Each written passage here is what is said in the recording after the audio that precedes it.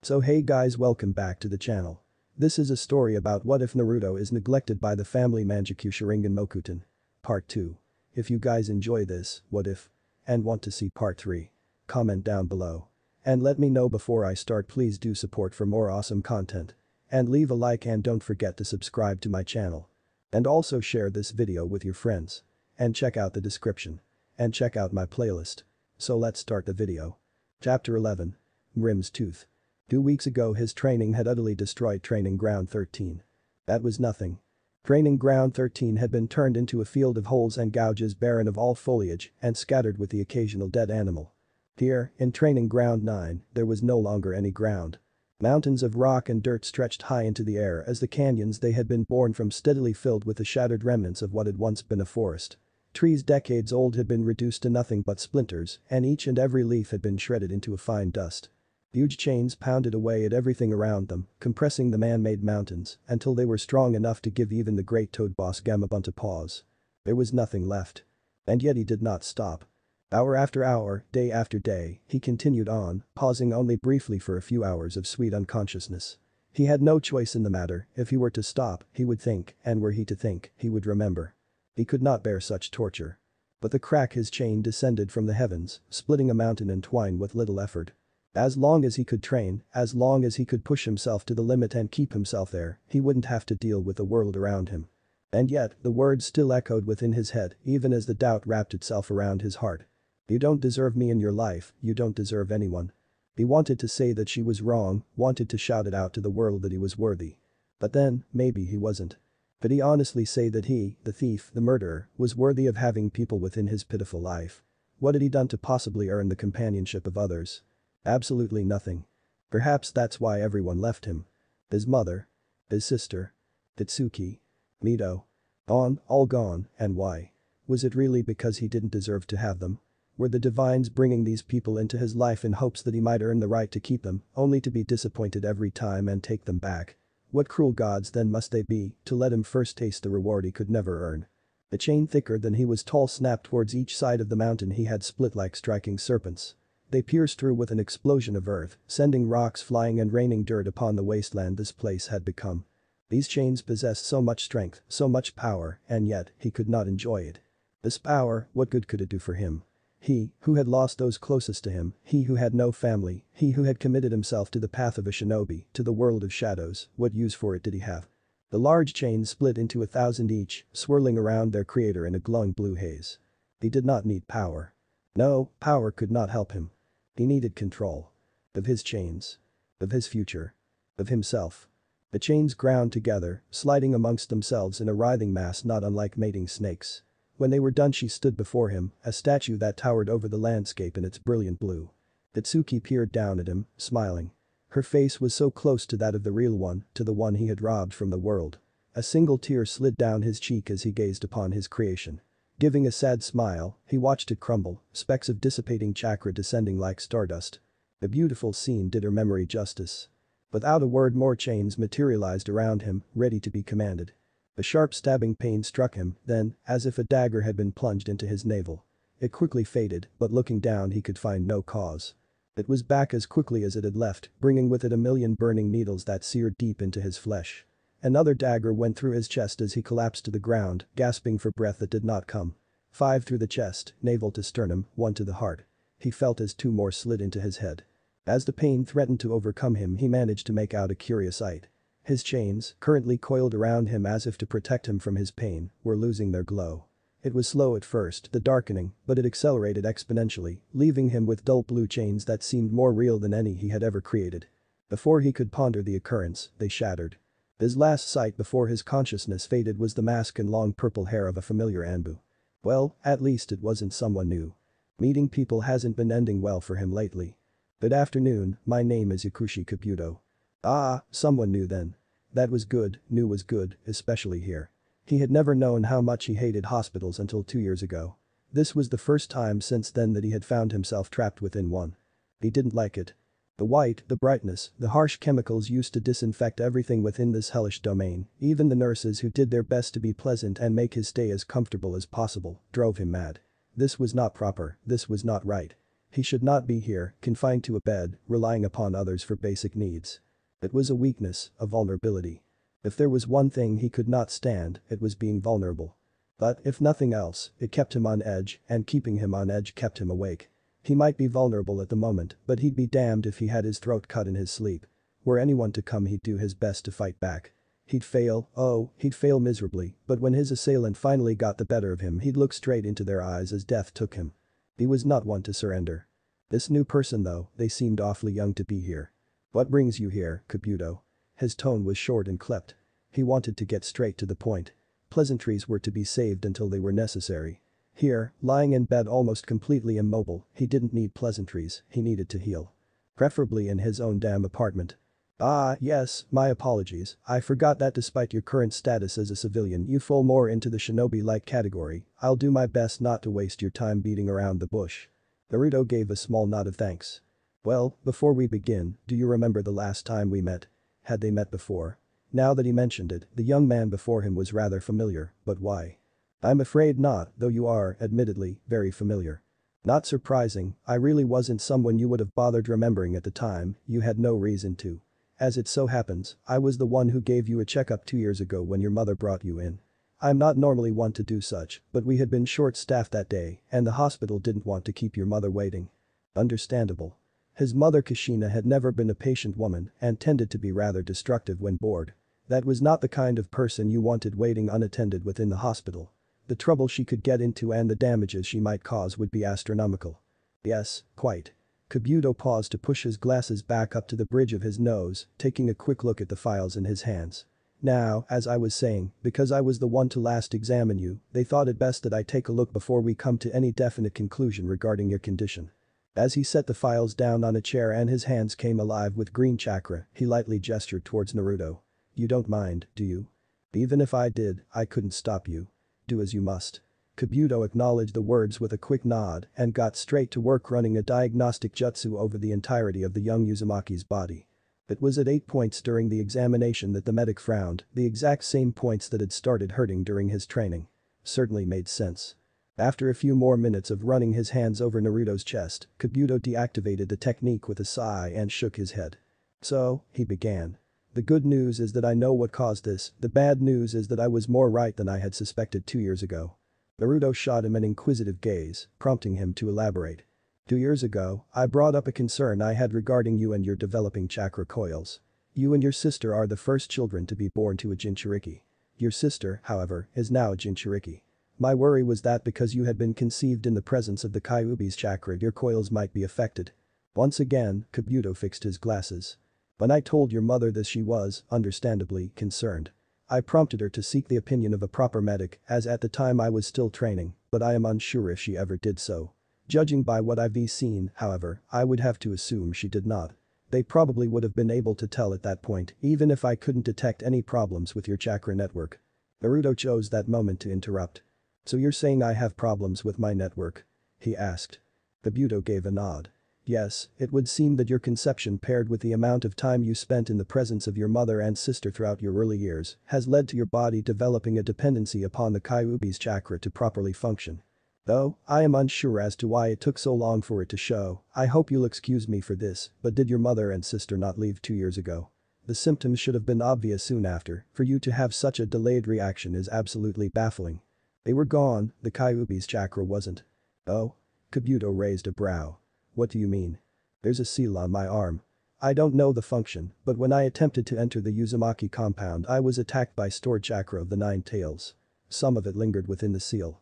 And it's not there anymore? No, the chakras are gone now.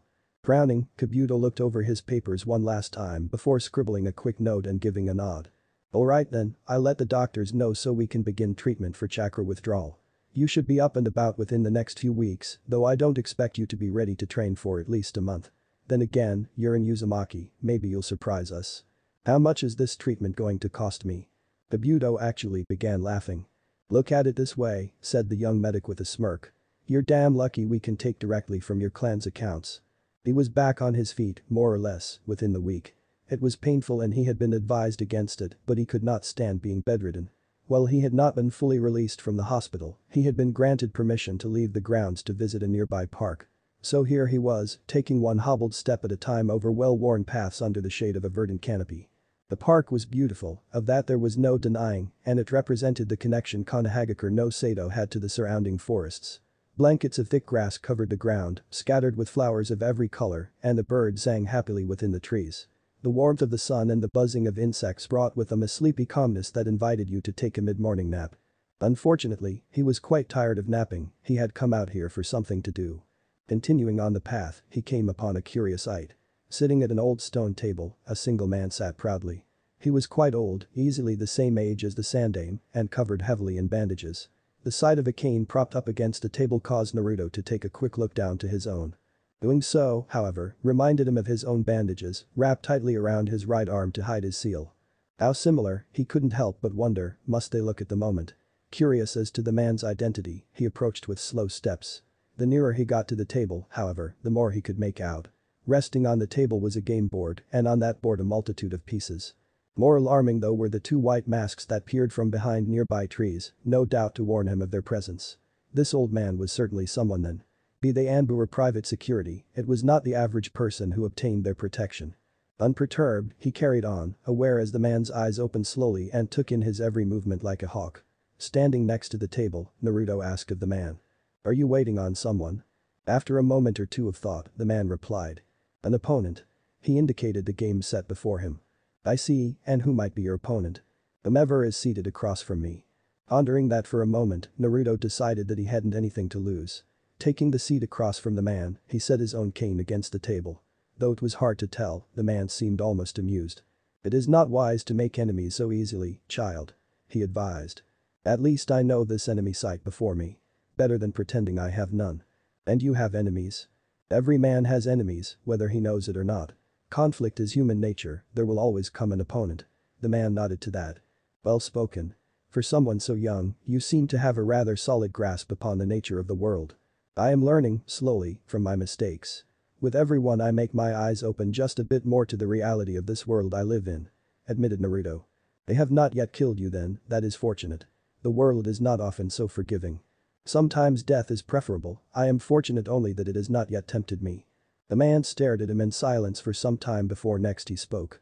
"You are an interesting one. I wonder then, how you would react should I do this." Reaching over, he plucked one of Naruto's pieces from the board and tossed it away. "Your piece was assassinated," he explained. "What do you do now?" Reaching into his purse, Naruto withdrew a coin and placed it down. "Simple," he answered. "I replaced it." "And why use a coin? Surely a pebble would have been sufficient."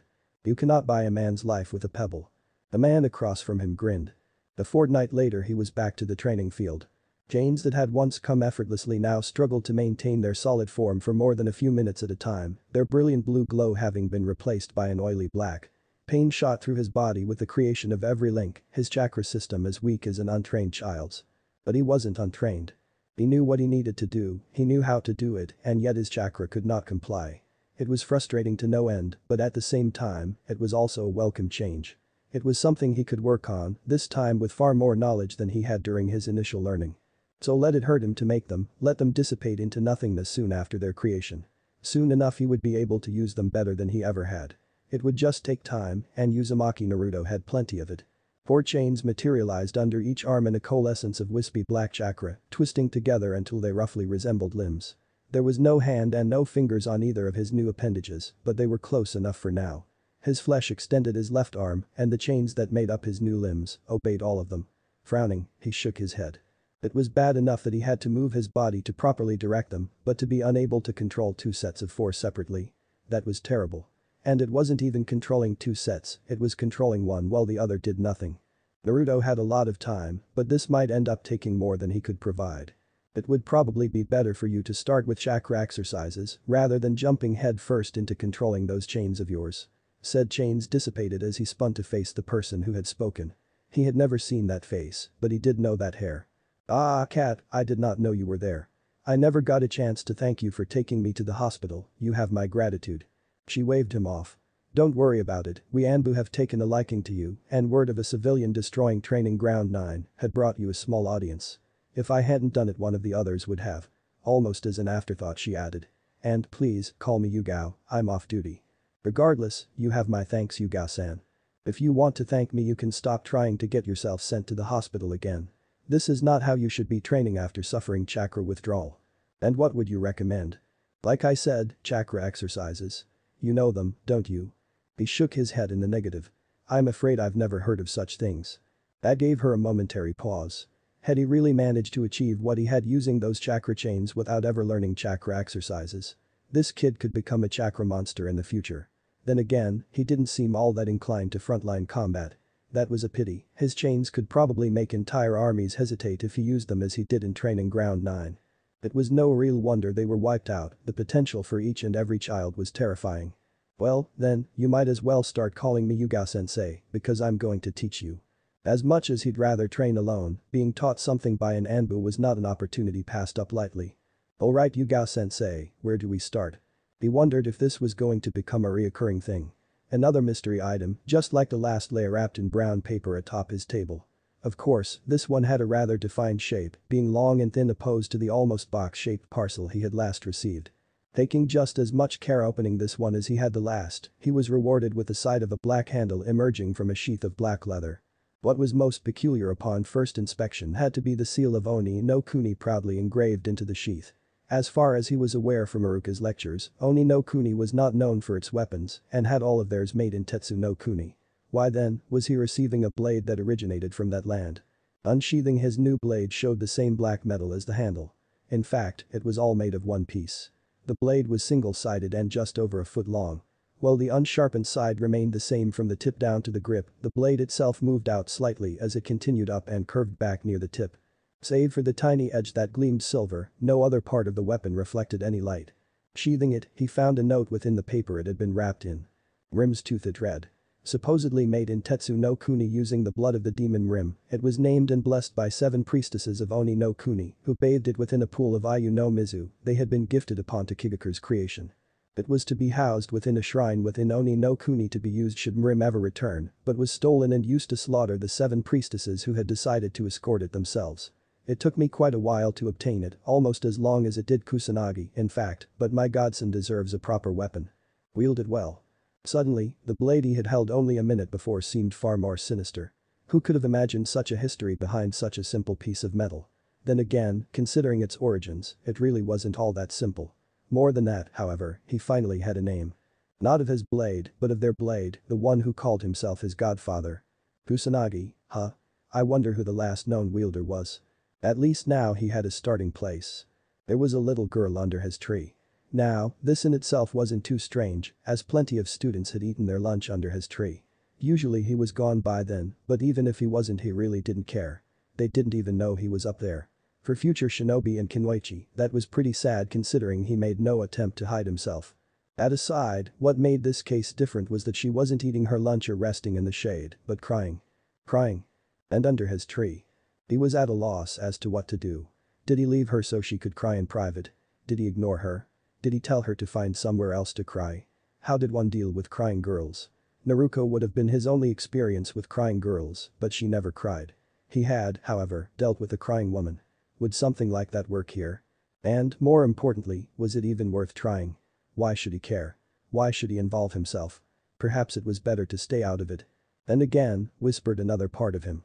She's a clan heiress. Indeed, it was Hyuga Hinata herself who was crying beneath his tree. It may cause trouble later, but it also smelled of opportunity. Earning favor with the Hyuga clan was certainly nothing to scoff at. Currently, they are the largest clan within Konoha.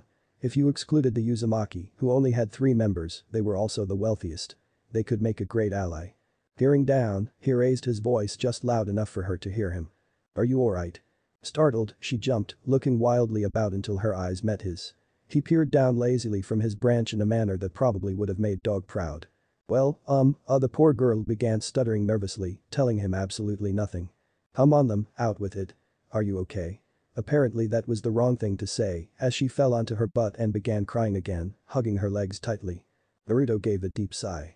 He really wasn't a people person. Jumping down, he crouched next to her. She flinched when he placed his hand on her back, but relaxed quickly as it began rubbing the same soothing circles it had with Mikoto. It was not much longer before she was clutching onto him as she sobbed. Yeah, he thought, shaking his head. It's exactly like dealing with Mikoto. SHHH, hush now. He continued to comfort her for another 5 minutes before her sobbing ceased. "Alright, feeling better?" Timidly she nodded into his shirt, too embarrassed to look him in the face. "Good. Now, tell me, what's wrong?" It took a minute for her to choke it out. They branded me." "Branded? Like cattle? Who did? Her family? Was that some sort of punishment within the Hyuga clan?" "You're going to have to explain that to me, I don't know what you mean." Slowly she reached for the white cloth that had been tied across her head, removing it to show him a large green cross. Hooked lines came from either side to meet it in the middle. It really wasn't something that looked good across the forehead. Maybe over the sternum or across the back, but not on someone's face. One thing was obvious, however, and that was the fact that this brand was a seal of some sort. "It marks us as branch members, my father named Hanabi heiress." Well shit, so much for gaining favor with the Hyuga. At the same time, it made his blood boil to see family treat each other in such a way. Branch and main. Fine, he was okay with that. But to brand the members of the branch members like cattle? That was going too far. What was worse was that he didn't even know the function of the seal. Hopefully it was nothing harmful, otherwise he'd probably end up swearing the Hyuga clan as his enemies. "What else does it do?" he asked. "When we die, it seals away our bloodline so it can't be stolen," she answered. He gave a small sigh of relief. Sure, it looks stupid, but that was a perfectly good function for the seal to have. Others may have questioned why the main family didn't wear it, but if Hinata was kicked out of the main family because her sister was named heiress, that meant that the main family was a direct line of the clan heads. Not the kind of person that takes a lot of dangerous missions. They have a clan to run, after all. It's also used by the main family to control branch members. What? He had never studied the art, but as in Uzumaki he knew that was an absolute abomination. Through a clenched jaw he managed to growl out how. Frightened by his anger, she quickly continued. "Members of the main family can use a special hand seal to cause pain to anyone bearing the mark. So that would be your father and sister then, yes? And the elders?" "Wait, what? How could there possibly be elders? Was there a technical third part of the family that allowed them to be free like the head family, even though they should be marked?" Something was wrong in this clan, really wrong, but there was nothing he could do. Nothing he would do, not for them. But, for the young girl who had just cried into his shirt, he wished there was some way to free her from such a clan. He was actually surprised a clan like that was allowed to exist, though he knew he shouldn't be. This was the shinobi world, shrouded in darkness, devoured by shadows. But this girl should at least have the chance to see the light. Lifting her chin up with his left hand, he gently ran the fingers of his right hand over the seal. "If only there was a way for me to set you free," he mumbled. Much to his surprise, as his fingers touched the seal it rippled like water. As soon as he removed them it returned to normal. Trying again with his left hand resulted in nothing. Was that, then, the result of his seal? Placing his index finger to the center of her seal, it trembled like a reflection in a turbulent pond. He didn't want it trembling, he wanted it gone. And so it melted away. Was this why Mito had refused to tell him what his seal really was? Had she hoped that he might accidentally remove the seal that kept her locked within his sister? His surprise must have shown on his face as Hinata asked, "Is everything okay?" He gave her a strained smile. "Yeah, everything's fine. I removed the seal." She didn't believe him until he let her view her reflection in one of his kunai. "Thank you, thank you, thank you." She gave him a crushing hug, which he weakly returned. When she finally pulled away and made to leave he managed to stop her. "Wait, you can't let them know," he reminded her. "I'm sure they'll be displeased should they learn." Tying her white cloth around her head again, she gave him a cheerful wave and a beaming smile before she ran off. Shaking his head, Naruto was left to ponder how his seal truly worked. Displeased was an understatement. She found him in the training ground 2 days later, her eyes red and tears streaming down her cheeks. After calming her in the same manner he had last time he was able to find out what happened. One of the elders was teaching Hanabi to use the seal. She sobbed. "When he had her try it on me and nothing happened they called for my father who removed the cloth." Her hands moved to the white band around her head, revealing a new seal. "I was rebranded and then they had Hanabi practice activating the seal for the rest of the afternoon." Words could not describe the rage that consumed him. Never before had he been so furious at anyone or anything. To do something like this to your own family was unacceptable. And as much as he felt anger, so too did he feel guilt. It was his fault she had suffered, he needed to set this right. He had spent quite some time thinking about the function of his seal. At first, it would simply remove other seals, but how would that work? The only real way was to remove the chakra it was formed with, but that wouldn't cause seals to ripple, would it? No, it had to be something else, something far more complex than he could possibly imagine. And now he had a way to figure it out. Removing his glove and unwrapping his hand to the wrist, he placed his middle and index finger upon the seal. Like last time, the seal trembled under his touch. Unlike last time, he didn't want it to disappear. No, this time he just didn't want it to work. The seal on his arm glowed a faint red and was soon copied by the seal upon her forehead. As both seals stopped, he knew that it had to have worked. It was a gut feeling, purely instinctual, but Uzumaki Naruto. He trusted his instincts. Chapter 12. Silent paintings. She was surrounded by darkness, cloaked in it, covered in it. Drowning in it. Gone were the pale green flames that flickered upon the cold stone walls of the candelabra that had sat elegantly upon the center of the table. Now there was only darkness, darkness and silence. The world he had created around them was reduced to a pile of rubble, slowly sinking into the murky waters that covered the floors. The table, once the center of what had been the dining hall in which they shared countless meals, was no more than large slabs of jagged wood, covered by the tattered red cloth that had graced it as they ate. Stairs which had led to a luxurious bedroom and a bathroom fit for a goddess had crumbled to the floor in small mountains of rubble. The doors that had granted access to her rooms had vanished as soon as the stairs had collapsed, leaving no escape for her. Trapped in this horrid prison, she could do but one thing, the one thing she wished more than anything not to do. Remember. You don't deserve me in your life. Even now the words were acid to her ears. You don't deserve anyone.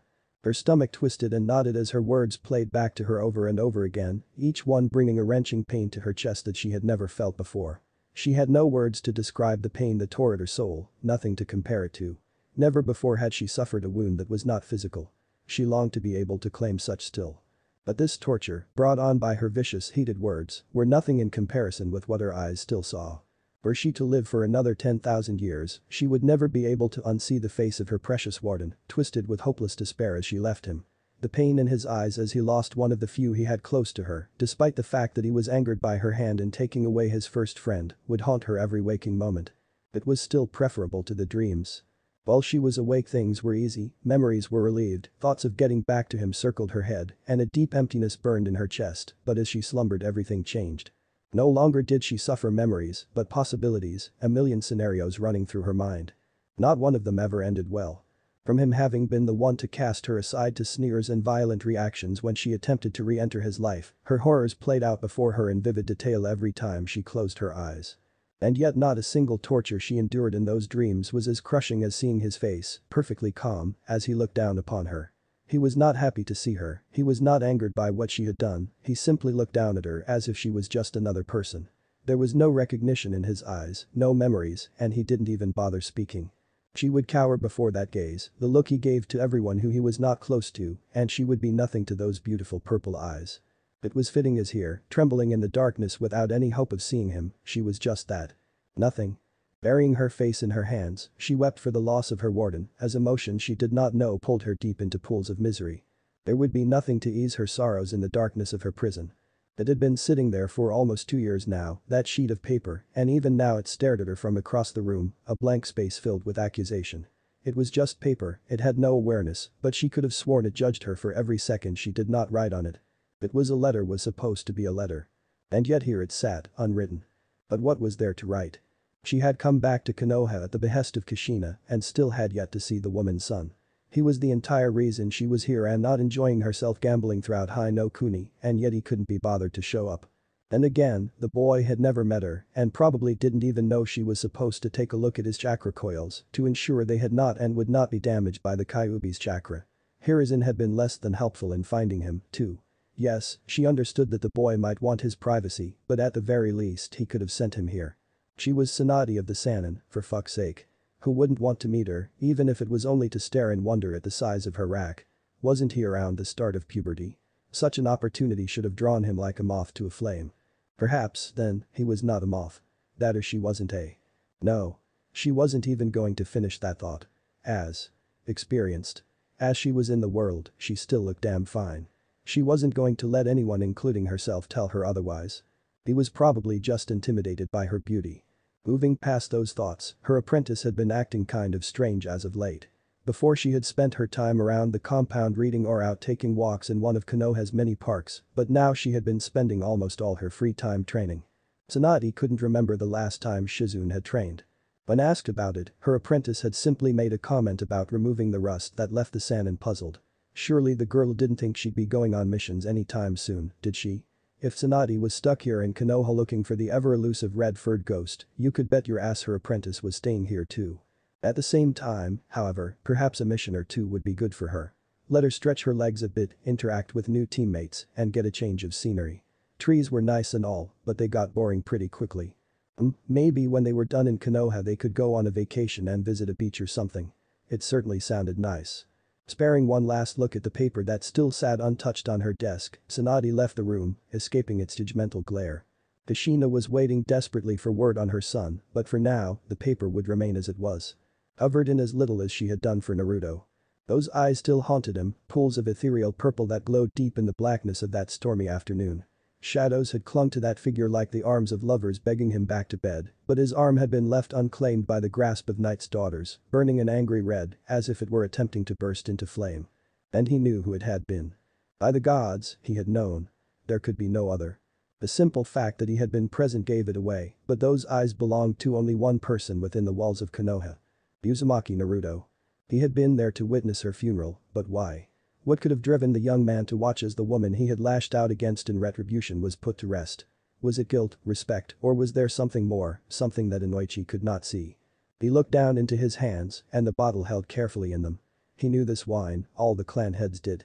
To think that the boy not only managed to get his hands on it but would waste it all on a dead woman left the Yamanaka with a strange feeling.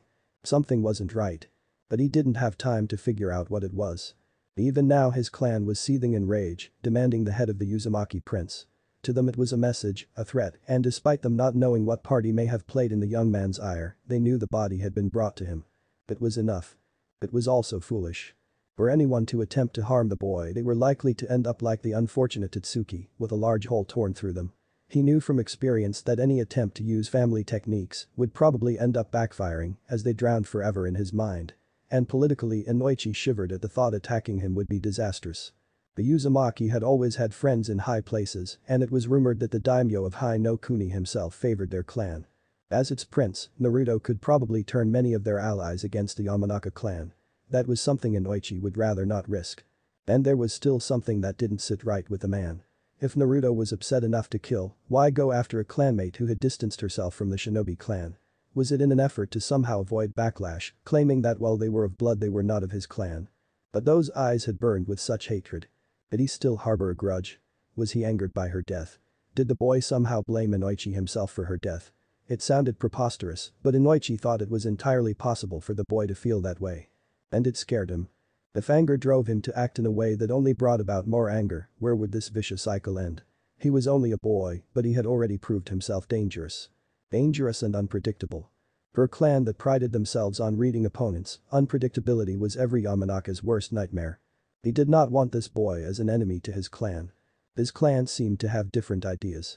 Inoichi could only pray that no one would be stupid enough to anger the prince. It was too soon for another funeral. He had only just buried his sister. The silence was only broken by soft breaths from beside her as her daughter slept peacefully through the night. Such rest would not find Kushina. She sat upright in the hotel bed she shared with her daughter, gazing out through the window at the nightlife of the town they were currently staying in. Crimson sheets matched her hair and splayed over her lap, leaving her bare torso exposed to the cool breeze that slithered in through the barely open window. Plagued, as every day, were her thoughts, filled with worry and anticipation in equal measures, hope and worry, leaving her constantly on edge as she waited. Days had passed, turned to weeks and then months. It had been 2 years. Something was wrong. Her letter to Kurenai had gotten lost in delivery, or her former student was refusing to respond to her inquiry to her son. Her daughter's words about the two not getting along seemed more plausible with every day her letter went unanswered. Hiruzen had been sent a dozen letters, but he had not sent another after he initially suggested she return from her trip. He knew she couldn't do that, and he knew why. Couldn't he see that she just wanted to hear how her son was doing in her absence? How were his grades? Did he make any friends yet? Meet any girls? She couldn't stand this, being completely cut off from his life.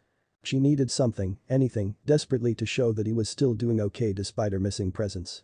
And then there was Tsunade, the person she needed to hear from more than anyone else.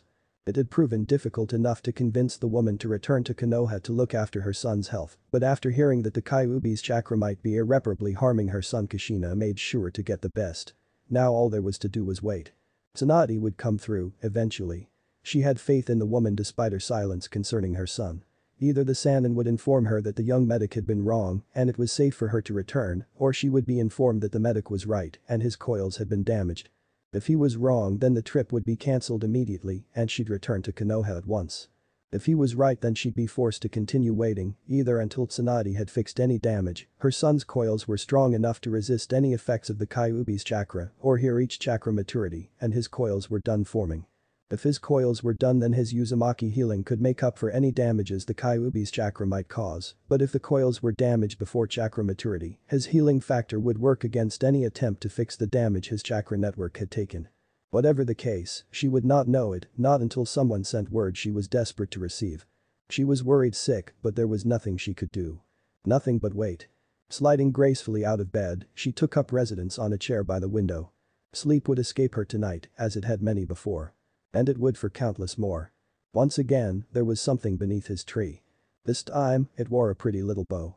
2 chains cautiously retrieved the small box, and 2 more opened it. There was a pastry inside, a roll covered in icing, and a small note that had only a picture. Taibi Hinata smiled up at him.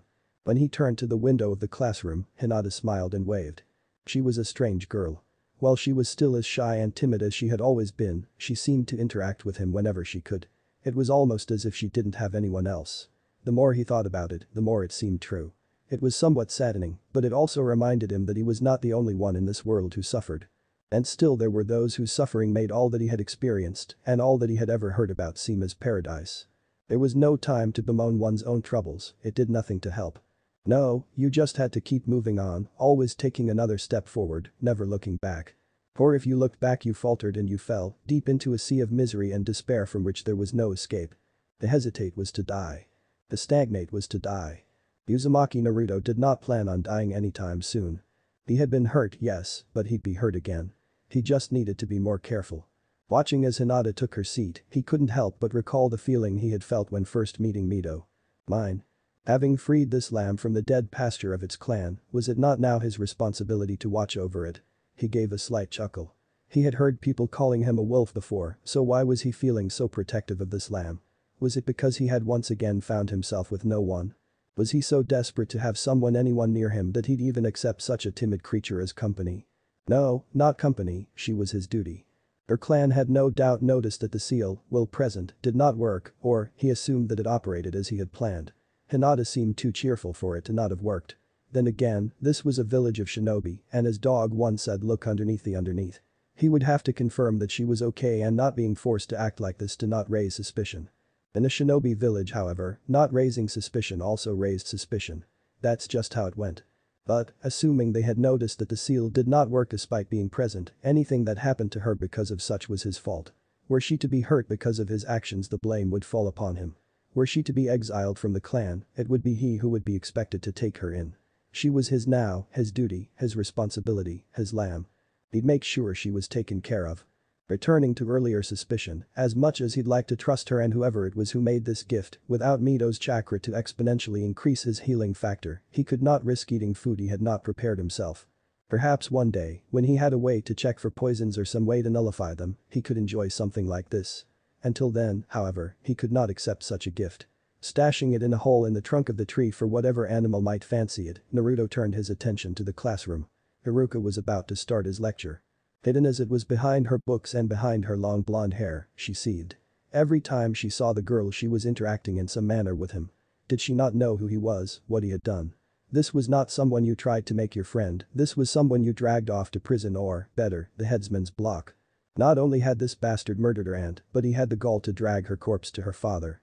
Her dad had mentioned to her mother and herself something about having entered the boy's mind on orders of the Hokage, and that made it quite obvious even to her why he had done such a monstrous thing. It was revenge, retribution, a message, warning, and threat all in one. She wasn't going to stand for it, and most of her clan felt the same. So for this girl to be friendly to him, for her to want to be close to him, it sickened her. It needed to stop now, and if no one else would do it, then it fell to her. That thing didn't deserve to have any attachments, it didn't deserve anyone. It was for the girl's own good that she be taken away. As class was dismissed for lunch, Naruto made for the roof. Rent was due soon, and he needed to collect the last of it. His plans to make a quick visit to the training grounds were interrupted, however, when he spotted one Yamanaka Ino making her way to Hinata with quick steps. Crouching down upon the edge of the roof, he watched carefully. Hinata was halfway to his tree when the blonde caught up, grabbing her shoulder and throwing her to the ground. Naruto tensed, ready. Behind him a handful of chains swayed dangerously, waiting impatiently to be used. "I know," stammered the lamb as she tried pushing herself up. The blonde sneered down at her. "And where do you think you're going, Hyuga?" She spat. "I'm going to see a friend." "No, you were about to go see a monster." "He's not a monster," the timid girl responded. Naruto was slightly surprised she was standing up to someone, let alone for his sake. Then again, were their lives switched he'd probably do the same. She had found someone who didn't treat her like her clan, he was probably pretty important to the young girl. Ino, on the other hand, didn't seem as surprised. "You wouldn't know what he's done, would you? He's a monster and I'm not going to let him sink his claws further into you." That was enough. Not only would he rather she not inform the others, but for her to think she could come and force Hinata to follow what she said was unacceptable. He had already removed her clan's ability to control her, who was this Yamanaka to think she would be allowed to? It was insulting. He had taken upon himself the well-being of Hinata by defying the biggest clan left within Konoha's walls, a mindwalker wasn't about to undo his work. In a flash one of his chains sped forward only to stop growing, firing off a small length of dissipating chains. The black mist streaked past the face of the Yamanaka heiress. He had yet to manage to keep them solid once he disconnected them, and so they wouldn't travel more than a foot or so before they began breaking down. Even had he aimed at the young blonde no damage would have come to her. But she didn't know that, and neither did any students watching. What shouted the girl in indignant disbelief. It wasn't long before her gaze found his crouched form on the roof and the eyes of her fellow students followed quickly after. Many quickly shied away. The gifts of his godfather were worn proudly today, his hunched body covered by the fur cloak as chains swayed behind him like the tails of a demon. Purple eyes looked down coldly from a face of pale skin and his red hair served only to add further contrast. To any shinobi this might be seen as an odd sight. To a group of academy students it was terrifying. Rim's tooth, which rested across the small of his back, was not normally visible. Grasping the blade as he was now, however, brought eyes to it. More than a few were intimidated by the classmate they so rarely saw. He was not like them, he was something else. If Ino was to be believed, he was a monster. Despite her tendency to gossip, right now it seems she very well may have been right. "That is enough, Yamanaka." He did not speak as a child. It was like listening to their parents' voices spill across his lips. One day, they might come to learn that it was not a student that was before them, but a shinobi. He was a child, yes, but still a shinobi. And while he had a ways to go before being considered a true shinobi, he was far above them. Naruto leapt from the academy roof, rolling into a crouch next to Hinata. Helping her up, he rose to a stand, looking down at the shorter heiress before him. If anything, she only seemed more angered by his presence. "You?" she hissed. "I?" he confirmed, releasing his blade and crossing his arms over his chest. "What do you think you're doing here? You have no place amongst people. And you have no place trying to tell Hinata who she may and may not associate with." He spared the girl beside him a quick look before turning back to the angry blonde. "She is under my protection." So the Uzumaki ally themselves with the Hyuga. "Hinata is under my protection, the clans are as they have been. This does not concern them. It concerns them when you murder Yamanaka." He frowned. He had not intended for such to be known throughout Konoha, but children had a tendency to talk and parents were even worse. This would probably be throughout the village by week's end. "That's not true." Hinata was quick to his defense. He crushed that immediately. "It is," he admitted, ignoring the young Hyuga's horrified gasp. "He's a monster, he probably enjoyed every damn second of it too," Ino accused. Naruto's eyes hardened. "Do not speak so lightly of that which you know nothing about. What happened on that day is between Totsuki, myself, and your father. You think I don't know, you think the entire Yamanaka clan doesn't know that you killed my aunt to get back at my father?" Naruto was momentarily surprised. Totsuki had been the clan head sister. That he had not known. That certainly made things more complicated. His surprise, however, was taken by Ino as a sign that he hadn't expected people to know why he had torn through her aunt. "That's right, we all know, and now everyone here knows it too. She may have left the clan, but she was blood, you're not going to get away with it." Fighting down his anger at her accusations and restraining himself from replying with "I already have." Naruto responded calmly as if these details were unimportant. "Nevertheless, Yamanaka, Hinata is under my protection. You will leave her be. If she's under your protection then she's against the entirety of the Yamanaka clan." Naruto raised a brow. Those were some rather big words. He had to wonder if she realized exactly what she was saying. Disregarding the part about himself, she was very nearly claiming the Hyuga themselves as enemies to the Yamanaka. That was a very foolish thing to do, especially in Konoha. She probably didn't mean it that way, but that's why it was so crucial to choose one's words carefully. Instead, he focused on what that implied about himself. Then your clan has proclaimed me as foe. Well, no, not yet. She admitted. Then you proclaim me an enemy of the Yamanaka. Ino froze. Her father had been going over the basics of clan law with her, and she knew that it was well within her abilities to proclaim him as a foe to the clan, but that also involved the Uzumaki clan as a whole. While plenty of her clan members would be pleased should she do so, she also knew it was a bad idea to do anything of the sort without first consulting her father. No. You tell me that those under my protection are your enemy and yet cannot proclaim me as foe. He spat on the ground. She first insults him by trying to take control over Hinata, and now she insults him by refusing to follow up her words. Uzumaki Naruto was a proud young man. He did not take insults lightly. Fine, if you are too cowardly I'll do it myself. He looked about those gathered, noting several clan heirs. It wasn't perfect, but it would suffice. Uzumaki Naruto, he began, looking straight into the Yamanaka heiress's eyes. Of the Uzumaki clan, do renounce the Uzumaki name. The multitude of gasps were ignored. Naruto of Hai no Kuni, do swear, before this gathering of heirs and the people of Konohagakure, Yamanaka Ino, heiress of the Yamanaka, as my enemy for as long as I should hold grudge. As I swear myself foe to the heiress, so too do I proclaim myself enemy to the Yamanaka. By my word this is spoken, by my will let this be. Spinning on his heel, he left with one piece of advice. You'd best inform your clan, Yamanaka, lest I meet them first. And then he was gone. As her best friend Sakura approached her, Ino knew, without a doubt, that she had just fucked up. Her father was going to kill her. If Naruto didn't first. The piece clicked into place as he tried not to notice the stern, disapproving gaze aimed at him by the man across the table. When the man made no move to continue the game, he was forced to meet his uncovered eye. That was stupid. Incredibly stupid. Naruto hung his head in shame. Yeah, he admitted, his pride throbbing in pain. It was. And what was it, then, that prompted such a thoughtless decision? Pride. Answered Naruto. I acted out of pride without taking the time to fully think about what I was doing. The man across from him gave a gruff grunt. Indeed. But, you said fully think. We both know what you didn't think of, what was it you did? The pride of my clan. This was my problem, my actions, I didn't want the clan associated with them. Then be glad you at least thought of that much. Had you not renounced your clan you would still have resources and political sway, but you would have dragged its name through the mud over a petty squabble. She may have died and you may have been the cause, but it happened, we must move on. Regret is a waste of time. The man nodded. And the dead have no need of pride, remember this. I will, but I do not expect to be able to humble myself. A snort of amusement answered his statement. I did not think you would, you just need to be more careful about where that pride of yours takes you. It's okay to have pride, it's okay to have a lot of pride, but it is unacceptable for a shinobi to lose control.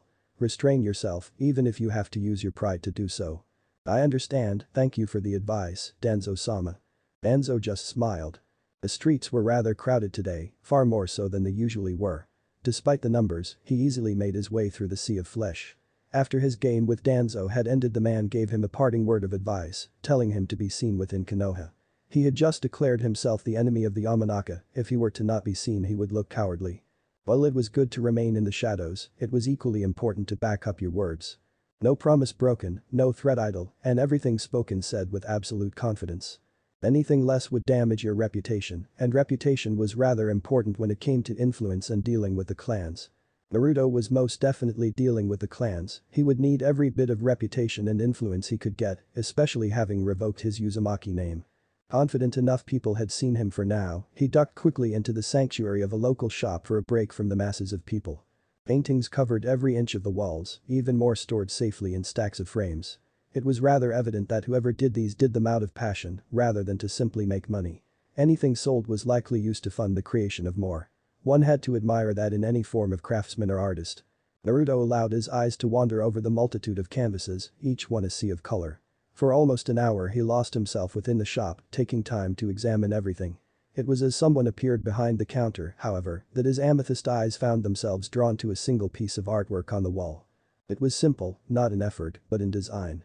The blank canvas opened into a mouth, and a gray tongue emerged from behind perfectly white teeth.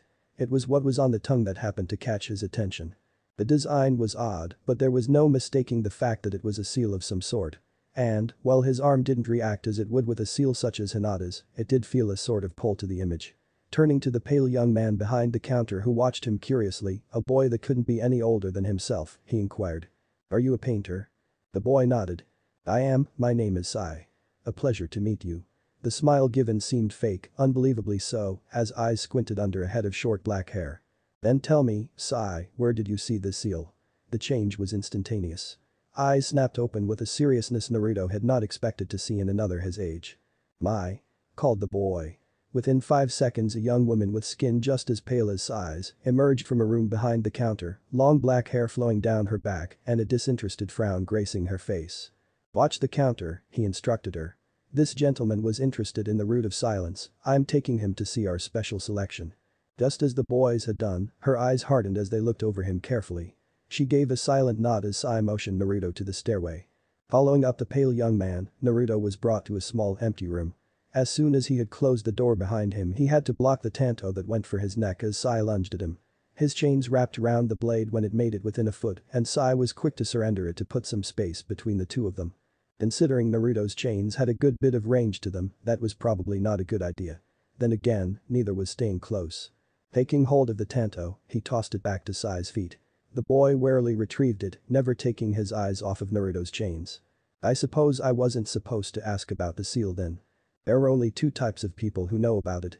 Considering I don't know you it means you must be a new regent. Brute. Can't say I've heard of it, can't say I want to. What I want to hear about, however, is that seal and where I can find it. And why would you want to know that? Naruto shrugged. Curiosity. I know it's a seal, but I don't have any knowledge on sealing. I have no idea what it might be capable of. I'd like to. Sai stuck out his tongue, showing the same image that had been painted. Oh? Naruto curled a brow. Now that's interesting. What does it do? It keeps us silent. The grin found its way to Naruto's face. He was certainly glad he had entered this store. I'm sure there's more to it than that, but you couldn't tell me if you wanted to, could you? Sai shook his head in the negative. And if I could let you? The young man narrowed his eyes in suspicion. You said you had no knowledge of seals. I don't. Naruto quickly removed his glove and unwrapped his arm to the elbow. But with this, he made a fist and showed Sai the seal that covered his right arm. I don't need any. He had been wanting to try this on another seal ever since he had changed hinatas, and this was probably the best opportunity he could get. Not only was there a seal, but secrets. In the shinobi world, there was little more valuable than secrets. These secrets were far more valuable than he could have ever hoped. Chapter 13. The first to kneel. The seal rippled and glowed as his finger brushed over pink flesh. Naruto could only imagine how much of a pain in the ass it must have been to first apply the seal upon such sensitive flesh. As the glow faded and he pulled back his hand, Sai looked at him quizzically. It's done. Claimed Naruto, much to the other boy's disbelief. What? Don't believe me? Try saying something you would have never been able to say before. I don't know what else the seal does, but you should be able to talk now. We can change everything else later. Shooting Naruto a suspicious look, Sai complied. Taking a deep breath he tentatively spoke. Shimura Danzo has been conducting business with Orochimaru. Dark eyes widened as the words spilled easily from his lips. You did it. He muttered. You actually changed his seal. Sai looked at Naruto with odd wonder, as if he were gazing upon a legendary shinobi of old who came back from the grave. I told you I could. As confident as he sounded, Naruto was relieved that it had actually worked as he had wanted it to, which meant he really had figured out in the simplest of senses how this seal of his worked. To think, he possessed the ability to change seals however he wished within his hand. It was actually a bit terrifying. Seals could do absolutely anything if one had proper knowledge, so how much did his seal know and how? He'd have to test the limits later to see exactly what he could accomplish. And the other parts, you can change them too. I can if I know what they are. Whether I will or not, however, still has yet to be decided. Sai nodded in acceptance. Yes, of course. You still know nothing about me, about us. He had to stop when Naruto raised a brow. Ah, you don't even know how many bears that seal, do you? Come, let's go somewhere we can talk about this more comfortably. After you. Naruto gestured to the door as he stepped aside. It would seem he had not forgotten that the young man he was in the room with had recently tried to kill him. He heard the girl's voice as Sai stepped into her view. About time you got back, how long does it take to dispatch a single? She froze as she saw him follow the boy down the last few steps. Why you didn't kill him? She whispered in disbelief, her dispassionate frown slipping to show her shock. Sai took a quick glance around the shop before answering, making sure no one was there to overhear what he was about to let slip from his tongue. Shimura Danzo has been meeting Orochimaru and assisting him in the creation of a Togakur. A sharp intake of breath was her reaction. It would seem a very valuable ally has wandered into our humble shop today. Was the pale boy's way of explaining the matter. There is much to be discussed, we'll be in the main room. Make sure no one else enters. She gave a nod and Naruto once again found himself following Sai into unfamiliar territory. His hand rested upon Rim's tooth just in case. Behind the counter was a small room, empty save for a table with 2 chairs and a small bookcase, atop which rested a small potted plant. Sai didn't stop here, however, and moved towards what Naruto could only assume was a storage closet. Unlike the shop entrance and upstairs room, this door slid open to show a space completely filled with unmarked boxes. Without pause, the boxes were slid aside just as the door had been moments before. A quick look to the floor of the closet revealed tracks, and when he looked back up, Sai shot him a small grin that looked far more genuine than his earlier attempts at smiling. There was another door at the back of the closet, hinged like the first 2, and the boy was quick to usher him down the stairway it opened to as he closed the doors and slid the boxes back into place. Waiting for Sai to finish and pass, Naruto fell into step behind him, still not willing to show the boy his back after that little stunt upstairs. The pale young man seemed to understand and made no mention of it as they moved down into a large sitting room. Tables were scattered about, some covered in books, others in maps. Against one wall was a basic cooking area and posted on a different wall was a large board covered in slips of paper. 4 couches circled a coffee table in the center of the room. Indicating to one of the plush blue couches, Sai proceeded to prepare drinks for the 2 of them. Naturally, Naruto had to decline. You said you needed to know the entirety of the seal's function in order to fully change it, yes? Naruto held up a hand to pause him. Yes, but first I need to know who exactly it is I'm dealing with. You've mentioned a man by the name Shimura Danzo. I happen to know someone by the name of Danzo, tell me about the one you know. Shimura Danzo was the teammate and rival of our Sandaime Hokage, Sarutobi Hiruzen, and is the leader of Root, a private army that takes upon itself the village's dirty work, regardless of whether the village approves of it or not. I see, he wouldn't happen to have a bandaged right arm and be missing an eye, would he? Sai stiffened at the description. Yes, that's him. You must have met him then. I have. Naruto nodded. You say his private army is called Root, what can you tell me about them? They are the shadows that protect the great tree of Konoha. Each one is trained and conditioned to serve without question, and they answer only to Danzo himself. They have no emotion, no thoughts that do not pertain to the mission. Compared to the average shinobi within Konoha's employ, they are far superior, having been trained like Anbu from the age of 6 onwards. They are, in a way, Danzu's equivalent of Hiruzen's Anbu and serve much the same purpose. Earlier you claimed not to recognize me, and that must have made me Root. What is it you and your compatriots against the organization? Sai looked down at the coffee table for a few moments to gather his thoughts. They took everything from us. Our families, our identities, our very lives, and when they realized that some of us were of no use to them, they tossed us away. Naruto's brows rose dramatically. From the way he was talking, had Sai been one of those Root operatives? This had the potential to become an extremely beneficial opportunity for him. A group of bitter warriors trained for most of their lives before being tossed out, possessing seals they didn't seem too fond of and that he could remove without effort. Naruto had mused the thought of having himself a pack, but this might be the perfect chance to make one. It was difficult for him to keep the pleased smile that threatened to form from crossing his lips. It wasn't time for that, not yet. He could revel in his victory later, when it was secured. For now, he had more to learn about those who were so spiteful towards the shadows that guarded the great tree. As Sai had yet to volunteer any more information, it was up to Naruto to keep it flowing. From the way you speak of it, am I to assume that you were, at one point, part of Root? The pale boy nodded. Yes, I was, we all were. We trained for years, doing everything we could to perfect our skills, but it didn't matter. Emotional conditioning is the final step in the training process, we failed.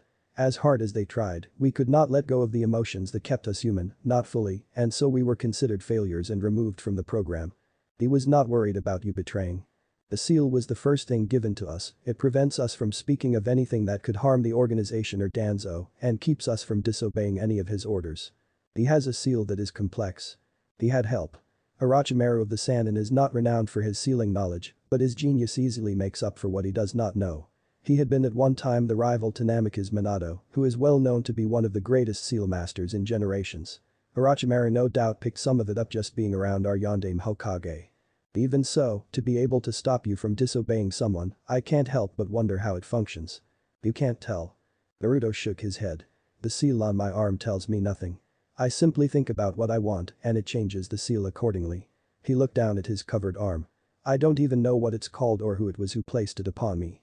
Something that advanced would have had to come from someone at least as skilled with seals as the Yondaime himself, but I'm not sure even his knowledge would have been enough to create such a thing. It is, however, a very powerful gift, one both you and I should be thankful for. A small smile split Naruto's lips. Of course the boy was still focused on changing his seal, who would want to be bound to someone they hated. Well spoken. So, if the seal keeps you loyal, why would he throw you out? For the good of Konoha. Sai grudgingly admitted. We cannot fit into route due to our emotions and the way they affect our thoughts during missions, but we are all trained as shinobi despite having civilian status. Should there be an invasion or other such crisis, we would be able to help protect evacuating civilians and assist Konoha's forces. Naruto's respect for the old man increased greatly upon hearing that. Others may have disposed of failures, but to have found such a use for them was impressive. They didn't seem too pleased by it if Sai's words were anything to go by, but even they had to admit it was probably the best way for Danzu to make use of the shinobi he had trained. A sound idea, but you do not seem happy about it. We're not. We were trained for more than protecting civilians in the case of an emergency. Some of us have done a decent job readjusting into society, but many of us have not. We shouldn't be here, hiding, waiting, we should be doing something. Covert ops, delivery of sensitive material, tipping the balance between factions, anything would be welcome at this point. Anything? Something about the way he said it made Sai pause. After a moment he met Naruto's eyes and nodded in the affirmative. Anything, we can't continue like this. Including letting me change your seals from Danzo to myself. Sai stared at him in shock. He has no further use for you, I do. If you need purpose so much you can serve me as you would have him. I need a moment, please excuse me. Sai stopped partway to the stairs, turning back to the man who had offered him the closest thing he would ever manage to get to the purpose he was created for. Do you mind if I speak about your offer to Mai? She is in the same position as myself. Naruto waved him off with a casual flick of his wrist. Do as you will, my offer extends to all of you. Should it end up being 1 or 100, I shall be pleased. Though he didn't see it, Sai gave Naruto a quick nod before starting his ascent. It was not long before his return. Standing silently to the side of the couch Naruto was sitting on, Sai quickly fell to his knees. I cannot yet speak for the others, but if you free us from him we are yours to command. Naruto didn't even try to stop the large grin that devoured his face. Then from this day forth, you are mine. Deep, calming breaths were doing nothing to abate his anger. Arms crossed over his chest, he looked down at his seat as she fidgeted before under his wrathful gaze. You did what? He hissed through clenched teeth, straining every fiber of his will to keep from yelling. And not me, she claimed. It was him, he claimed that I was his enemy, and so was our clan. The look on his face said that he didn't believe her for a second. That's so? His growl came. So you mean to tell me he just decided to make an enemy out of our clan on a whim? He killed Aunt Tatsuki. We don't know that, we don't know anything about what happened. He paused before he had a chance to lose control. Gods above, had he really raised a child that couldn't stop and think? They were of the Yamanaka for fuck's sake, the mind was everything to them. Even if he did, Inoichi continued. And even if we consider it retribution for what I did to him, he has made no further move against us. For all intents and purposes, we had a ceasefire, and neutrality distrustful as it may have been. Now, that has been broken, and by my old child. He shook his head mournfully. I had hoped to keep this from happening by stopping the others from going against him, but it would seem I should have focused upon you. I wasn't trying to make him an enemy. She claimed, ashamed to be standing before her father and admitting her mistakes. I wasn't even trying to interact with him. Inoichi paused for a moment. Finally, he commanded explain. I had noticed that Hinata had been interacting with him. Her father drew a sharp breath when she mentioned the former Hyuga heiress. Sweet merciful gods above, he prayed desperately that she had not somehow also dragged the Hyuga clan into this mess. Uzumaki was bad enough, but the Hyuga would turn them to dust without effort and without any chance to make amends. I couldn't stand someone trying to be friendly to that monster, she continued, off-put when her father growled at what she had called the boy. So I tried to convince her to stay away from him during lunch. And? He didn't like that. She gave a shiver at the memory of him crouched on the academy roof, peering down upon her like a predator waiting to pounce upon prey. He claimed that she was under his protection and that I was to leave her alone. Inoichi's fists clenched. He had no doubt figured out where this was going. I asked him if the Uzumaki had joined with the Hyuga and he said that the clans had nothing to do with it. She stopped, hesitant to tell her father of her next words. You brought her up, didn't you? I did. Ino nodded, never meeting her father's gaze. He got angry and told me not to talk about things I knew nothing about. He said the matter was between you, Auntie, and himself. Inoichi nodded, it was a truth he wished more of his own clan could comprehend. If he wasn't so busy trying to keep them from doing something stupid, he might have the chance to actually speak with the boy and sort the mess out. Or he would have, had his daughter not driven the young man to start this feud between clans. Indeed it is, continue. He then told me it had nothing to do with the matter at hand. Hinata was under his protection, and that was final. Having thought about her words the whole way home in order to make her father see that it wasn't as bad as it seemed, she knew that it was even worse than she had previously believed. She took a deep breath and pressed forward. I said that if she was under his protection then she was an enemy to the Yamanaka. I had hoped he would back off. Inoichi scoffed. The last time he had spoken to Sandaime he learned that Naruto was a proud boy, even when he had nothing for him to be proud of. That was foolish and shameful, he admonished. As a Yamanaka you should have been able to see that he is a proud creature, trying to intimidate him into backing off by threatening someone he claimed to be protecting would do nothing but spur him on. Not only that, but you also threatened a Hyuga, he would have gained quick allies with them if they wished for retribution. I know, I didn't think out my words properly. He responded by asking if the clan had declared him an enemy. And how did you respond? I told him that he wasn't, not yet. He asked me if I had declared him an enemy. I remembered then what you had been teaching me about clan law, so I froze. I knew I needed to consult with you about something like this first, but he didn't like my hesitation. She admitted. I think he was insulted that I could not answer. Well, at least she wasn't completely hopeless as a Yamanaka. Someone as prideful as Naruto would indeed be insulted by such. As he should have been. It meant you didn't have the strength to back up your words and that you hadn't taken things seriously enough to know what was going on before you opened your mouth. I would be insulted too. I take it this was the moment he declared us his enemy. His daughter nodded. At least the Hyuga haven't been pulled into this, having the Uzumaki as our enemy is bad enough. This was her chance to escape, but she knew she had to tell him everything, lest he try to tackle this challenge without all the facts. Tusan. Yes no. His voice conveyed the weariness he felt at the moment. She hoped this might make it better. The Uzumaki aren't our enemies, it's just Naruto. He shook his head. It doesn't matter, as in Uzumaki any feud he has is a feud of his clan. Well, that's just it. Right before he declared us his enemy, he renounced his clan name. It made it worse. Inoichi tensed immediately, going completely stiff. Are you absolutely sure that's what he did? His face had gone pale and there was a trembling in his hands. Why yes daddy. Inoichi took a seat and stared out at space for a few moments before meeting her eyes. Then there is nothing holding him back. Even a day later he couldn't help the small grin resting upon his lips. He may not have many yet, but it was a start, his start. No longer was he relying upon the name of his clan or the political influence they held, but rather he had started to create his own. Yes, he was currently a small fish floundering within shallow water and bringing unwanted attention to it, but he would make himself one of the great sharks that lived within the dark of Konoha's political sea. Then again, why stop at Konoha? Sai had given him approximate numbers, and with that many, he may be able to start expanding far sooner than he had thought possible. Of course, it would also mean expanding far too soon. He would need to establish a solid foundation before his tower could start piercing the sky. Mai was tending to the shop today, as Sai notified as many ex-agents as he could find. With just 2 of them there was little he could do, but that would change in time. He'd just have to be patient. From his usual perch Naruto could see Hinata through the windows.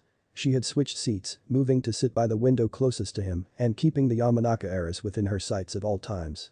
And while the blonde may have glanced in Hinata's direction a handful of times, she had made no move to approach and showed no signs of hostility. No doubt her father told her how foolish she was to go after a Hyuga, the results could have been catastrophic for her clan. Turning his attention to the form of his teacher as the man stood up from his desk, ready to start today's lessons, he was mildly surprised when the door to the classroom opened and someone else entered. The black hair looked familiar, but the defeated slump was not. It took a moment for Naruto to place him. Uchiha. Sasuke. So it would seem another Uchiha had managed to survive. Curious. He had to wonder exactly how much the young man actually knew. But more importantly, he had to wonder. What might your relationship to Mikoto be? Naruto. She called as she entered their usual training ground. The young man was quick to cease his practice with his chakra chains and make his way over to her. Yes, Yuga-sensei. She had to admit, she really liked the sound of that. Maybe when she was satisfied with her career in Anbu she could take on a team before her retirement. She still had yet to become an Anbu captain, though, so that was still quite a ways off, assuming that she managed to live that long. She was a kunoichi, after all. She had a much shorter life expectancy than a civilian woman. I have heard of you recently. Issues. With the Yamanaka clan. I trust I do not need to tell you how foolish that was. You do not, Yuga-sensei. I am aware of my mistakes. She gave a sharp nod. Good. Now, we've been focusing on improving your abilities with chakra chains through the use of various chakra exercises, but I think it prudent to teach you some more skills that you can put to use immediately now that you have enemies within the village. Of course, what will we be doing first? I've noticed you have a blade. Am I right to assume you have no formal training with it? That is correct, I only recently obtained it. Understandable, may I see it? Without another word he unsheathed the blade and surrendered it to her waiting hand. She spent a moment running a quizzical eye over it before handing it back. An interesting blade, does it have a name? Anyone who cared for a blade named it if the blacksmith hadn't already. Some names made no sense, given for purely sentimental reasons or because they sounded cool, but others could reveal a lot about the blade or the one who had so lovingly crafted it. He smiled fondly down at his gift. His Mrim's tooth. Mrim's tooth. As in the Mrim's tooth. It may not have been as famous as the Kusanagi, but it was a well-known blade. How could he have possibly gotten his hands on such a thing? There were people who would give anything for such an infamous blade, it was sure to attract attention in the future. The very same. He confirmed. How on earth did you manage to get it? That, sensei, he smirked. Is a secret. It had been a long time since his old rival had looked so pleased with himself. He could have gone with it being longer. Sarutobi Hiruzen looked across his desk to the elderly man sitting across it. Of course, if Danzo was old then so was he, and Sarutobi was not old, he was vintage. The bandaged vintage shinobi said nothing, just smirking at him and waiting for the cage to speak first. Eventually Hiruzen caved with a sigh. What is it, Danzo? What have you been so damn pleased with? Well, you happen to know I like to sit in the park, do you not? Yes, at the table we used to play at, what of it? I met a most curious opponent recently. He happens to remind me of myself, actually. He gave a slight chuckle at the end. And please tell me how this is any of my concern, Danzo. I don't care who it is you play board games with in your spare time, though for men our age it's usually grandchildren. Oh, I was simply under the impression that you were rather close to his family. Then again, he recently renounced his clan name, didn't he? Hiruzen froze. No, there was no way he was talking about Naruto. If Danzo had managed to sink his claws into the boy, a shiver tore its way through the aged cage's body. Such could not be allowed to happen. What are you up to, Danzo? What are you trying to accomplish using Naruto? At the moment. Nothing at all. For some strange reason Hiruzen wasn't inclined to believe the man. And so you decided to come tell me why. Naruto can make his own decisions and it's not illegal for the two of you to meet.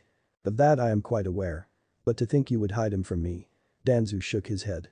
Shame on you, Hiruzen, he's just like me. You should have introduced us. That's exactly what I was trying to avoid. One of you is more than enough, I do not need a second.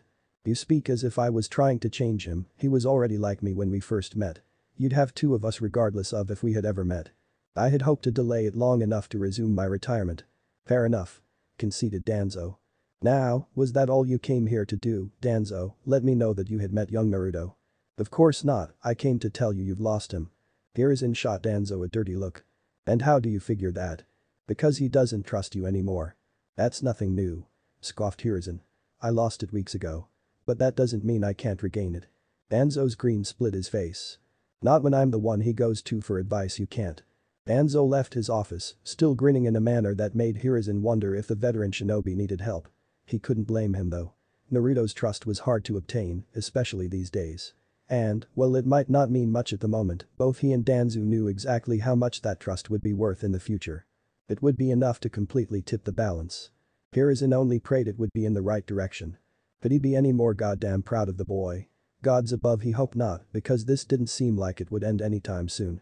It felt like just yesterday that he watched the boy take his first life and now he was taking on an entire clan by himself. It was almost enough to move him to tears.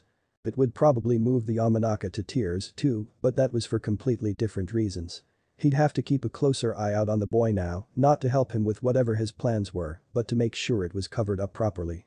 The thought of what he might have to cover up almost made him giddy with excitement. Mutilated corpses. Fires.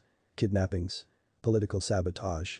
Maybe he'd end a few careers or break up some relationships. He could find some way to revoke their clan status within the elemental courts or turn all the other clans against them. Maybe he'd just stick to harmless pranks, but that wasn't much fun. Oh, there were just so many ways that the boy could hurt them, the possibilities were so deliciously endless. And that was to say nothing about how Kushina would react when she learned that the Yamanaka were the enemies of her son. She'd be pissed about him revoking his name, of course, but she'd probably take that out on the Yamanaka too. This could prove to be so entertaining that he may not read his uchiha as much as he usually did. In fact, speaking of uchiha, what if he did something like that? Kakashi couldn't help but giggle perversely at the thought. Naruto could somehow marry the Yamanaka heiress or seduce clan members, maybe he could even have a child with Yamanaka blood. Ooh, how sweet a revenge that would prove to be. Then again, Naruto could have done this knowing that Inoichi would do his best to keep his clan in line and might not have any real intention of doing anything. Just because someone was your enemy didn't mean you had to attack. It may not have been nearly as fun, but it was valid. Still, Kakashi hoped that wasn't the case. The heiress had challenged him, it wouldn't do if the only repercussion of her actions was some hostility between the Yamanaka clan and a 10-year-old boy. If Naruto didn't do anything, he might. Naruto might not like it, but he was unlikely to learn if Kakashi had been doing things to make the Mindwalkers tense and paranoid. It could be fun, so long as he didn't push too far. The last thing he wanted was to drive the clan to lash out at him before he was prepared to take them. No, it was probably better to just lay and wait for now. Either Naruto would act or an opportunity to act on his behalf would surface. After all, any enemy of Naruto was an enemy of Kakashi. Chapter 14. And the flowers tremble. Sai had spent the last 2 weeks gathering up everyone he could find. Naruto was rather pleased with the results. 22 fully trained root failures stood at relaxed attention before him. Sai, who had quickly taken on the role of his right-hand man and second in command, stood in the same stance just behind him. Mai was currently above them, manning the shop and ensuring they were not interrupted. 2 dozen people were now his to wield as he saw fit, and all because of a seal he knew very little about, and he had ducked into a shop to avoid the crowds of Konoha's busy marketplace. Looks like his luck was starting to turn around. Hopefully, this would not be like the other times things had started to look good before crashing down around him. Purple eyes quickly ran over the figures before them, taking note of the dark black clothing they all wore. It wasn't what he wanted them to be in, but there wasn't much of a choice right now. They all had similar uniforms from their root training, and he didn't currently have the funding to change it. What he did have the funding for, however, were the masks they now wore. 22 vicious wolves snarled back at him, their visage forever trapped within white porcelain. The masks had not been cheap, wiping out most of his savings and a good chunk that Sai and Mai had managed to accumulate with their little shop, but looking at his forces, he knew it had been worth it. Shizune usually called him Little Thief, but there had been once when she told him how people had compared him to a wolf. For the remainder of that day she had called him Wolf Prince. And she wasn't the only one to liken him and his behavior to a wolf. Both Dog and Yuga-sensei had brought it up several times, mentioning that most of the Anbu thought the same. Naruto was fine with that, being called a wolf was actually rather flattering, and now he had himself a pack to further cement the views of those around him. He was a wolf, this was his pack, and they would be legendary. But the time for that was not now, not when they were still so new, so vulnerable. For now they would stick to the safety of the shadows, growing within the concealing darkness, until they were strong enough to stand in the light and under the harsh glare of the sun. It could be months from now, but it could just as easily be years.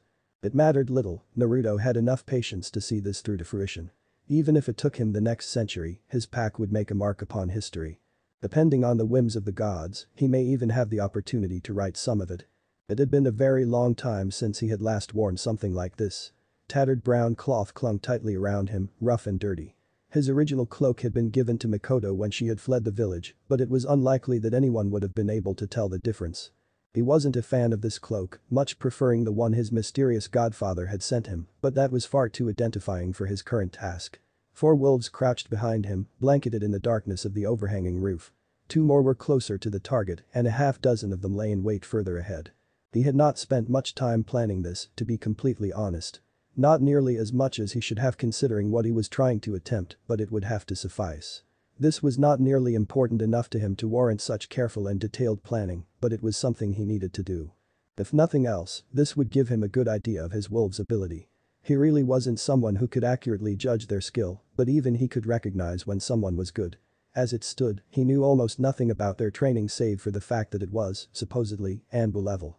The thought that he might have a whole pack of dogs sent a shiver down his spine. It was a terrifyingly exhilarating thought, but he knew the dog was no average Anbu. No, that man was far above Anbu level, in a class all his own. It would not surprise him to one day see the man wearing the cage hat. Taking one last look at his wolves, he prepared to make his move only to freeze mid-launch. He had not planned on her being here. It took him a moment to remember that he had originally seen his target visiting that woman. It was a wonder he had forgotten when he had learned most of his more favored choice words by listening to the woman speak. But when he had last met her she seemed to have no recollection of him either, so perhaps it was not so odd that he had forgotten. She sat down next to the target, both chatting happily, and Naruto found himself with a problem. Not only was she going to make this more difficult, but he had been trying to avoid her for both their sakes. Going after her friend was bound to cause trouble he would rather avoid. He could call it all off easily, losing only the ability to see his forces in action, but was that what he wanted to do? He could always see how they worked later, this opportunity was nothing, and he really gained very little from it, aside from some good karma. Karma that, he regretfully admitted, he was probably in dire need of if he wanted any hope in his luck not turning completely around yet again. This was, after all, more for her good than his own. Sure, he may get an ally in her, but the chances were kind of slim. This wasn't the same case as his wolves, but far closer to the situation Hinata had been in. Of course, his target evidently had friends, which Hinata had sorely lacked. Maybe it wouldn't be so bad to call this all off and leave her the way she was. Sure, he had heard about how much she hated it, though he still had no idea as to why, but she had friends and a good career going for her. She'd lived with it this long, too, she was most likely perfectly capable of coping with its presence. So, did he do a good deed and potentially gain an ally, or did he back off and save himself a lot of trouble? Who was he kidding, trouble always seemed to find him, it was best he did not try to avoid it. Turning to the wolves, he beckoned one closer. Yes, my lord. From the voice alone it was a young woman, probably 16 at the oldest. We're sticking to the plan, but there's been a complication. He jerked his head to the table his target was sitting at. His young soldier peered down to the table for a moment before turning back to his face, staring from behind the safety of her mask. I understand, we'll keep her from interfering. Naruto nodded. See to it you do. Remember, non-lethal and avoid being seen by the populace of Konoha. If she ends up seeing you, so be it, but I would prefer not to be exposed to so many people so soon. From her crouched position she snapped a fist over her heart. By your command, my liege. Retreating back to her comrades, she relayed his orders, the three others turning from her and giving him a nod to show they understood. If that hadn't been enough, the three gave him the same salute she had and whispered quietly, we hear and obey, Naruto-sama. Satisfied, he turned his attention back to the two women having lunch below them, waiting for the most opportune moment to strike. For the next hour and a half the sun beat down upon them, a world of activity swirling beneath their feet, but Naruto and his wolves did not move. Cold wind had blown about them, manipulating what few leaves remained in a dance like some master puppeteer. The sharp contrast between the cold air and hot sun had not been pleasant, but the two kunoichi seemed comfortable enough. At long last, an opportunity presented itself. They had not moved more than a yard from the outdoor table before Naruto had launched himself off the roof and into the crowd below, ducking and weaving amongst the sea of people as he zeroed in on the two unsuspecting women. Take-out boxes had been precariously stacked within his target's arms and quickly found their way to the ground as he quite purposely ran into her. He offered no word of apology as he turned to face them, never slowing, the upper half of his face covered by his makeshift cloak. His uncaring frown had turned into an aggravating smirk before he turned away from them and continued on his way as if nothing had happened. He did not see the fury that crossed the woman's face or the surprised look that crossed her friend's, but he did hear her outraged cry. Hey, that was my food, you little shit.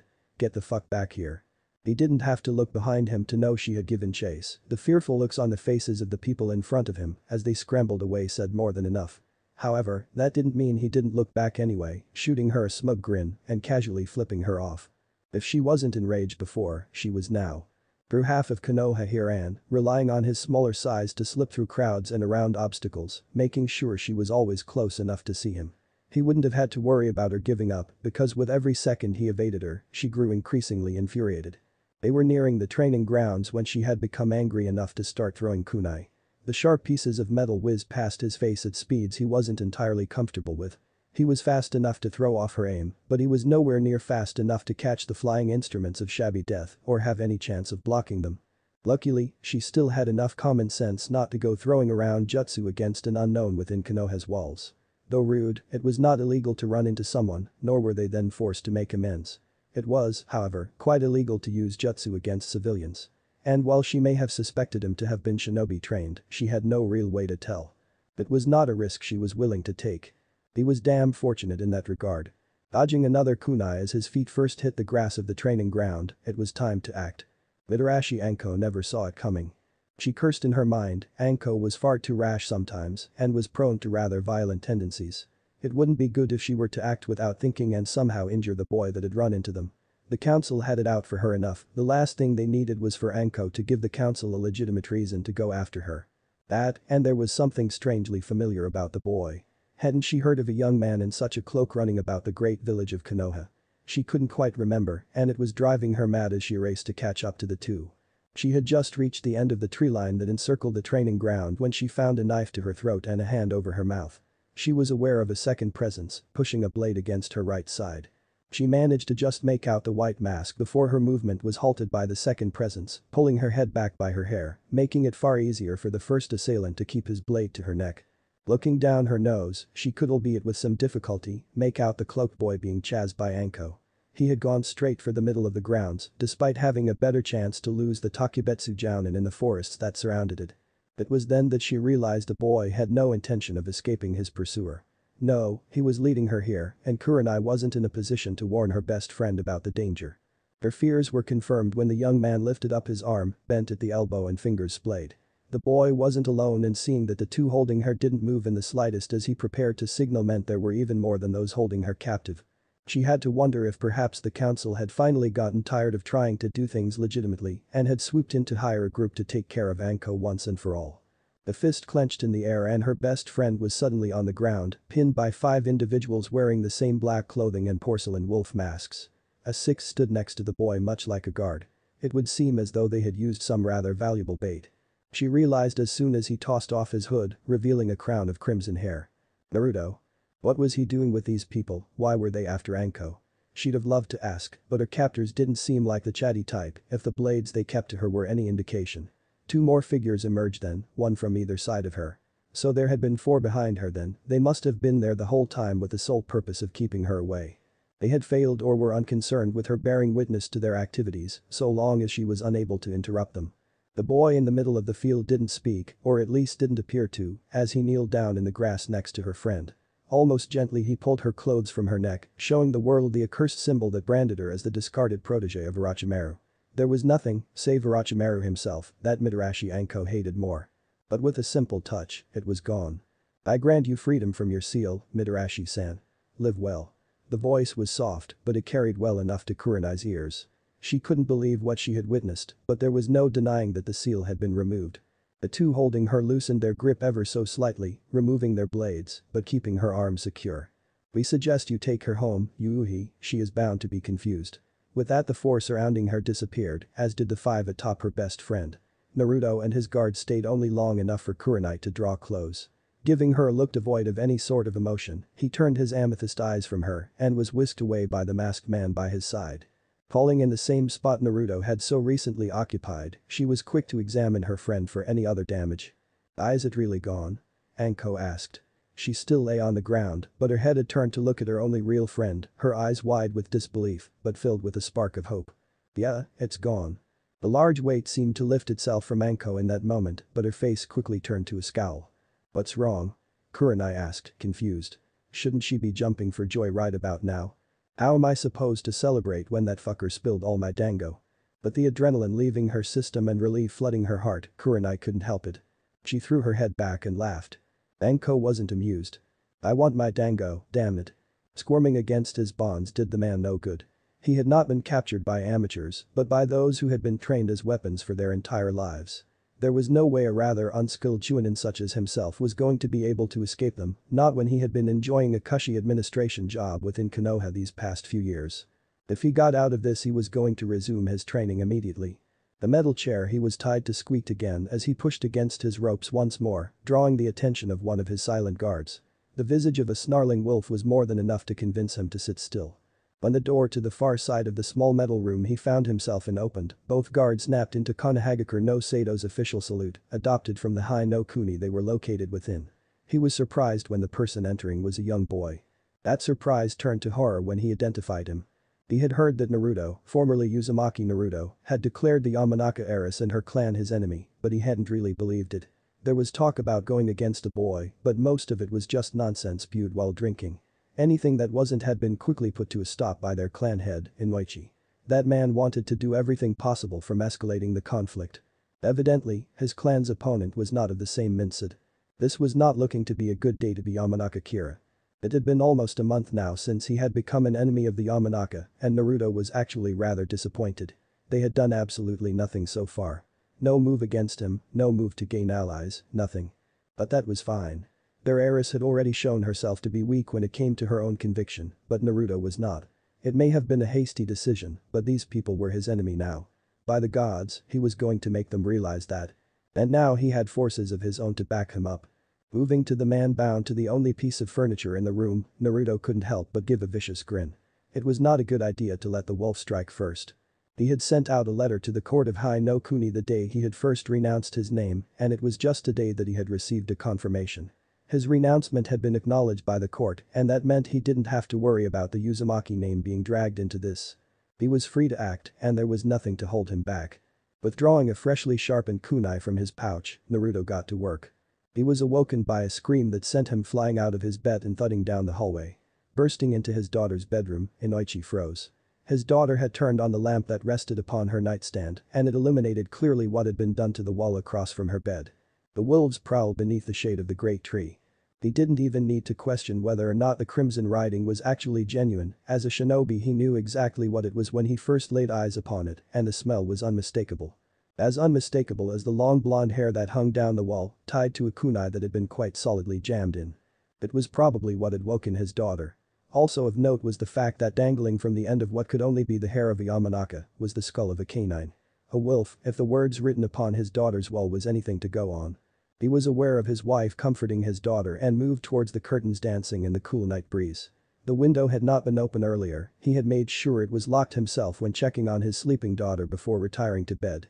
He had been worried that Naruto might try something and had hoped it would be enough to dissuade the boy. But he did not know who these wolves were. Peering out into the night, he quickly got his answer. Directly across from him, crouched upon a nearby roof, Naruto stared back at him. Flanking the boy were two figures in wolf masks, both standing on the downward slope of the roof behind him so as to just barely reach the same height as the former Uzumaki. Cold amethyst eyes gazed at him impassively. Your move. They dared him. This was more than a threat, this was a show of power. Naruto could have very easily taken the life of the Yamanaka heiress, his sworn enemy, but more than that, he could have taken the life of the clan head's daughter, Inoichi's daughter, his daughter. The thought filled his heart with dread. If anything, the boy was being merciful by giving this warning. It was obvious that the lack of action on the part of one of Konoha's clans had displeased him.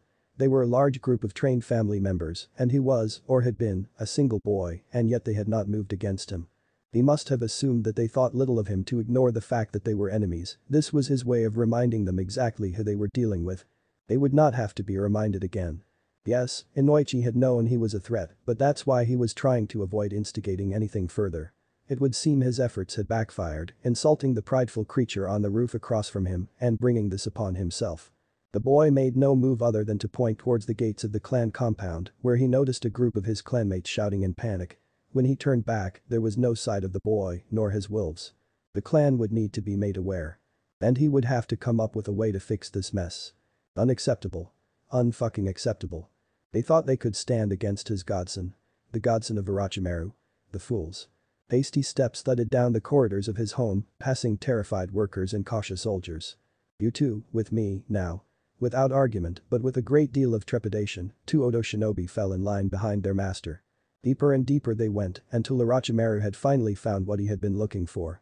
In a room completely dedicated to studying the various clans of Konoha, the Snake Sannin made his way to the far wall, where failed experiments were being preserved within special tubes. Bloated bodies twisted into inhuman shapes cried out in agony at his approach, their minds having been driven to almost nothing by his cruel experiments in an effort to understand the mind powers of the Yamanaka. Gaunt, translucent skin did nothing to hide what lay within, veins pulsing with thick black liquid that the Sannin knew for a fact felt like the burning of 1,000 suns as it pumped through the flesh. He hadn't ever found a use for them until now. Orochimaru turned to the Odo shinobi behind him, both staring in unconcealed horror at what they were being shown. They had seen a lot working for him, but nothing like this. Gesturing the bodies that, while deformed, were unmistakably of Yamanaka blood, the pale man gave his orders. Take them to Konoha, all of them, and place them all around the Yamanaka compound. I want some nailed to the walls, I want some impaled on spikes in public spaces, I want people to wake up to them in their beds. Let them know that their loved ones have returned and that they'll share the same fate if they think they can go against the godson of Orochimaru of the Sannin. Why yes, Orochimaru-sama. Orochimaru went to walk away before he paused, turning to look over his shoulder. "Cut a few of them open," he commanded, "and fill them with explosive notes. I don't want them to ever forget what it means to cross my crimson prince." Kurenai gave a sigh as she followed around her best friend. Well, the following wasn't all that accurate. As she was dragged around was more like it, the Takebetsu Jounin refusing to release her hand as they searched for the elusive purple-eyed wolf. 2 weeks after she had been released from Orochimaru's Tenno, she decided that she probably needed to meet the boy and thank him. She mentioned something about it being the proper thing to do, but Anko was never proper, as her choice in clothing could attest to. But whatever reasons the woman had for wanting to thank the boy so much easily attributed to how significant this was to her, she had dragged Kurenai along. Quite literally. But the Genjutsu mistress had searched for the better part of 2 years, what made Anko think she was going to find him in just one afternoon? "Hey Kakashi." Anko waved down a dog mask Anbu who lazily dropped down to approach them. "I'm on duty, Mitarashi, you can't be giving out my name like that." The woman just shrugged, uncaring. "You know Naruto, right?" "I do." He offered no more than that. "Then where is it he lives?" Even hidden behind his mask, Kurenai could see Kakashi's brow raise questioningly. "And why exactly do you need to know something like that?" Instead of answering immediately, Anko proudly pulled her shirt away from her neck, revealing unblemished skin. "I need to thank the brat for getting rid of it for me." Only Kurenai heard the growl he gave when Anko called the boy a brat. "If you show him the proper respect as the one who had the capabilities of doing something like that, I'll take you to his apartment." Kakashi actually knew where he lived. Kurenai nearly smacked herself. Of course he did. As distant as he had always been fond of his sensei's children. She really should have asked him near the beginning of this mess, but at the same time there was no guarantee that he would have actually given up Naruto's location. "Deal, now let's go get this over with." Despite trying to sound like this was the last thing she wanted to be doing, it was easy to hear the excitement in the woman's voice. With a shrug, Kakashi grabbed her shoulders and a moment later they were before a rather plain residence. "Have fun, you two, I don't do anything I wouldn't." Kakashi paused, "Except little boys, I suppose. I might not do them, but if you really want to show your gratitude." He trailed off with a shrug, disappearing before the kunai Kurenai threw at him and had a chance to make contact. "Damn pervert." The red-eyed woman muttered, shaking her head. Knocking gently on the door, they were surprised when it was opened a moment later by a young girl with long black hair. She seemed just as surprised to see people knocking on the door. "Naruto." The girl called back into the apartment. "There are 2 women here to see you." She gave Anko a quick once-over before adding, "And I think one of them's a hooker." Kurenai had to hold back the fuming woman before she attacked the girl who couldn't be older than 12. "I'll see you tomorrow, alright." There was a muffled response, but the girl seemed to hear it well enough, slipping through the doorway and starting down the street. "Go on in, he'll be with you in a minute." She called back without looking. Pushing her friend into the residence of her sensei's son before she had a chance to run after the girl, Kurenai was surprised by how simple and clean it was. There was a kitchen area, a small table for 4, a coffee table, a couch, and a bookcase. She could see no decorations, so stains on the walls, no dirty dishes in the sink, nothing that would make her think a 10-year-old boy lived here. It was as if he had just moved in that day. The fuming Anko cheered up as soon as Naruto walked into the room from what Kurenai had to assume was a bedroom. Just what had Naruto and that girl been doing in his bedroom? Kurenai felt her face flush at the implications and Kakashi's parting words. The purple missile interrupted her less than appropriate thoughts as Anko crashed into the boy, squeezing him tightly to her chest. "Thank you, thank you, thank you." She had no idea that Hyuga Hinata had said the exact same thing when he helped her last month. "No problem." He managed to grunt out, his face flushing almost as red as his hair as he was pressed into Anko's rather generous bust. Anko frowned down at him for a moment before an even bigger grin split her face. "You're the boy who Inoichi was questioning, aren't you?" "I am, and you're a bit early for that dinner. I still have 2 years before I graduate." Anko gave a hearty laugh. "I had almost forgotten about that." Kurenai shot her a puzzled look and Anko immediately clamped up. "What are you?" "Nothing, absolutely nothing." Naruto shook his head, looking at a nearby clock. "It's a bit early for dinner, perhaps I could offer the 2 of you some tea." "Sure, why not?" Anko was quick to take a seat at the table. Giving a sigh at her friend's antics, Kurenai turned to Naruto. "That would be lovely, Naruto." He seemed to think for a moment before he let a confused frown settle on his face. "I'm sorry, I don't think we've met." He walked up to her and held out his hand. "I'm Naruto from Konoha, a pleasure to make your acquaintance." His close proximity felt like a warm blanket on a winter's night, bringing with it a comfort that made her feel horribly exposed. tightening down on instincts that screamed at her not to trust this strange being before her, this young man that didn't make her skin crawl, but instead sent pleasant shivers down her spine. Kurenai placed her hand within his, fully understanding what he was doing. He was giving her another chance, willing to start anew as if they had never met before. There was no way for her to fully express her gratitude to the gods for giving her the chance. Uhi Kurenai, and the pleasure's all mine. She felt her heart speed up and her cheeks darken as he brushed his hand against his lips. If you say so. Kurenai was sure she would have made a fool of herself if things had lasted any longer. As it was, her instincts were going haywire and the last thing she wanted to do was push him away after he had given her a chance to be a part of his life. Luckily, she was here with Anko and Anko was, well, Anko. We are having some tea, or are you two going to be having yourselves a cup of coffee? Naruto gave a chuckle before releasing Kurenai's hand and making his way into the kitchen. You're quite right, Anko, I'll start it immediately. As the three sat around his table, talking quietly about any subject that popped into Anko's mind and enjoying cups of hot tea, neither of the women noticed the chakra chains coiled within Naruto's sleeves, nor the wolves hiding in the corners, ready to cut the two of them down the second Naruto gave the signal. If they were fortunate, they would never know.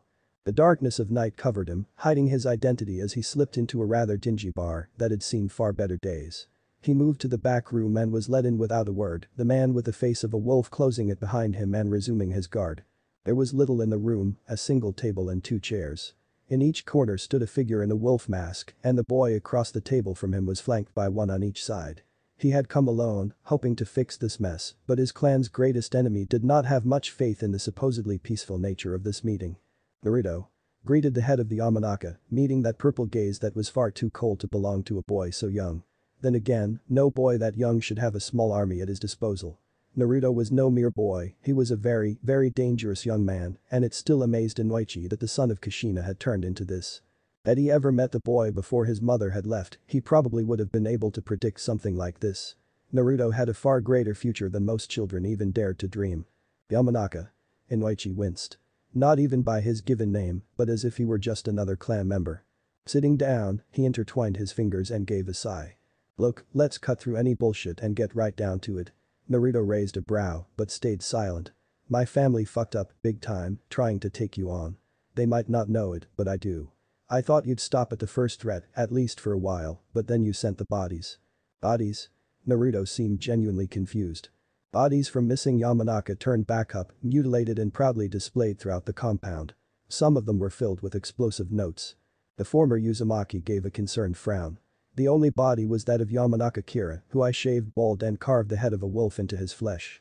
His limbs were broken by my wolves, and we removed his finger and toenails before taking enough of his blood to write upon your heiress's wall. That is all we have done thus far. So you don't have any idea who may have done this? No, I have an idea. I simply did not realize they would be so quick to my aid without contacting me. An ally of yours then? Something similar, yes. Inoichi frowned but said no more. Had Naruto done it, he would have been quick to claim credit. I see, well, that aside, I realize that things are beginning rather dangerous. Even if it wasn't you, the clan thinks you're behind it. Some, wisely, are quite terrified and see how foolish it was to challenge someone who has nothing to hold him back, but the others are simply using this as a reason to take action. It's harder for me to keep my clan members under control, and you've shown just how seriously you're taking this. Inoichi gave a deep sigh. I know it was my daughter that made things this bad, my clan knows it too, and they love her for it. They want revenge for Totsuki and feel Ino has given them the perfect opportunity. The Yamanaka head didn't miss how Naruto had flinched when he spoke his sister's name. I know you won't back down and there's no chance my clan will. I don't want any bloodshed, but my clan needs to learn when to back down. What are you proposing? If you swear to keep things non-lethal, I'm willing to step back and let Ino direct the clan for the duration of this feud. Naruto stared at him, disbelief written clearly over his face. She may have managed to keep the clan afloat in times of peace, but against an enemy. Your clan will be brought to ruin. And if this continues, there's a good chance the clan won't survive to see the next Hokage. Naruto nodded. A fair point, but I find it hard to believe you'd be willing to let this happen. If rebuilding our clan from ruinous ashes is what it takes for my clan to learn, so be it. You're in a far too advantageous position at the moment, we have no real way to fight back. If I let them try, at least they will understand exactly why I wish to avoid this. Iridide thought for a moment, pondering this, before sighing with a nod. So be it, Inoichi, I will play along. I did not wish to weaken this great forest anyway. I will fight them, then, from the shadows, and bring them to their knees. Just make sure you are prepared to pick your clan back up." The two clasped hands in a firm shake and Inoichi turned to leave. Before he could make it fully out the door, however, Naruto's soft voice stopped him. "She was my first friend, you know. I never meant to hurt her." Squeezing his eyes shut at the mention of his sister, Inoichi nodded. "I suspected as much, but thank you. You have put my mind at ease. You're a good man, Inoichi. I look forward to the day I graduate and can call you my comrade." Inoichi smiled as left. "All of us who live beneath the great tree are comrades," he mumbled. "Even when we're at each other's throats." Murky water went up to her knees as she sloshed through what she thought to be a sewer. There were only 2 years to go, and her mother had decided it was finally time for her to learn to control the power that was locked within her. Now if she could only find that stupid fox, she'd punch it straight in the nose and demand that it give her its power. The plan was foolproof. Humming across a rather large and out-of-place cage door, she eagerly ran towards it, splashing loudly through brown water. When no fox appeared to greet her, she became rather curious. Her mother had warned her about getting close, but she couldn't even see where it was. Surely it would do no harm to get a bit closer so she could see, right? Walking all the way up to the cage with confidence that flowed thicker within her than her Uzumaki blood, she still couldn't see the fox. Looking both ways, as if afraid her mother might be watching, she scrambled over the gate. The inside was nothing like the outside. The outside was empty and plain, but this was a warzone. Giant pillars of rubble littered the area, surrounded by the murky water she had sloshed through to get here, which made them seem like islands. Chunks of wood were scattered about, and every so often she could see bits of metal shining in the darkness. Walking deeper, she eventually heard sobbing. Glad to finally find something of interest, she went towards the sound as quickly as she could, all caution thrown aside. What she found was not at all what she had been expecting. A woman looking much like Uzumaki Mido collapsed upon a pile of rubble, small waves of murky water lapping at her tattered dress. Her skin, pale as the moon, clung tightly to a body that was almost withering away. Hair as orange as a sunset was a tangled mess behind her, dirty and uncared for. When the woman heard her approach, her head shot up, dull red eyes, puffy from crying, darted towards her. "And Naruto?" The woman helplessly cried, as if desperate for her brother. But wasn't this supposed to be the Kyuubi? How did she know her brother? "No, I'm his sister, Naruko." Before she knew it, the nine-tailed fox was clutching her like a lifeline. "Please," begged the fox. "Oh gods, please, you have to take me to him. You have to bring me back to him." "Wah. I'll do anything. Anything at all, just get me to him." Naruko didn't know why the fox was so desperate for her brother, but she had heard what the woman had said. An almost wicked smirk grew on the young Uzumaki's face. Her mother was going to be damn shocked when she found out. Anything? Chapter 15. A good girl she is.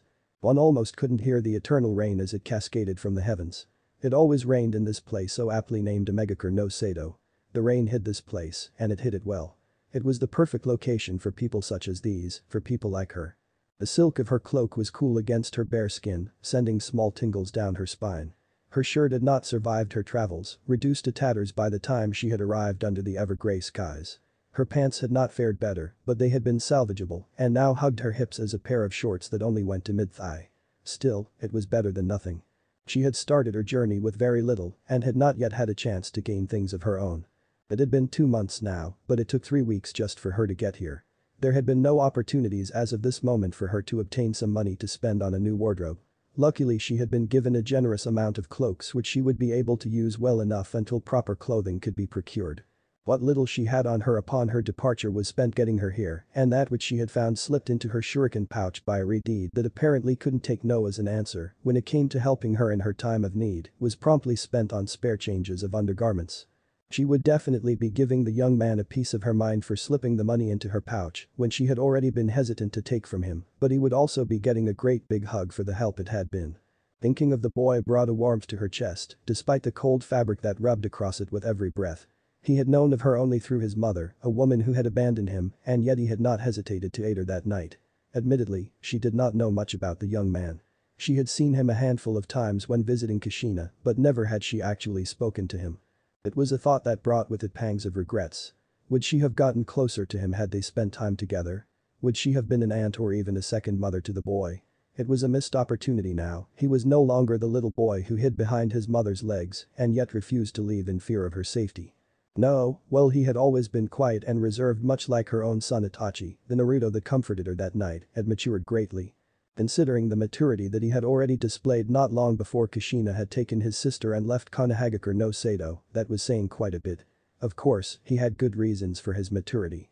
He was, after all, the man of the house.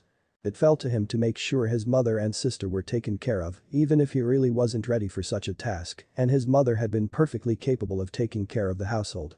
In the end it hadn't been those actions, but that mentality, that view of the world already so burdened by duty and responsibility, that had brought such changes to the boy originally. Or, that's what Kushina had once told her as they sat in the back garden one lazy Sunday afternoon, watching as little Naruto ran about chasing butterflies. Naruto had instead been sitting nearby, close enough to be present but far enough not to overhear the adults' conversation. He had several books strewn about him that day, but his gaze rarely fell to them. No, he had not distracted himself with his reading, but rather watched carefully over his sister as she enjoyed herself. His lips did not raise as he watched her, but were drawn down into a small frown by the burden he had placed upon himself. She could still remember clearly the look in his eyes, the longing to join her in her carefree afternoon, but he had remained sitting near the table. The boy had practically lived for the sake of his family and wouldn't hesitate even a second before sacrificing his desires for the happiness and well-being of the two women in his life. And that fact only served to make her more upset with Kushina. There were two things above all else that the Uzumaki treasured, their word and their family. And yet Uzumaki Kushina, head of the Uzumaki clan, had seen it fit to leave behind her son as she and her daughter gallivanted about the elemental nations. Would it really have been so hard to bring him to the Uchiha compound to stay with her for a few years? She really didn't want to have to drag Naruto into her clan problems then, but Kushina would have noticed that something was wrong and may have been able to get her and her son out of there. Okay, so perhaps some of her anger stemmed from bitterness, but she knew how hard it would have been for her to leave her sons behind. Even when Itachi had gone on standard patrol missions within the village she was worried until he returned. How could Kushina have possibly justified her actions? She knew the woman had to have a reason though, she was not so ignorant as to immediately assume the worst of the woman. Kushina may have been rather impulsive and she may have had a tendency to overreact, but even Kushina wouldn't have left her son behind without a reason to do so. For whatever reason, Kushina had left him, but perhaps that had actually been for the best. Had she not, he would not have been there to shelter and comfort her on the horrid night. Who knows if she would have managed to make it out of Konoha alive. Even if she had managed to flee successfully, what reason would she have to live? Tension within her clan had strained her relationship with the Uzumaki head to the point where it was often hard for her to think of the two as friends anymore. Perhaps that's why Naruto hadn't been left with her, which turned out to be a very fortunate thing indeed. Itachi may have betrayed the clan and Sasuke may have been lost and most likely killed during the clan's eradication, but Naruto was still there. She might not have been the boy's biological mother and she had no intentions of attempting to replace the woman, but by the gods she would do what she could for the last person she had. And to think, she only actually spent a night with him, a single night of sobbing and sleeping. She didn't even know him, but that was still more than she could say about anyone else at this point. She really had no one else left. But at least she wasn't alone. Well, not completely. Sure, he couldn't be here with her and she couldn't do anything to help him at the moment, but the warmth in her chest reminded her that he was still there and would always be there if she ever needed him. The feeling was pleasant and comforting, reassuring her that despite all that had happened, not all was lost. The feeling, this affection, reminded her much of what she had felt for her sons, what she had once felt for Kushina, and what she had felt for Fugaku before the stress and pressure of being the clan head of the Uchiha had broken the fun-loving man and left him as nothing but a cold power-hungry monster. She blamed the clan's recent problems, mostly their extermination, on the man her husband had become, but she blamed the creation of that man upon the clan itself. It truly was a vicious cycle that had brought about their own destruction. And now there were only two left. But what were the chances that with only two Uchiha remaining that both would end up being in the same country, the same village, the same building? What about across the fucking room? Peering over the shoulder of Zetsu, who she stood behind, she could see her eldest son standing across from her, staring at pain and disinterest. The pleasant warmth in her chest turned into an inferno of white-hot rage every time she laid eyes on him. He had betrayed the clan, but, more importantly, he had taken everything from her. The only thing about him that was even slightly redeemable was the fact that by taking away everything that she had and everything that she once was, he had ended up driving her to Naruto. This man, no, this dog across from her was not her son, Naruto was. And for him she would remain here, watching, so that he might stay safe. She didn't know exactly what they wanted yet, her backer had not fully elaborated, but when it involved so many S-rank shinobi it was worth keeping an eye on. Pain said something and Zetsu stepped aside, letting those of the circle see her, but she did not worry about being recognized. Uchiha Mikoto had died as far as the world was concerned, and no one here could see her face, hidden as it was behind a mask. As the newest member of Akatsuki, under the guidance of Zetsu, is there anything you would like to say? Questioned the leader of AIM, his purple eyes peering at her calmly. Pain was the only one in this room, sans Zetsu, that had any idea as to who she was. He may not have known her real name, but he did know who it had been who sent her here with the half-plant. Tilting her head to the side for a moment in thought, she nodded in the affirmative. Hips shaking as she bounced on the balls of her feet like an excited child, the words she spoke rolled off her tongue and sprang forth from her mouth like a song, clearly headless despite the orange porcelain that concealed her features. Tobi is a good girl. Higo and Ren have returned from their mission, they reported as a success. Hidden behind stacks of paper, Naruto nodded at his desk. Thank you, Mai.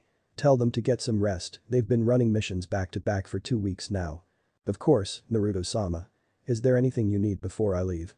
He rifled through piles of papers for a few moments before withdrawing a folder that quickly found itself in her hands. It's the updated mission list, posted in the assignment office. If you see Sai, let him know that he's absolutely horrible with money and that I need to talk to him about going over budget again. Yes, Naruto-sama. Is that all? He thought for a moment before giving her a charming smile. Would you mind having some food sent up? I've been stuck here all day trying to fix Sai's mess. The young man was a highly skilled shinobi and had a way with the troops, but he didn't understand money in the slightest. Had Mai not been running the shop with him, it would have no doubt gone out of business within the first week.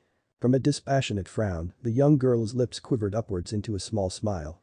Don't worry, I'll make sure you're fed.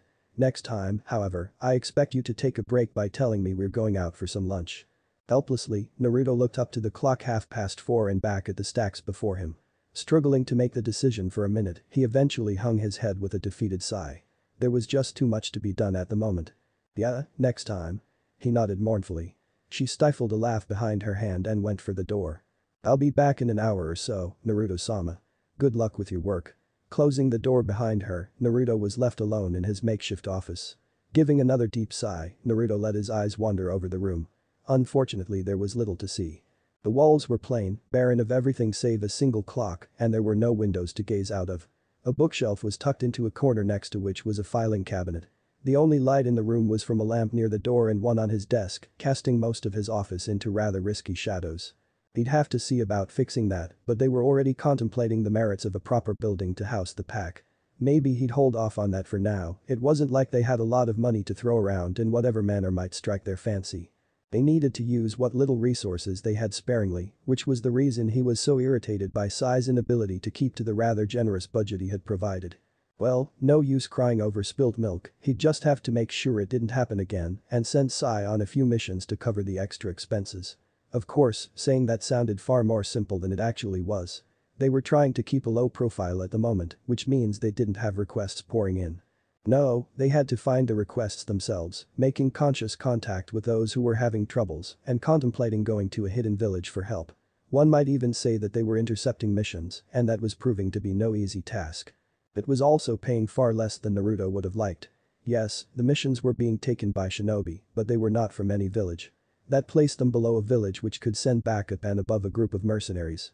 So, well, the pay wasn't all that bad, they should have been getting a lot more, which would have made everything much easier. Well, there was nothing he could do at the moment, not until they had firmly established themselves and were ready to defend against any would-be aggressors. Considering this was the shinobi world, they would come crawling out from all around the second they got wind of another group trying to get a start. They were easy pickings right now, no point in tempting those who could rip out their throats. It would be at least another year before they could really start anything, but that was fine. It would take some time to get used to this and properly arrange everything anyway. He was going to be a shinobi, he wouldn't be able to have such an active role when he was focusing on his career. He did not have the luxury of being retired as Danzu died. Though, in all fairness, the Warhawk had certainly earned it. Fortunately, Naruto had people he could leave most of the managing to in his absence. Sai was horrible with money, but he was a competent leader when it came to the wolves and had a talent for knowing which missions would go well and which would end up requiring more shinobi or ready backup. They typically avoided those. Mai, on the other hand, was brilliant at managing the budget and keeping track of everything that was going on. Sai was great and he was glad that he had met the pale young man, but he appreciated Mai a hell of a lot more. If not for her, they wouldn't be doing nearly as well as they had been. That's not to say they'd be in serious trouble without her, but her presence had helped them progress at a tremendous rate. They had both grown on him, showing themselves to be reliable and competent, but he could not deny that he favored Mai over Sai. She had become something of a personal assistant to him ever since he had formed this pack, and he greatly enjoyed her company. This did not feel like Tatsuki or Mito had, but rather a friendly companionship in which two individuals simply shared the pleasant feeling of not being alone. And while like Hinata he felt a need to protect her, partly out of duty as her leader, he also knew that she was perfectly capable of looking after not only herself, but his pack in his absence. It was a refreshing change, one that helped him greatly. For two people to be close and yet remain so separate made every conversation a relaxed affair in which he didn't have to tell her what thoughts might be bothering him, and she didn't tell him of what bothered her.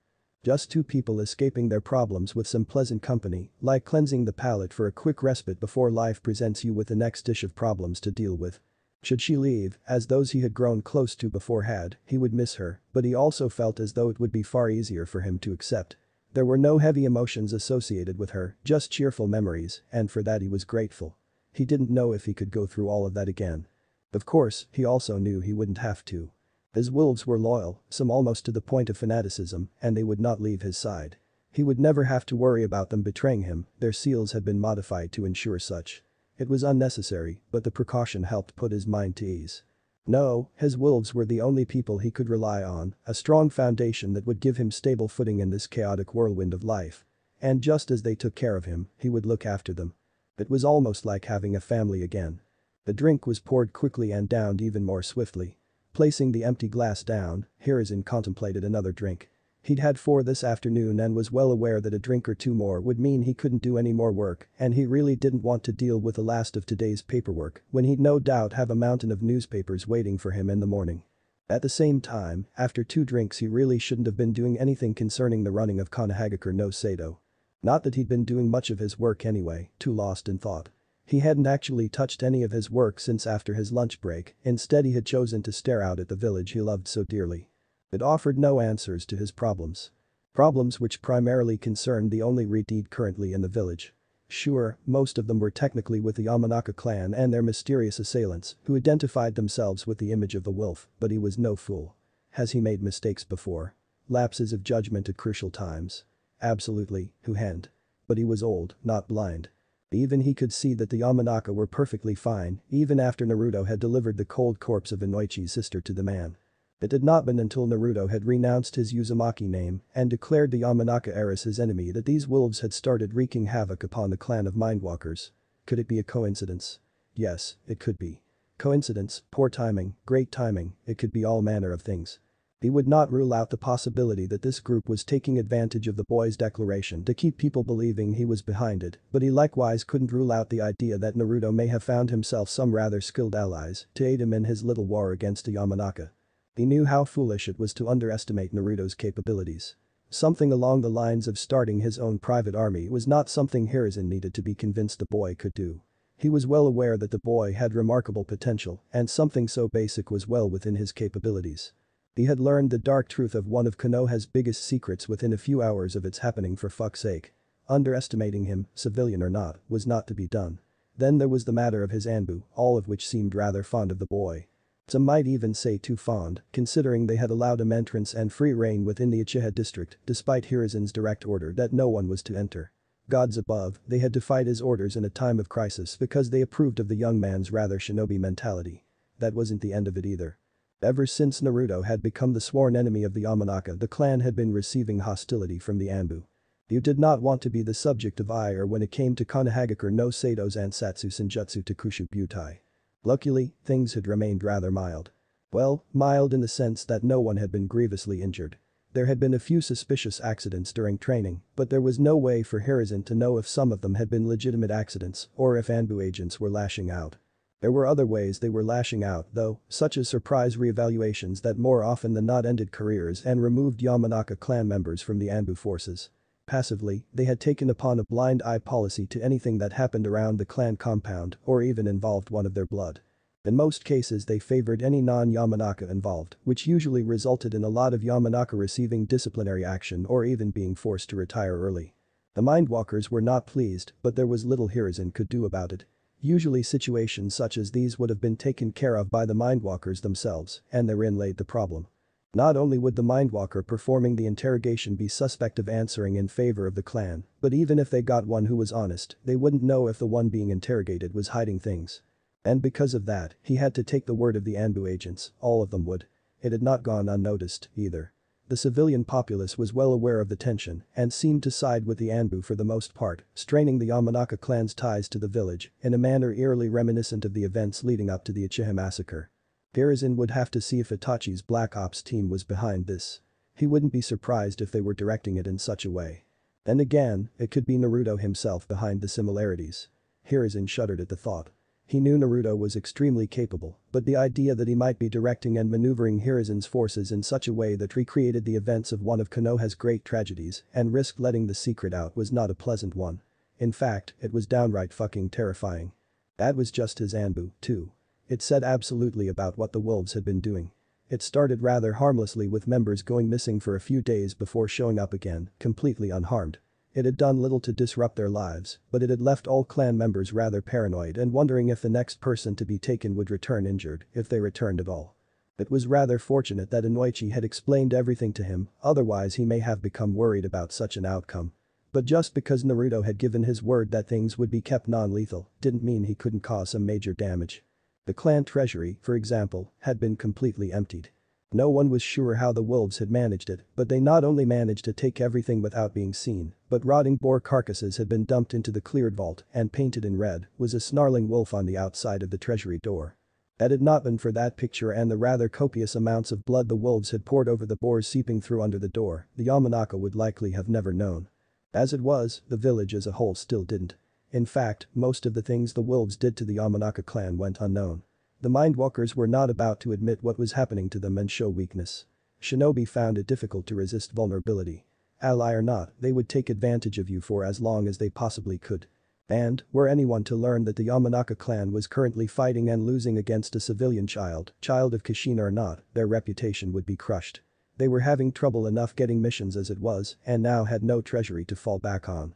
Were they to lose the few missions they managed to obtain, they would have absolutely no income and the clan would become destitute.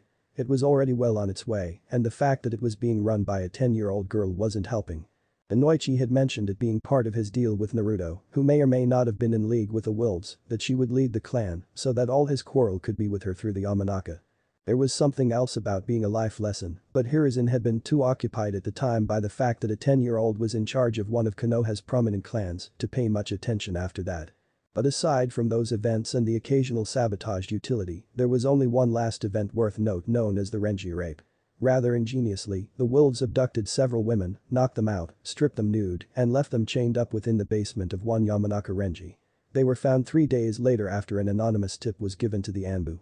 Naturally, the women had no recollection of him doing anything to them or even of meeting him, but that was the beauty of it. Because the Yamanaka were so well known for the mind arts, it was easy for people to believe that their memories had just been altered.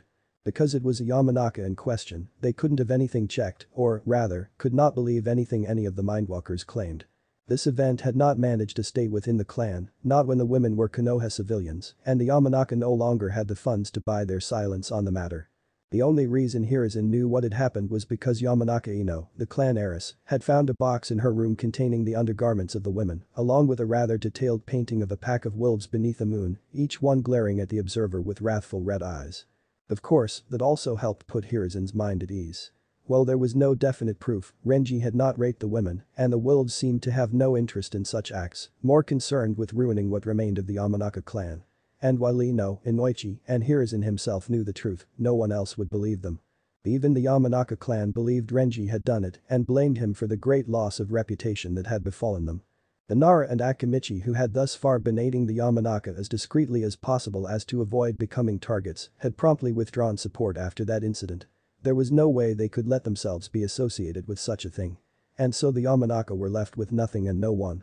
There was only one direction for them to go now, and that direction was, unfortunately, downwards. There was no way for things to improve at the moment, which meant things would just get worse until they could no longer call themselves a shinobi clan.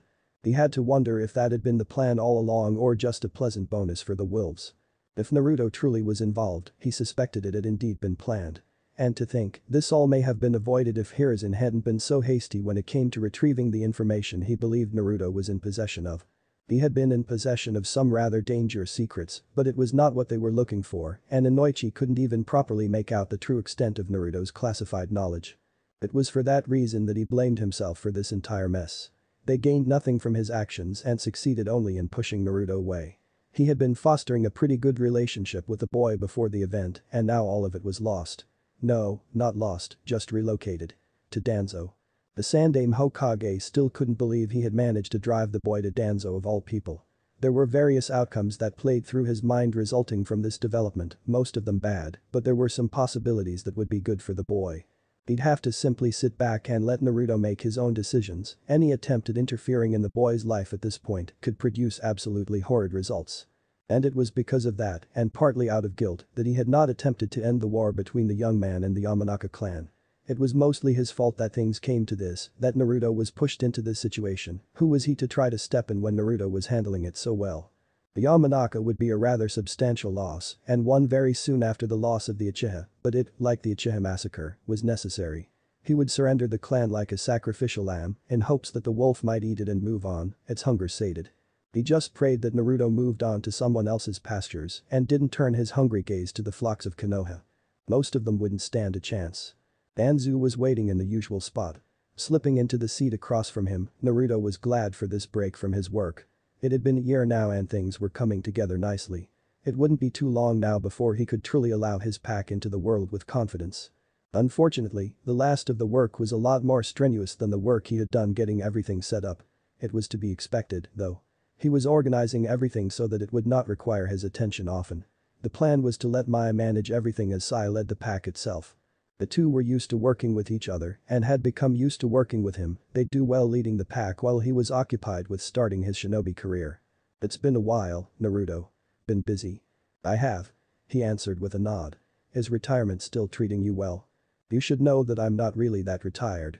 Naruto pretended to be confused despite knowing the old man across from him was an expert at reading people. Oh, do you mean because you serve as an advisor on the Honorable Council? Yes, I suppose that would be a lot of work and take away from the feeling of retirement. That's not what I was referring to. Isn't it? Whatever could it be that you speak of? I know you've been in contact with them, their sudden change in movement told me something had happened. It was not hard to figure out it had to do with you. I don't know how you managed to convince them, but I do find myself rather impressed. I'm afraid I cannot take credit for something I don't know of. Do not think you can fool me, Naruto. You know very well what it is I speak of. After all, you have spent the past year turning them from a loose collection of soldiers into a professional organization. You may have used already prepared shinobi, but it's still remarkable that someone as young as you managed such a feat. Not everyone has what it takes. Still a bit lost here. Who? Danzo's lips turned down into a deep frown. With the slightest of movements, two figures dashed from behind the trees towards the former Uzumaki. Unlike the wolves he had expected to meet as men in defense of their leader, two black chains intercepted them. Naruto wasted no time in executing them, and within seconds his chains had wrapped around the men's necks and snapped them with violent jerks. Danzo's frown increased in size.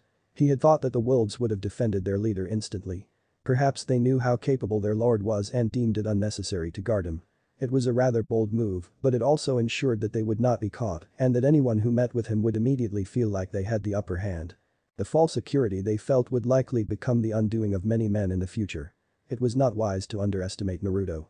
Much to Danzo's pleasant surprise, he felt a blade to his neck. Seeing as Naruto was still seated before him and, to the best of his knowledge, did not know any solid clone techniques, Danzo let his gaze move to the side. The snarling face of a wolf was next to his own, the person behind it paying very little attention to his captive as they gazed towards their leader. Moving his eyes back to Naruto, he lifted a single brow. So you still don't know what I'm talking about? Absolutely not, that's just a pet. Surely you know a wolf when you see one. Danzo has a snort. Yes, of course. Now, call of your mutt before I teach it the hierarchy. The wolf-faced shinobi growled in response but released his captive at Naruto's nod. Take care of the bodies and return to the den, I can take it from here. The wolf gave a nod and left with the bodies to obey. You know, I had left them as civilians for a reason. I'm well aware, but I also know you did that because you didn't have any use for them. I, on the other hand, did. Either way, their training gets put to good use, no. Are you trying to say terrorizing the Yamanaka is a good use of the soldiers I poured valuable time and resources into? I'm not, but I won't deny that it's one of my uses for them. Quite. I've attempted to influence things outside of Konoha recently, only to run into members of your pack that seemed quite lost. I'm not sure how they managed to become so separated. Damn, and here I was hoping to keep it a secret for a bit longer. It isn't often that plans work perfectly, Naruto. You should know that. Naruto snorted in amusement. The perfect plan was to never be known. I was just trying to get a firm grounding within a few minor countries before it was discovered that I intend to play on a global scale. A wise choice, but one that really doesn't matter now. Indeed, I'll just have to make do. I'm sure I can abandon a project or two to finish some of the others as soon as possible. I'll take the hit, but at least I'll be better prepared for any others that might come afterwards. Tell me, Naruto, how does your pack fit into Konoha? By prowling within the shade of the great tree, of course. And yet you have members of your pack far from the tree. Shrugging, Naruto gave a grin. What can I say? From time to time we like to lie in the sun. The sun is no place for men like us. The disapproval within his voice was obvious. He had expected a better response from the boy. There are times when one must seek out prey, we find the sunlight to be most bountiful. And with that bounty, what will you do? The hardened seriousness came into Naruto's gaze as he stared into the older man's single eye. I will feed my pack. You will never be able to devour it all. Venom spilled forth from his tongue, dripping to the floor like acid as he spat in defiance. Watch us. The looks she received as she walked down the streets of Konoha's seedier district caused her to withdraw into her fluffy jacket. Men, drunk despite the early hour, jeered at her, while the many soiled doves who could always be found sent her disapproving looks and scoffing sneers. Looking down to the paper clutched tightly in her delicate hands, she once more reviewed the address. Normally she wouldn't be anywhere near this part of the village, but Naruto had instructed her to come here and she didn't like the thought of disappointing him. She really liked Naruto, not in the sense of a crush, but more as her friend or maybe even brother. He had helped her when her family had branded her as a branch member and continued to look after her afterwards. He was the first person she could think of as a friend and she had to wonder if he was what Neji would have been if he didn't hate her. Shaking her head at the thought, she glanced around to find her destination. Double-checking with the paper in her hand, she headed towards the small, one-story building that looked rather out of place. With buildings 3 times its size flanking it and the walls painted a dark red, it was hard not to take notice of it. There were no markings on the outside and no windows to peer into, but the addresses of the buildings it sat between let her know this was the right place. Moving towards the black double doors, she was aware of the leer of drunken men, turning into an almost shocked horror as she drew near it. Sneers and scowls sent to her by women of pleasure vanished as they tried to retreat out of sight. The 2 doors opened and she made note of the wolf-masked shinobi standing before each one. Though their faces were hidden, she got the feeling that the snarling wolves were glaring at everybody in the street, almost daring them to try something. The young woman, perhaps 15 years of age, came through the door next. Her skin was pale, exceedingly so, and long dark hair fell straight down her back in a long rectangle. Bangs on either side of a dispassionately frowning face went past her breasts to rest near her navel. While there were many who would be of the opinion that Hinata was more attractive or would become more attractive than the girl when she reached the same age, the young girl couldn't help but be intimidated by the young woman. That was put to rest when she bowed low in greeting. Welcome, Hinata-sama. Our lord has been waiting. Hinata was, admittedly, a little confused. She was aware that Naruto had allies within the village, but never had he mentioned a lord of any sort. Was this how he had gotten the support he had, by befriending a lord? Please, if you would follow me. Hinata only hesitated for a second before following after the woman. If Naruto thought she should be here then she would trust him.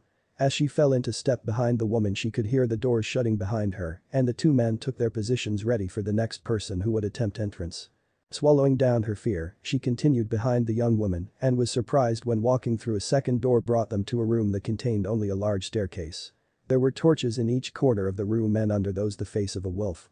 It took her a moment to realize that there were people below the masks, their bodies hidden in the blackness that dim torches could not penetrate. Something warm and soft entwined with her fingers and the woman sent her a small smile. Can't you get lost now, can we? And with that Hinata was led down the stairs and into the darkness. She didn't know how long they walked or how many turns they had ended up taking and Hinata understood why the woman had deemed it necessary to hold her hand. Though necessary or not, Hinata was unused to such physical contact and having the pretty young woman intertwining their fingers together had left her with a rather bright blush. Come on, we're almost there. Why yeah. Hinata gave a timid nod and an eep of surprise when the woman pinched her blushing cheek. Well aren't you just the most adorable thing? No wonder he's taken you under his protection. She must have been talking about Naruto there and briefly Hinata wondered if Naruto thought she was adorable too. It's probably a good thing I'm escorting you too. The wolves would probably devour such a timid little lamb. Oh really? Oh, yeah. In fact, I'm thinking about it myself. Hinata blushed even brighter, causing the woman to giggle. I think the two of us will get along well enough, Hinata-sama. If you're ever feeling a bit lonely, feel free to come find me. Oh, okay. The ex-heiress's face had gone completely red, much to the young woman's amusement. That look of amusement, however, was wiped off her face the instant they stopped before a large steel door flanked by 4 guards. Upon seeing her, one of them entered the room while the other 3 saluted first to the woman and then proceeded to bow to Hinata, much to her confusion. When a loud knocking from the other side of the door was heard, 2 of the guards stepped further away while the final one held the door for the 2 women, permitting them entry. Entering, the last guard followed them in, shutting the door and taking his place beside it, much like the first had done on the other side. It was a familiar face, surrounded by stacks of paperwork, that greeted her. Naruto-kun. The young man looked up from his work and shot her a smile. Good morning, Hinata. How have things been? For a second she liked to imagine that he had actually asked about her personal life, something that filled her heart with warmth, but she knew the reality was he wanted to know about the going-ons of the Hyuga clan. She really couldn't blame him. Not only had he defied them by ruining the seal on her brow, but he had risked their ire a year ago when he declared her under his protection and publicly placed himself against the Yamanaka. Thus far the Hyuga had yet to do anything, which was usually a good sign. If they had a problem, you would hear about it. Perhaps because it involved Hinata, who was not just a branch member but one whom they had been unable to properly brand, they didn't care or even hope that something would happen to her due to the conflict. She really couldn't say for sure. They've been well. Are you doing okay? The wolves and I have been doing wonderfully, thank you. It's because of that I wanted you to come here. Seeing as we've finally managed to set ourselves up, I wanted to meet them. You're under my protection, these are the people who will be ensuring it. I don't think I understand. These are my wolves, my guard, my shinobi, and my own personal army. Hinata's wonder had obviously been noticed as he paused. She had obviously not expected him to have his own army, and not many would. I'm giving you some of them. What? Why? One of the guards gave a low growl at the fact that Naruto was being questioned, but the Redeed just smiled. As your own personal guard, of course. I promised you were under my protection, and while you haven't been given any trouble by the Yamanaka yet and your clan still hasn't figured out what to do about your seal, I would rather be safe than sorry. But the snap of his fingers, 4 masked individuals appeared. Each one was dressed in the dark gray uniform she had seen all the others wearing and bore the same snarling masks. But there was one difference that set them apart, a single green X proudly displayed above the mask's brow. It reminded her of the cage bird seal, and she knew that was probably the idea behind it. Come, Naruto stood, let me introduce you to your protectors. Hinata had a feeling that things in her life were about to change. And not in a bad way. Has it really been almost 4 years already? She would ask where the time had gone, but she knew very well that it had disappeared into the countless bottles that no littered the Senju compound. Shizune had valiantly attempted to keep the grounds clean and sober, but it had all been for naught. Though she had, admittedly, kept the main house almost completely alcohol-free. Tsunade had stopped drinking there 2 weeks after they had moved to Konoha and moved her activities to the many guest houses and the gardens instead. Things had felt pretty slow as she lounged in the sun with her drink of choice, nowhere near as fast and hectic as her decade-long gambling spree that had flown by in an instant, but they had still gone far more quickly than she had realized. It felt like only months ago that she had stepped back into Konoha, and yet it had not been just a year or even 2, but rather very close to 4 full years. There were few in the world capable of keeping themselves drunk for outrageous amounts of time, especially if they planned on staying alive in this violent world, but Tsunade was, much to her own shame, one of them. And now 4 years have been drunk away. Guilt briefly flashed in her heart. There was no doubt in her mind that Kushina had been anxiously awaiting word on the well-being of her son, and Tsunade hadn't even found the boy yet. Not that she had actually been searching, more concerned with studying the bottom of her bottles than locating the son of a famous shinobi within Konoha of all places. Who here would hurt him? The worst that could have happened was him being homeless for a few weeks before someone took him in. There was Kurenai, too. Tsunade knew for a fact that the woman had been looking for the boy. He hadn't been brought here as far as she knew, so the chances of Kurenai having found him were pretty slim, unless she had managed to get over whatever problem she had, but that was fine. Just because Kurenai hadn't found him didn't mean someone else hadn't. Hiruzen had admitted to knowing where the boy was living, though he refused to say in an attempt to respect the boy's privacy, which was absolute bullshit. Tsunade was his godmother, why wouldn't he just tell her where the brat lived so that she could take a look at his chakra coils and be done with it? It really didn't matter at this point, though, did it? Even if there was something wrong, he'd be starting to go through chakra maturity at this point. If the presence of the Kyuubi's chakra truly had been harmful, then it was good that Kushina had left with Naruto, and it would be safe for them to return on schedule. If it hadn't, well, she really wouldn't be able to tell at this point. Nothing seemed to come up concerning him and his health either, as Hiruzen hadn't sent for her. If there had been a problem then she knew he'd want her, the world's greatest medic, to take care of it.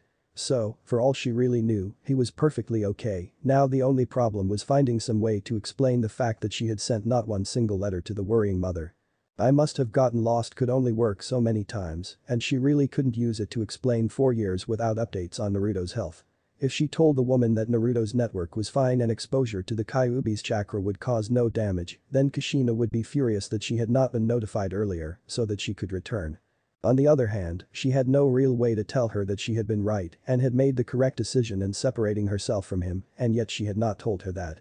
It would have no doubt helped Kushina a lot to know that she had done the right thing, and yet she had heard no word either way. There really was no winning for Tsunade at this point. No matter what she said, the fact remained that she had kept the worried mother in the dark for all these years. Hell hath no fury like a woman scorned. But she wasn't just a woman, no, Kushina was a mother, and Uzumaki mother, and one that she, Tsunade, had kept from her child. Maybe it was time for her to return to gambling her way across the elemental nations. It could buy her a few months at the very least, long enough to drop Shizune somewhere she'd be safe and find herself a nice little town to be buried in. Kushina would be out for blood. And again, would the woman leave her son again so soon after returning? She doubted it, and chances of him leaving when he was about to graduate from the academy were slim, so he couldn't join his mother in her hunt. She might survive a bit longer then, maybe even escape the Uzumaki woman's rage completely. She scoffed at her own thought, there was no escaping Uzumaki's wrath, it just didn't happen. And unfortunately, this was not a problem her beloved Sake could fix. Well, not that she had any left. The stores of the Senju clan were vast, but she had managed to completely empty them of everything alcoholic by herself in a mere 4 years. Had she not been the greatest medic in the world her liver would have failed 10 times over. "Oh, master, was there something you needed?" Tsunade hadn't even heard Shizune enter the house, how long had she been home? "No, just thinking." Shizune sent her master a curious look but otherwise left it at that.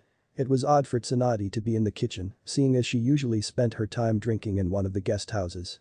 Actually, it was odd to simply see Tsunade not drinking, especially at this time of day. She should be at least 12.5 bottles in by now, and that was on slow days. "Hey Shizune." The silence was broken by Tsunade's voice as her apprentice looked up from her search of the fridge. "Yes, Tsunade-sama. Have you heard anything about Naruto recently?" Unseen to her, Shizune frowned. "You know, if you told me why you're looking for him I would know what things to listen for. You still haven't even told me why we came back to Konoha." Tsunade paused for a moment, contemplating it, before giving a sigh. "We moved here for him," she admitted. Her apprentice sent her an incredulous look. "We moved here for him? What on earth does that mean?" I know his mother, she asked me to come keep an eye on his health while she was away."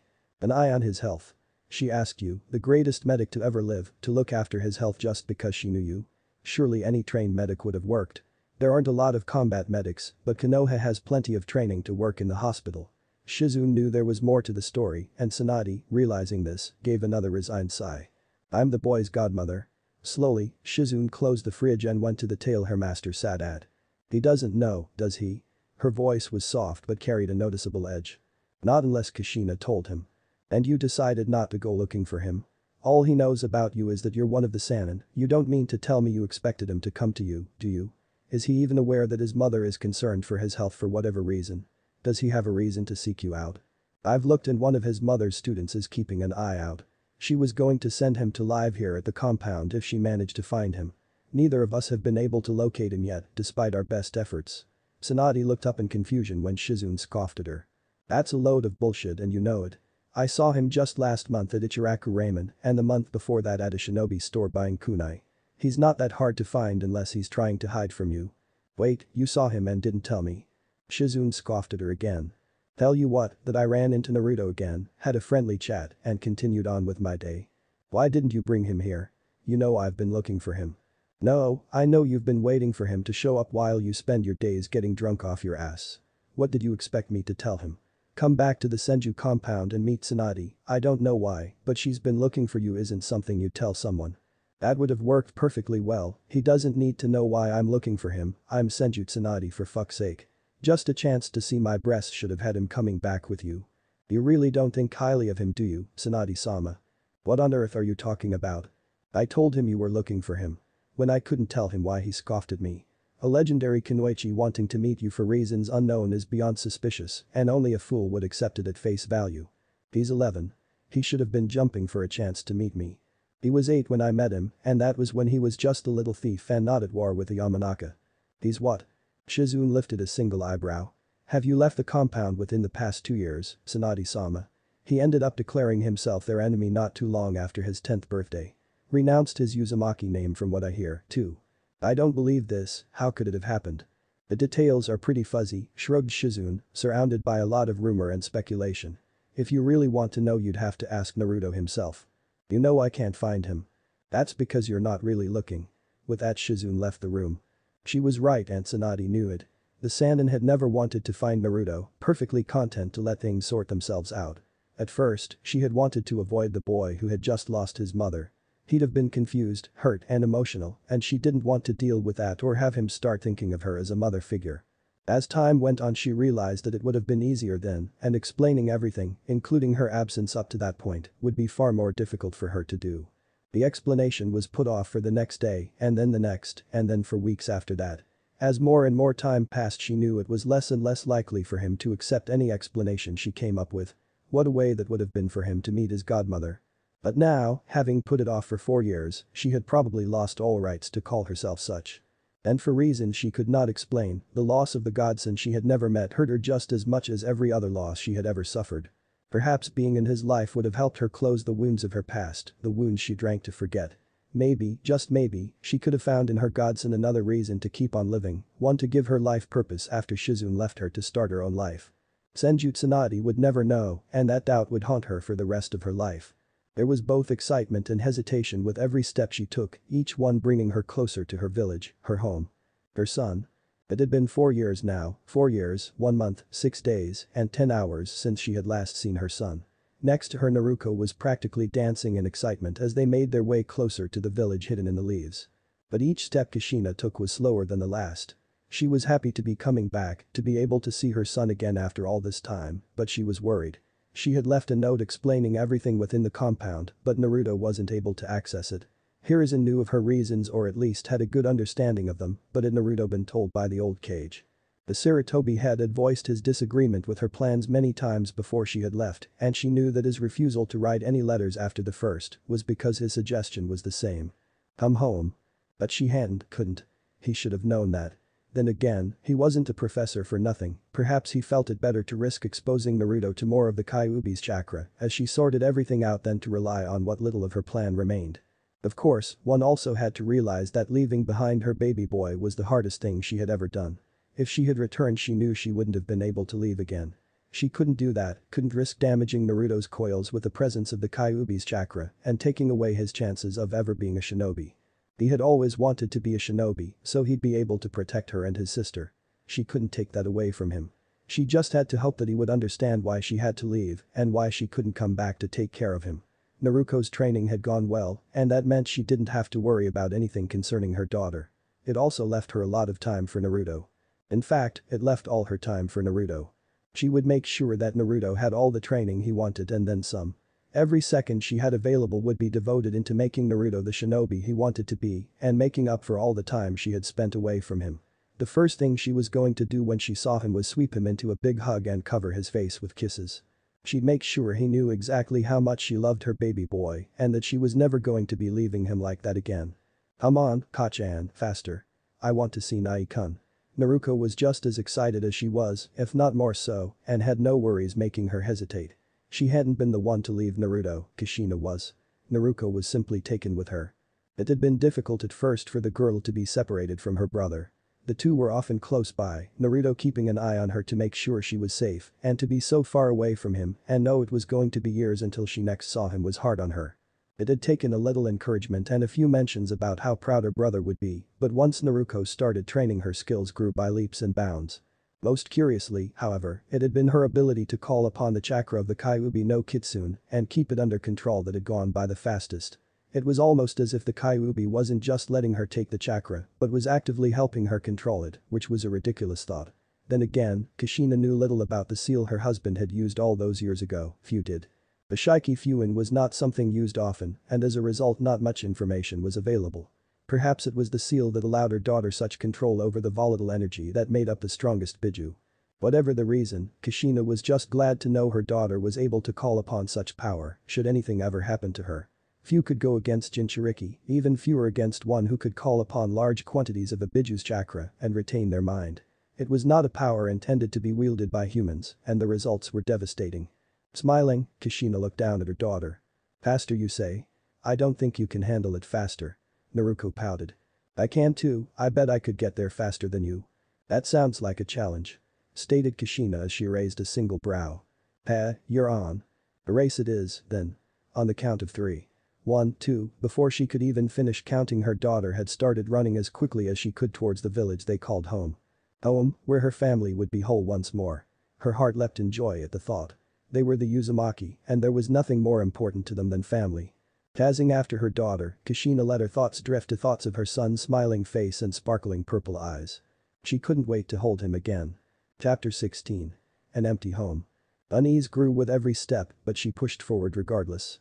She could hear whispers grow by the second, eyes on either side of the street locking onto her figure and tracking her movement as she made her way to the home she had not set foot in for 4 long years. It was a curious thing, this attention, and it immediately raised red flags within her mind. She had visited every major country and a handful of the minor ones without creating a tenth of the stir as her return to Konoha had. Hidden villages, both those who knew who she was and those who did not paid her little mind as she went about her business.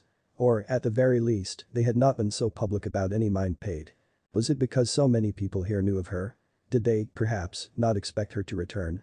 Just the thought of not coming back for her son sickened her, surely they hadn't assumed that she had meant to leave him here and live out the rest of her years outside the great walls of Konoha. Unfortunately, she couldn't say she'd be surprised if they had. There were few who had known of her plans to leave at all, and only 2 that had any idea as to why. It was, admittedly, far too easy to come to such an unsavory conclusion.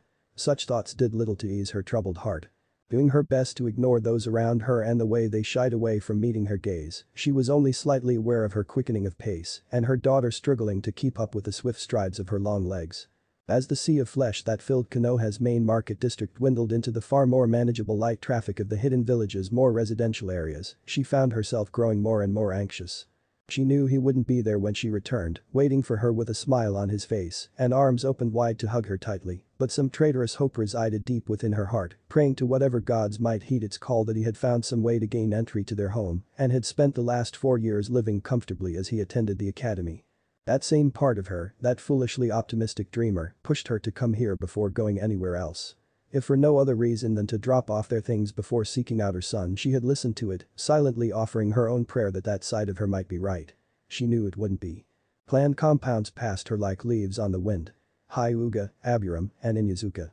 In no time she found herself before the white walls of the Uzumaki compound. Despite hearing that Naruto had been rather violently rejected by the compound security measures, there were no signs of anything having happened.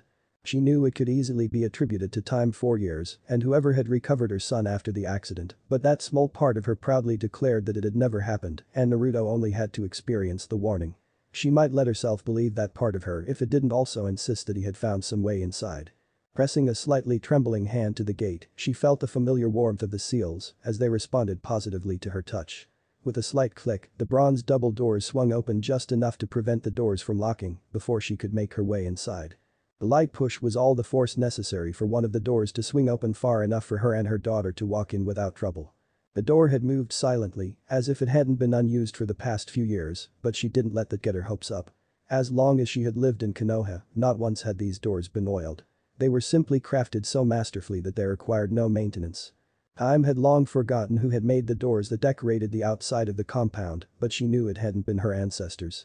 Perhaps it had been a gift from a group long since forgotten using techniques that would never again be known. There was no way to know. Closing the doors behind them, Kushina swiftly cut across the yard with quick strides. The grass came up to her navel which left Naruto's head to just barely keep above it. Covering the distance to the door in a matter of seconds, she froze momentarily on the threshold of her home. Did she dare confirm what she knew? Could she face what would be within, the lifeless emptiness that lay in wait? She took a deep breath and a quick look at her impatient daughter before turning the doorknob. But even though she had opened the plain brown door, her body would not move any further. It was only after an ungentle shove from Naruto and a graceless stumbling step that she actually found herself within the house she had always thought of as home. Aside from a light coating of dust, nothing was on the floor. Shelves and bookcases filled with pictures and curios remained exactly the way they had been years ago, completely untouched in her absence. There was none of the warmth she usually associated with a house present, replaced instead by a cold, indifferent building that couldn't care less about the troubles of the family it housed. Moving to the kitchen, she found the note she had written oh so long ago just where she had left it. Unopened, it mocked her from atop the dark wooden table. For a moment she wanted to blame things upon the innocent paper, but she knew that in the end it all fell down to her shoulders. She would have, however, felt better had she left the letter with someone so that even after the compound rejected him, he would know what was going on. Hindsight is 20/20, as they say. Leaving the kitchen she headed towards her own room, absently noting that the dishes from the last meal the three had as a family were still sitting in the sink unwashed. After 4 years, it might just be better to throw them out. Slipping through silent hallways, she found her room as neat and orderly as the day she left it. Anyone who knew her would be surprised until they realized the only reason it was clean was because she had taken all her things with her on the trip. Removing her scroll from her pouch, she tossed it on the bed, wondering if she should take the time to unpack now or wait until after she had located her son's whereabouts. She could always spend the day getting settled into her home and then look for him in the morning. It would be easy, she knew, to put it off, and she would also be able to visit the academy in search of him. They had about a week left, so the chances of him being there were high. But she couldn't do that, not after leaving him as she had. She needed to find him, to make sure he was okay and explain everything that her letter had not had the chance to. But there was still that desire to hesitate, to push it off until later. It would be difficult to face him after not just a massive mistake on her part, but for leaving without warning and breaking up that held most sacred by the Uzumaki. She knew it must have hurt him for her to have left without goodbye, but she also knew a goodbye would have hurt just as much, if not more, and she doubted she would have been able to go on with the trip if she had been forced to leave her crying son behind. He would not have let her go without a fight, of that she was certain, and he would have had to be held back at her departure to keep him from chasing after her. Even that, however, wouldn't have done much. He would have chased after her the first chance he got, even if it was months later, and he would never have found her. It was that fear that he might have tired following her and all the horrid fates that may have befallen him in such a quest that had given her the strength to disappear. He would have been tempted to try even if he didn't see her leave, but she knew her son well enough to know that he was unlikely to go through with it. Seeing someone go, knowing they were departing, made the trip seem easy. Finding out they had disappeared without a trace would have made him hesitate, would have made him think, and with his judgment not so clouded by emotion, he would have been able to see the foolishness of chasing after them. It should have bought her long enough for him to read her letter before his Uzumaki rashness kicked in and overrode his common sense. The letter, in turn, should have sent him to Kurenai, which would have ensured he did not run off and that he knew there were people to help him while his mother was gone. Her plan had worked, but only in half the sense it should have.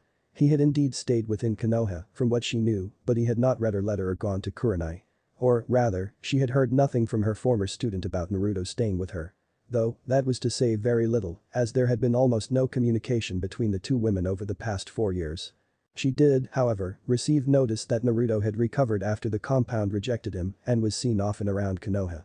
Kurenai had never said more than that. No news could have been a good thing, meaning nothing had gone wrong, but it could also be news bad enough for her not to be the bearer of. She would find out soon enough.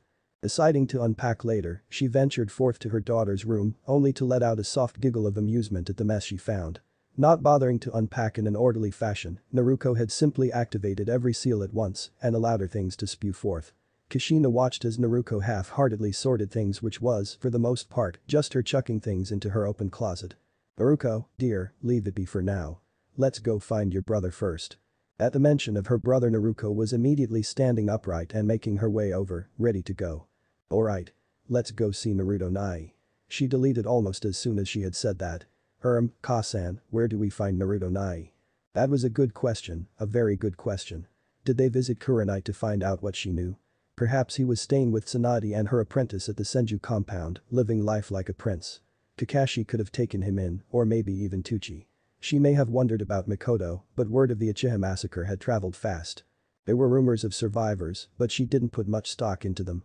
As the wife of the clan head and mother of the traitorous Itachi who had gone mad and slaughtered his family, her best friend was most certainly deceased. Hiruzen knew about most of the happenings in Konoha, so visiting him couldn't be a bad idea, but he was rather busy, and at the same time a visit to the academy could let her know where her son was staying and how he had been doing at school while she was gone. So what was the best way to proceed, what was the best option? "I don't know, my little sunflower, but we'll find him, I promise." And most importantly, where was her son? The creak of the wood was barely audible as it swung open to admit them. Much like the compound, nothing had changed in this office since the last time they had entered it. Unlike the compound, it remained warm and inviting, as if someone actually spent a good deal of their life within the walls.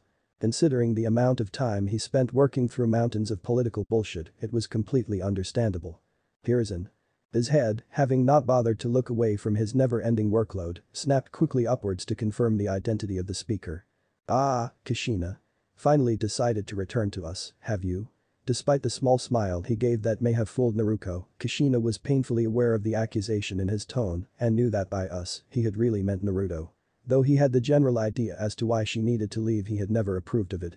There were plenty of days in which she wished she had heeded his advice. It was unfortunate that the past was so averse to change, else she may have had a chance to undo her mistakes. "Yep," answered Naruto on behalf of her mother, beaming brightly at the aged Cage. "We just got back, Gigi." Hiruzen's flinch when she affectionately called him old man was not missed by Kushina. He had always been like family to the Uzumaki household, which made his reaction quite odd. How many times had she herself called him Gigi? How many times before this had Naruto? Never before could she remember him flinching as if struck. She was willing to bet quite a lot that it had something to do with her son. "That's wonderful, Naruto-chan. Did you train hard while you were away?" The young girl nodded enthusiastically, practically bouncing in place. "I trained really hard, Gigi. Now I'm super strong," Naruto proclaimed. "Soon I'm going to take that hat from you." Giving a deep laugh, he shot her an amused smile. "You go right ahead, Naruto-chan, returning to retirement sounds lovely." Turning back to Kushina he continued. "Now, was there something I could help you with, or are you just here to visit an old man?" Kushina only hesitated a moment as the words caught in her throat. Even in her head they sounded bad, but to actually say them, to hear those words leave her lips. Still, she had to know, and there were few answers that came without asking. We were hoping to learn the whereabouts of my son." She cringed as her voice reached her ears. Her plans would have placed him at home, but those fell apart almost instantly. Who was it then who had looked after her son in her absence? If not her, who had it been to be there for her son when he needed someone? Kurenai would never have turned down Naruto, but her daughter's words near the beginning of the trip had her wondering if her former student and son really got along as well as she had always thought they did. Kurenai may not have turned him down, but had Naruto even gone to her? Of course, you wouldn't know his current living arrangements, would you?" Kushina flinched at the barb as Hiruzen shuffled through his desk looking for a scrap of blank paper. Pulling one out, he was quick to start scribbling down an address. Pausing, he looked into one of the corners. What was his apartment number? 116. 108, I believe. Answered a disembodied voice, no doubt a hidden Anbu guard. Hiruzen gave a nod. "Yes, that does sound right. Thank you, monkey." "Of course, Hokage-sama." Beckoning Kushina closer, he handed her the address. "He's been living here for, I want to say 3, maybe 3.5 years now. If he's not there." Hiruzen gave a weak shrug. "Then I really don't know where you might find him. Kakashi might know, though. As I understand it, he's been checking up on the boy pretty regularly." She was rather relieved to receive confirmation that someone had indeed been looking out for her little boy. She'd have to pay a visit to Kakashi later to thank him. Of course, she should have known that Kakashi would want to make sure Naruto was doing okay. Even if he was an Anbu captain, he would have found the time for Naruto, though whether or not her son spending time with a perverted veteran shinobi was a good thing was still undecided. Maybe she should have simply asked Kakashi to be the one to watch over Naruto officially while she was away. Originally she had been worried about impeding Kakashi's Anbu career by having him watch over her son, but perhaps things would have worked out fine. Of course, her fear of Naruto becoming a perverted mini Kakashi had nothing to do with her decision to choose Kurenai instead. Nope, nothing at all. "Thank you, Hiruzen. We'll have to have you over for dinner someday soon so we can all catch up. Now, if you'll excuse us, I need to see my son." That said, she quickly left the office, almost dragging a waving Naruto behind her in her haste. When the door had been closed and Hiruzen was sure they were a safe distance away, the professor let out a long breath. Kushina would not like what she was going to learn about her son's life over these past few years, but at least he wouldn't have to be the one to tell her about it. He pitied the poor soul upon whose shoulders such a task would fall on. An angry Kushina was not something he would wish upon his enemies. When one is trying to remain in the shadows, noise can be used to your advantage. When one is instead sitting in a classroom waiting to take the first true step into the world of shinobi, that same noise is rather irritating. All around him children chatted loudly with friends and neighbors, eager to finish the exam and earn their headbands. It was odd, he knew, to think of those the same age as himself as mere children, but compared to him that's all they were. No one here had taken a life, no one here had experienced firsthand the politics of the shinobi world or learned one of the countless dark secrets that had been hidden away within it. They were innocent, naive, and he couldn't help but wonder if it would be better for them not to graduate. There were exceptions, of course, there always were. Aburam Shino of the ever-logical Aburam clan no doubt had the correct mindset for this line of work. His parents and fellow clanmates had probably taught him the truth behind the glorified tales of the shinobi world long ago and spent every day since preparing him for it. Nara Shikamaru may have been lazy, but the heir of Konoha's shadow clan was highly intelligent. Even if he didn't have what it would take to thrive in the dangerous world he was entering, he would know what it was that he was lacking and be able to make up for it through careful planning and preparation. It was not hard to see that the boy would make a solid Chunin squad leader, and Naruto honestly doubted that Nara was aspiring for anything higher. If he did, however, a command position could very easily find its way into his future. The final exception was, without the slightest of doubts, the only uchiha within Konohagakure no Sado and quite likely all of Hai no Kuni. That alone said quite a bit about what the boy had gone through, and it took no more than a quick look at him to see that he was ready for whatever else the dark world of shinobi might throw at him next. He had yet to figure out if Uchiha Sasuke had any closer ties to Mikoto than being in the same clan, but he wasn't likely to find out anytime soon. All information regarding the nearly extinct clan had been locked away and Sasuke was not the chatty type. Convincing him to open up and speak of the clan he no longer had was just not going to happen. He'd just have to ask the next time he saw her. Of course, while there were exceptions there were also those who represented the epitome of ill-prepared. There were more than a few who stood out, but only one who put even them to shame, Haruno Sakura. She was worse than many others not just because she wasn't at all ready for the world she was so soon to be thrust into, but because she honestly believed that she was prepared to face the life of a kunoichi. That alone was insulting to anyone in this field of work. She was a bookworm with nothing but theory and good exam scores to fall back on. She had no practical skills and no real knowledge that mattered outside of Konoha's walls. She was going to get killed, and that was the nicest way of putting it. As a shinobi, she would just be killed out in the field, as a kunoichi there was a rather unpleasant separation between her defeat and her death. It was an unfortunate truth, one that she didn't have the faintest idea of. He could only offer his condolences for anyone she was teamed up with, chances of her dragging them down with her were high. Of course, should she end up on a team with him he'd be sure to straighten her out. He couldn't be working with such a liability now, could he? The thought of liabilities made him focus his attention on someone who he would have grouped in with Sakura without a second thought. Now, however, he didn't quite know what to think about Yamanaka Ino. One look at her could just about sum up the current state of the Yamanaka clan. Her hair, once long and well kept, was now thrown into a messy bun that did the simple job of keeping it out of a face that showed far more weariness than it did any sign of makeup. Her clothes, still purple, were crumpled as if she had pulled her outfit out from under a pile of clothes in the middle of the night, with her eyes closed. Her purple skirt had been replaced with thick purple pants, and he had a sneaking suspicion that with the financial state of the Yamanaka, she only owned 2 or 3 pairs of them.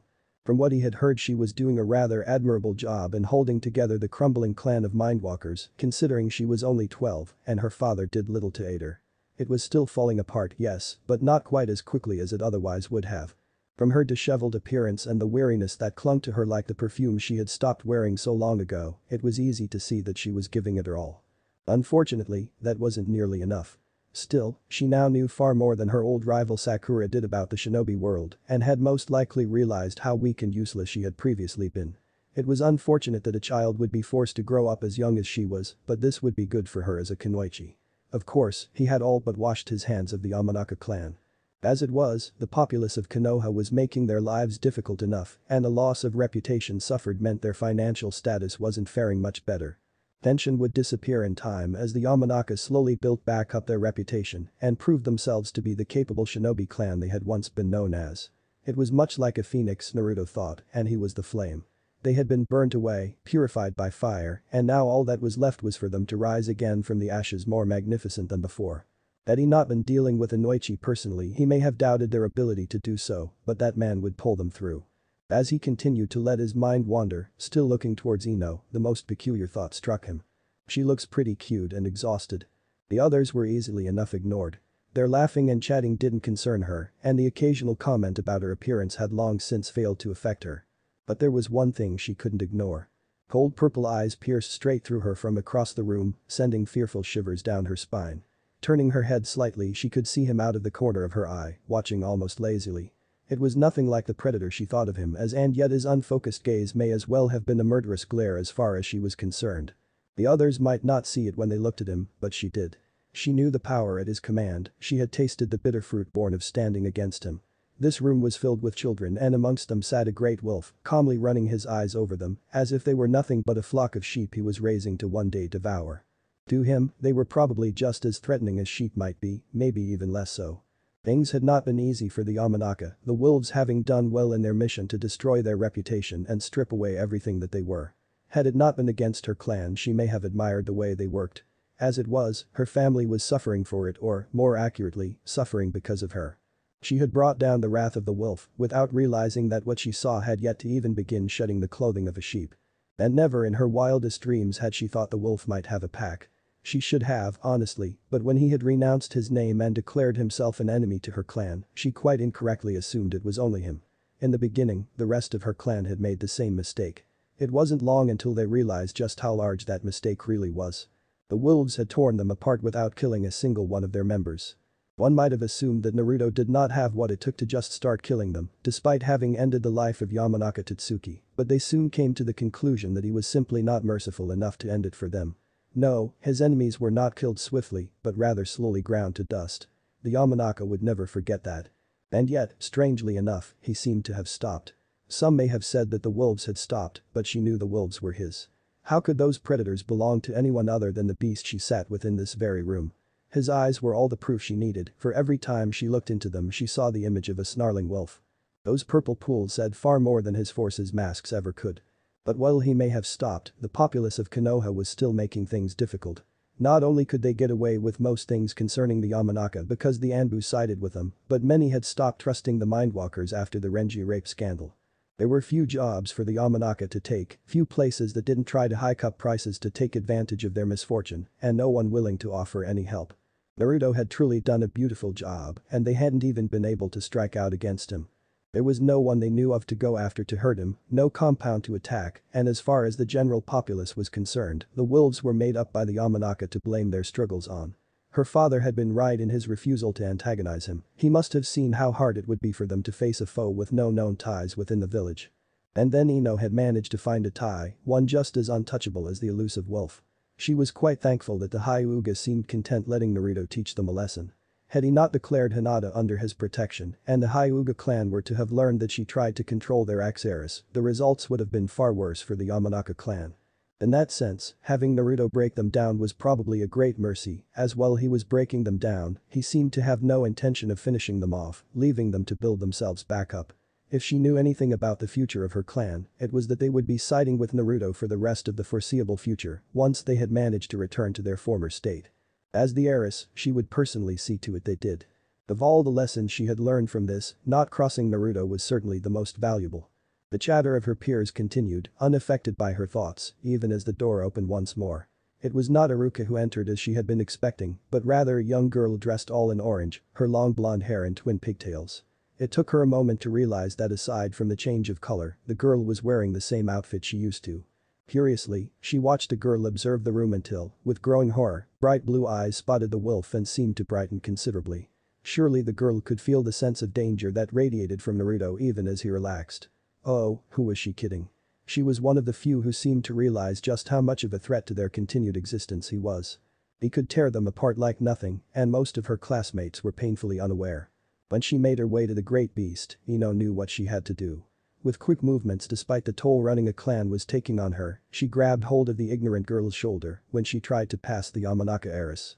As the girl turned to her, Ino was momentarily stunned by the resemblance she had to the wolf sitting in the corner. She knew of the Uzumaki, but it couldn't be, could it? The last time she tried to stop someone from visiting Naruto had ended poorly, but if this girl really was in Uzumaki, then the last thing they needed was for her to aggravate the wolf. All the clans knew that Uzumaki Kushina and her daughter left the village 4 years ago, leaving behind Naruto. Ino knew that were she in his shoes then she wouldn't be too open to the idea of them just coming up to her like nothing had happened.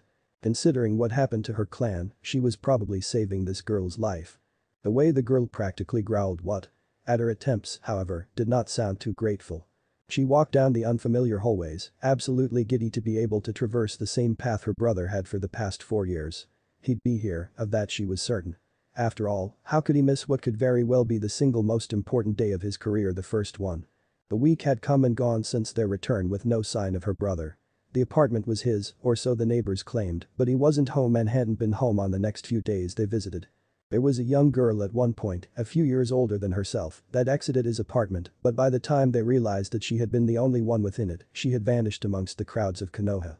Takashi had been little help when they asked, saying that if they couldn't find him at his apartment, then he could be just about anywhere in Konoha.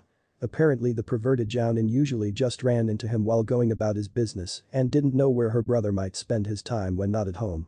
He had, however, suggested the academy or the practice fields around it. She had a feeling he was lying about only running into her brother by chance, but they still gave his suggestion a shot. She had no luck in the fields, and her mother had no luck speaking with his teacher. From what she understood from the Uzumaki matriarch's mutterings, it had something to do with not being able to disclose personal information about students. Naruto thought that odd, considering it was his mother asking. They had sought out Kurenai, her mother's former student, but the woman, much like Kakashi, only knew of his apartment. She had mentioned something about Naruto being rather private and independent, meaning she wasn't needed much before claiming she had urgent errands to run and slipping away. It was suspicious, but Naruto had always made the Jounin uneasy, so Naruto accepted that she could be telling the truth but didn't like talking about it. Strange, yes, but not really out of character for the woman she knew. When they weren't let into the Senju compound to speak with Tsunade, her mother had started to believe they were keeping her son from her, but speaking to Kato Shizune, Tsunade's apprentice, revealed that he wasn't there and that Tsunade had probably locked herself in the compound after drinking too much again. Apparently it happened pretty regularly. Her mother might have been distressed enough to buy it, but Naruto had a feeling something else was going on and no one wanted to be the one to have to tell them. It was not a pleasant feeling when it was about a brother's well-being. But that would all be put to rest today. There was no way Naruto wouldn't be here today and she needed to take the test anyway. She'd find her brother, give him a great big hug, tell him all about the trip and then bring him home. She couldn't wait to see the look on his face when he saw her, he was going to be so happy. Reaching the classroom in which all the hopeful graduates were, she didn't hesitate to open the door and immediately begin her search for her brother. With the chaos in the room, she brought little attention to herself. Blue eyes trailed over excited students until she found her target sitting in the back corner. His red hair was unmistakable, but she noted with a slight frown that his eyes did not move to her upon her entry. Rather, they gazed lazily as a disheveled though undoubtedly attractive young woman. Was that who her brother was interested in? She didn't look like all that much when it came to being a kunoichi, but perhaps appearances were deceiving. Then again, one didn't have to be a capable kunoichi to attract the attention of a teenage boy, good looks worked just as well, if not better. Shaking her head of the thought, she eagerly made her way to sit by her brother, happy to be able to see him after all these years. She had only made it to the young woman he had been looking at when a hand rested upon her shoulder, halting her movement. Turning to look at the girl who had her brother's attention, she let out a frustrated growl at having her reunion interrupted. What? The blonde seemed slightly surprised by something, but she couldn't figure out what it might be. It only took a second for her to recover from her slight shock. Don't. It was simple, deceptively so. That one word could mean a great deal in this situation, a great deal that Naruto wasn't liking. And why not? Obviously this girl was trying to stop her from going to her brother and she had no idea why. Did she think she was going to steal her boyfriend? Well, she was right. He was her brother before he was any girl's boyfriend. If she wanted to steal away his attention then it was her right as his sister to do so. You have no idea who that is. Naruto nearly laughed. She knew exactly who that was, it was why she was trying to get to him. What, your boyfriend? He's my brother, I'll talk to him if I want to. The girl shook in honest terror at the thought of being in a relationship with her brother. Naruto would have been insulted had the fear in her eyes not been so real. She wasn't disgusted by Naruto, she was absolutely terrified. That would warrant some investigation later, what could have possibly made this girl so afraid of her kind older brother? Whatever Naruto you knew, he's gone. She pointed towards Naruto who was watching the pair warily, having no doubt recognized his sister. The joy he should have felt at seeing her after all these years was absent, his face cold and expressionless as purple eyes seemed to judge her very existence. He might look the same, but you don't know what he's capable of. Sneering, Naruto ripped away her shoulder. Gee, whatever. You don't know Naikon like I do. Naruto couldn't see the way Amethyst Pools narrowed at her statement, but the girl certainly did. She backed off then, not because of what Naruto had said, but rather because she realized that what had been said obviously displeased the wolf in the corner. With nothing left to stand in her way she started walking again, only to be interrupted before her second step could fall. Alright everybody, sit down. It's time to start the graduation exam. Imi no Iruka had entered the classroom. With a groan, Naruto sat down in the nearest available seat. It looked like she'd have to wait just a bit longer to spend some time with her brother. It was odd for him to realize that he had all but forgotten the family that left him here, hidden amongst the leaves. He was reminded of them from time to time, but never did he find himself thinking of them, too busy with the wolves and his shinobi training. Hiruzen had called it a training trip once, but he really hadn't thought hard on that. It had been a trip, and at the end of each trip, the return. He had completely overlooked that simple fact. He had not expected to see them again. The wolves had reported their return a week ago, but even then he didn't consider the possibilities of running into them. He really didn't know what to feel about them at this point. His sons had left him, but in that darkness he had found himself purpose and identity. Did he really want to flood his world with their light when he had found comfort amongst the shadows? More importantly, could he bring himself to let them return to his life? They had left him without so much as a goodbye and stayed away for 4 years without a single letter. Would the pain they would bring be worth letting them back in? It would be easier to never deal with them, to carry on as he had in their absence, to pretend they were still gone on their trip. And then his sister entered the room. He would not be able to avoid them longer than he had, it would seem. Or rather, not much longer. A week spent at headquarters had given him time to think, but he still didn't know what he wanted to do. Avoiding the problem until absolutely necessary was a rather attractive option. Of course, if he could manage long enough, he could become a Chunin and not have to worry about it quite so much. As a Chunin, he'd have complete control over what missions he went on and who he did them with. Sure, Kushina was a kunoichi, a comrade, and so was his sister, her headband tied proudly over her forehead, but just because they were comrades didn't mean he had to work with them. It would be better for everyone if they could all just carry on as if complete strangers. Picking his own headband off the desk, he tied it around his neck. He had contemplated putting it around his arm as Shikamaru had done, but ultimately decided that he may as well protect a rather large weak spot with it. Iruka re-entered the room at that moment, having done a final confirmation for team formations. They had been decided previously based on those believed capable of passing, but any variances would need to be addressed. Settle down, settle down. The chatter of fresh genin quickly quieted, paying rapt attention to discover who they would be working with for the foreseeable future. Knowing their attention would disappear as quickly as he had gained it, Iruka quickly began listing team formations. And then we have Team 7 under Hada Kakashi, which will be formed by Uchiha Sasuke, Haruno Sakura, and Uzumaki Naruto. Team 8 will be Hyuga Hinata, Aburame Shino, and Inyazuka Kiba, under the guidance of Yuhi Kurenai. Team 9 is still going strong, so Team 10 is made up of Nara Shikamaru, Akimichi Chouji, and Yamanaka Ino, and will be led by Sarutobi Asuma. Iruka flipped through his papers one last time before addressing the teams. All teams are to report to the designated training field of their number in 1 hour to meet with their jounin instructors. Don't be late. Slowly, Naruto raised his hand. And of myself, sensei. Yes, I have that right here. Due to the number of graduates, Iruka shot a quick glance to Naruto that was seen by a handful of the students. We do not have enough fresh genin to form another team. Because of this, you are being placed in the active reserves to await an opening in a team or for priority placing during the next graduation, whichever comes first. It was hard to miss the way his body clenched in anger at the news. Purple eyes glared accusingly at everyone in the room, as if they were personally holding him back from starting his shinobi career in earnest. Giving a slight cough, Iruka continued. I have your paperwork here and the official recognition of your current status. I'd recommend going to the shinobi registration office as soon as possible to get everything sorted. The chances are slim, but new Chunin may recruit you for lower level missions to gain experience leading. The sooner you get everything taken care of, the higher your chances. Giving a low growl, Naruto stood and made his way to his instructor of 4 years, ignoring the mutterings that started as he passed. He grabbed the papers offered to him, his hands shaking in rage, and made for the nearby door. 4 years, 4 fucking years, and now he was being told he'd have to wait longer just because his sister decided to return for a team. It was bullshit, complete and utter bullshit. A mirthless chuckle nearly escaped his lips. It made sense, in a twisted sort of way. As long as he could remember, his sister had always been extremely fortunate. He couldn't remember her ever wanting for something or having to work towards her desires. If Uzumaki luck was real, then he suspected that she stole him in the womb. It could certainly explain the last 4 years. Hurrying down a single flight of stairs and through the hallways, he usually didn't bother with. He knew he needed to find a vacant training ground and work off some steam. After that, he'd need to inform Sai and Mai. The 3 of them had been expecting him to be spending most of his time with a team, but it suddenly looked like he had a lot of spare time on his hands. His plans, however, took a slight detour as he opened the front door of the school. Standing there in standard jounin attire, her long red hair moving in the slight breeze, Uzumaki Kushina was waiting. As soon as she saw him her eyes widened in surprised delight, a large smile stretching over her lips. Still angered about not getting a team, he said the first thing that came to mind, his voice as ice and his tongue as swift and deadly as a serpent. "You're about 4 years late, aren't you?" Her pained flinch was oddly satisfying.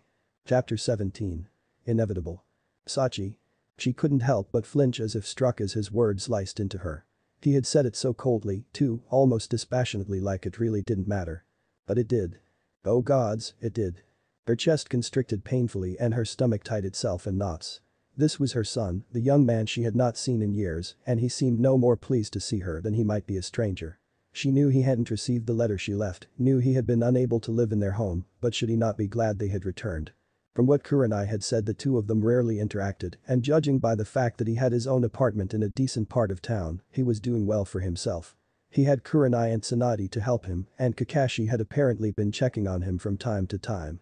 So, with those three able to give him everything but a mother's love, unless Kurenai, Tsunade, or Tsunade's apprentice, had somehow managed to provide it, why was it her son was staring at her with such uncaring eyes?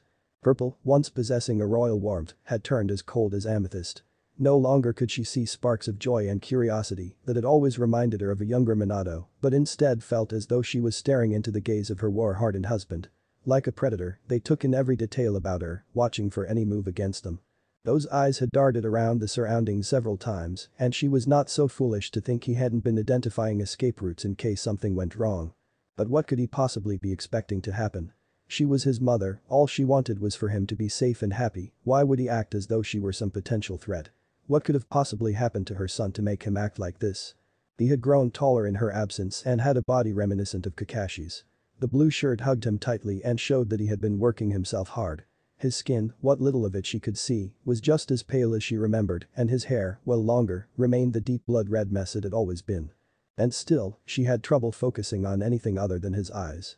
She knew her leaving would have hurt him, he had always thought the world of his family, but she had hoped that those in Konoha would have been able to keep him happy, would have been able to maintain that brilliant warmth her son always had. What stood before her was more like a statue than the shy boy who took every chance he got to hug his mother and sister. Though they had been reserved for them and even then quite rare, his smiles were brighter than the sun and never failed to warm her heart. His lips remained in a relaxed frown, unmoving as those haunting purple eyes watched and waited for her to respond. How many nights had she dreamed of their happy reunion? In every image there had been emotion overflowing, and yet this meeting was nothing like that. She had hoped for him to come running to her, wrapping his arms around her waist in the biggest hug he had ever given. She had wanted to see happy tears and the smile that brightened her world. She needed to see the love in his eyes. But she knew that might not be the case. She had prepared herself as much as she could for tears, to see the look of betrayal on his face, to see the pain she had caused him by breaking a promise and stealing away his family. But still, she had expected that pain to have been caused by the love he held for them. Anger she could have dealt with, that white-hot fury that may have consumed him upon seeing the one who had walked out of his life and left him relying on the generosity of family friends. She wouldn't have minded if he had launched himself at her in an attack, she would have sparred with him until his fury had run its course, and then, when he was almost too tired to stand, she would have pulled him into her arms and told him it would all be okay now. She'd have told him that she was back and would never leave him again. And the anger in his eyes would have shown how much he had loved them. The amethyst gaze that bored deep into her soul held no love. And it broke her heart. She wasted no time scurrying after him, practically leaping over her desk and out of the classroom. She was not oblivious to the looks shot to her, but despite the way the instructor had accused her of stealing her brother's spot, the looks were not that of contempt. If anything, they seemed to be pitying her. Was it because they knew she was his sister, or had it something to do with the fear the blonde had shown earlier? Ignoring it for now, she scampered down the halls in hopes of catching her brother. It was obvious he was upset that he didn't get a team after 4 years of hard work, but he didn't know that was a good thing. Now that she had a team, her mother could focus all her attention onto her brother. The only way to do that while furthering his shinobi career was, of course, an apprenticeship. She could only imagine how far he would go being the apprentice of Uzumaki Kushina. He would no doubt advance rapidly and would probably reach Jounin within a scant few years. Now if only he had been a couple years older than her, then he quite possibly could have been her Jounin instructor. He'd be loads better than that lazy pervert Kakashi. Of course, just because he wasn't her instructor didn't mean she couldn't go on missions with him once she reached Chunin. She'd just have to work hard to ensure she could achieve the rank necessary to join him. Maybe if she was fortunate she could become a Chunin before he was a Jounin and join her mother and brother for missions. There was nothing like a family outing you were getting paid for, especially if they got to rescue a princess. She couldn't wait to be thanked by being invited to some royal ball. Sure, she had visited the palaces of several daimyo, but those places were stiff and boring. She wanted to go to a palace filled with life and cheer and spend the night dancing as the honored guest of the princess. She gave a small giggle at the thought. It would be so much fun, having the rest of her family there would only make it better. Not bothering with the steps, she jumped down them and continued on. Her brother hadn't been that far ahead of her when he left, and unless he had abandoned his brisk walk to run, she should be catching up with him soon. And soon was right. Not 2 moments later she came to the front entrance of the academy to see her brother standing in the doorway. Over his shoulder she could see her mother in the schoolyard, smiling at the sight of her son. A smile found itself on Naruto's face. If there was anyone who could cheer him up it would be their mother. Besides, who better to tell him that she wanted to take him on as an apprentice? Deep within her she could feel her prisoner stir, as if they felt her close proximity to her brother, and she was aware of the heat around the seal. It wasn't a painful heat, but rather a comforting, relaxing heat that felt quite good in the high no kuni autumn. Soon she'd be able to hold up her end of the bargain, and then she'd never have to worry about being overpowered by an opponent. Who lived these days who could possibly stand against the full might of the Kyuubi no Kitsune? She could have sworn the fox within her was pleased by her thoughts. Turning her attention back to her family, the smile of both she and her mother fell at her brother's words. "You're about 4 years late, aren't you?" Her mother flinched at the words, but Naruto flinched at the tone. Never had she heard her brother speak like that to anyone.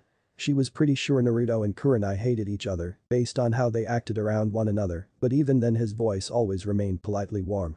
This biting cold should not have left her brother's lips. He was too bright, too warm, to be the source of such frigid words. He was like a sun, so where was the brightness they all knew and loved? Having stepped forward while speaking, Naruto was able to slip out from behind her brother. Not knowing what she should do, she moved to the side to watch. Her mother seemed to struggle with words as she gazed sadly at her firstborn, pain evident in her eyes. Her brother, on the other hand, seemed unconcerned. Only briefly did anger flash in those beautiful purple eyes, but it was gone just as quick, replaced by calm, focused eyes that took in everything around him. She could have sworn he had peered at her from the corner of his eyes for a split second, but she couldn't be sure. Then Naruto-kun. Finally managed Kushina. The words came out choked, as if she might start sobbing at any moment. Naruto wasn't sure if it was due to his lack of reaction past those biting words, or because seeing him reminded her that she had left him behind and was just now seeing how much he had grown in the 4 years she was away. Perhaps it was a bit of both. In response to his name, Naruto gave a slight incline to his head. Uzumaki-sama. It was easy to see that referring to her in such a formal manner hurt far more than his accusatory first sentence. Something between a strangled gasp and a sob emerged from her mother's lips. "Naruto-kun, Sachi." She spread her arms slightly, as if inviting him to embrace her. Rage flashed again in his eyes before he pushed it down with a deep breath. "I am no son of yours, Uzumaki." It came hissed from behind clenched teeth as he struggled to maintain control of himself, but it still carried clearly to his mother's ears. Naruto could see as her mother's heart shattered, eyes wide with horrified disbelief. Tears streamed down her face as she desperately tried and failed to speak or breathe. Legs, unable to carry the heavy heart, collapsed under the weight of her sorrow as Kushina fell to her knees. "No. No, no, no, no." Her mother shook her head in denial as she buried her face into her hands. Naruto winced in sympathy. She knew this was one of her mother's deepest fears, the nightmare that haunted her during the trip. And now it was all coming true. Running to her side, Naruto was quick to drop to her knees and wrap her arms around her mother in a comforting hug. As if she were a lifeline, her mother's own arms encircled her, dragging her close as she cried into her daughter's clothes. Peering up from her distraught mother, Naruto's blue eyes met the purple of her brother. There was no sympathy shown on his face, no pity, but neither was there disgust or hatred. There was nothing but cold indifference once again settling over his features. It was as though he was gazing down at a pair of strangers, a mere passerby that had stopped to see why 2 women were collapsed on the floor. And a moment later, he turned to leave. "Nai-kun," she shouted after him. He paused momentarily and looked back at her from over his shoulder. Not one further word left his lips as he continued on. Naruto felt her own heart tremble. Hadn't he loved her, hadn't he said that he'd protect her and look out for her? Why then did he turn his back on her now? The traitorous part of her mind responded, a vile whisper that hissed into her soul and cut more deeply than her brother's indifference. "Because it was you who turned your back on him." She tightened her embrace on her crying mother and allowed her own tears to join the mix. And so, collapsed within the academy schoolyard, Konoha's Uzumaki clan wept. A single witness, perched atop the academy building, observed their sorrow. He was not moved. He supposed they should be rather grateful that Naruto had not reacted in a more heated manner, for if he had Kakashi was sure his own anger would have gotten the better of him. Naruto may have managed to form himself a new life without them, one he was quite adverse to surrendering, but Kakashi's life was the same. He may have been okay with Kushina, his sensei could have chosen far worse than the energetic Reed swordswoman, but Naruto was the legacy of the man who had become like a father to him. To know he had suffered was bad enough, for it to be at the hands of the woman who birthed him, the woman the Yondaime had entrusted his children to, infuriated the copy ninja beyond reason. And then she just showed up and expected things to fall into place. Negative. Of course, if Naruto was willing to work with her, so be it. He was, after all, the one who had been hurt by this.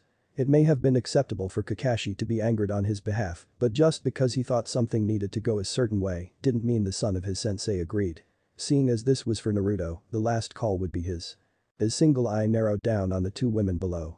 What right did they have to cry? Not only did they cry, but they cried together. They had left Naruto to fend for himself, knowingly or not, and just because he had stepped in to keep an eye on the boy didn't change the fact that Kushina hadn't even come to him to see if he'd be able to take care of his sensei's son. He hadn't even known she was leaving until he had heard rumor of Naruto being locked out of the clan compound. Even if he hadn't been locked out of the compound, Naruto would have needed someone for at least the first few months to get him ready to live on his own. Kurenai was a competent kunoichi and a fine woman, but her past wouldn't have made it easy for her.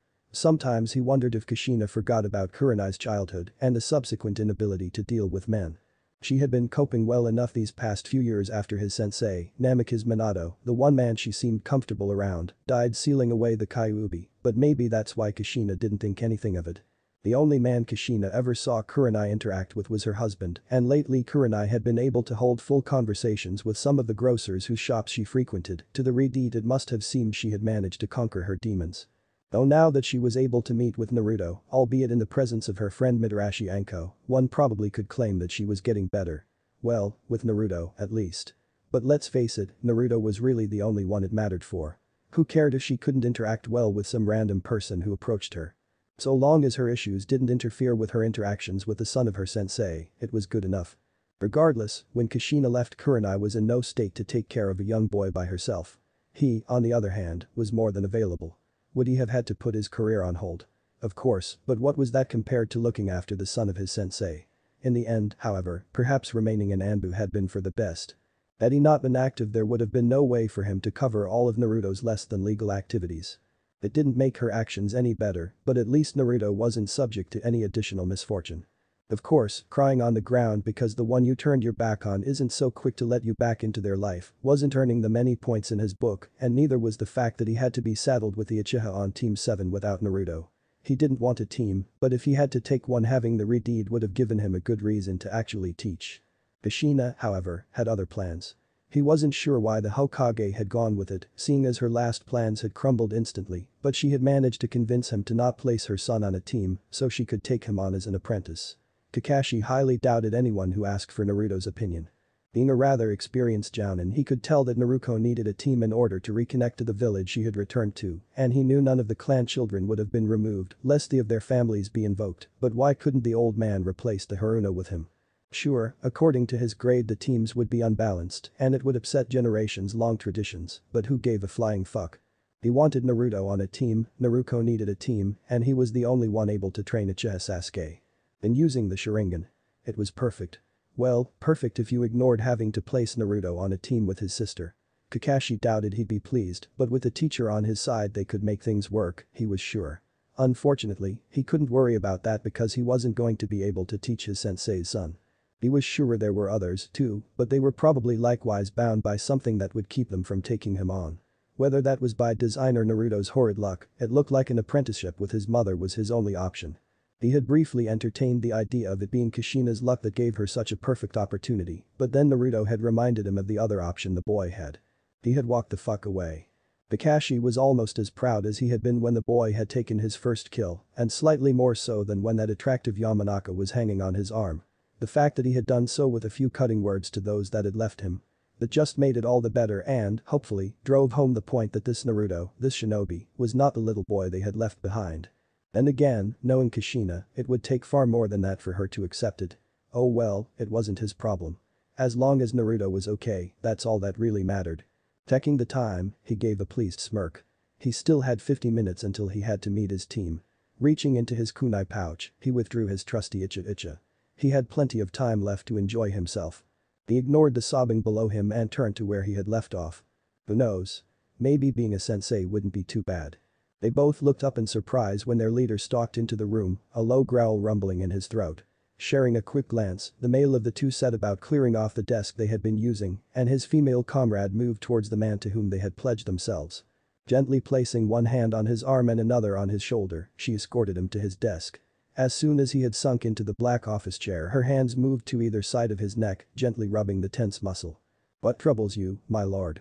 The words were whispered softly into his ear as she continued her ministrations, and he visibly relaxed under the combination of her practiced hands and familiar voice. The moment or two longer was spent enjoying the simple pleasure her hands brought him, but his voice, coming out as an unfamiliar frigid tone, eventually reached her ears as he spoke softly. The rage he was attempting to restrain was obvious, but it brought her great satisfaction to see that she was able to aid him with her tender touch. "Our plans must change." The growl of displeasure faded quickly into one of approval as one of the knots was worked out of his shoulder. "If I may ask, my liege, what happened?" Purple eyes opened to recognize his second favorite subordinate standing before his desk, arms held behind his back, but in an overall rather relaxed posture.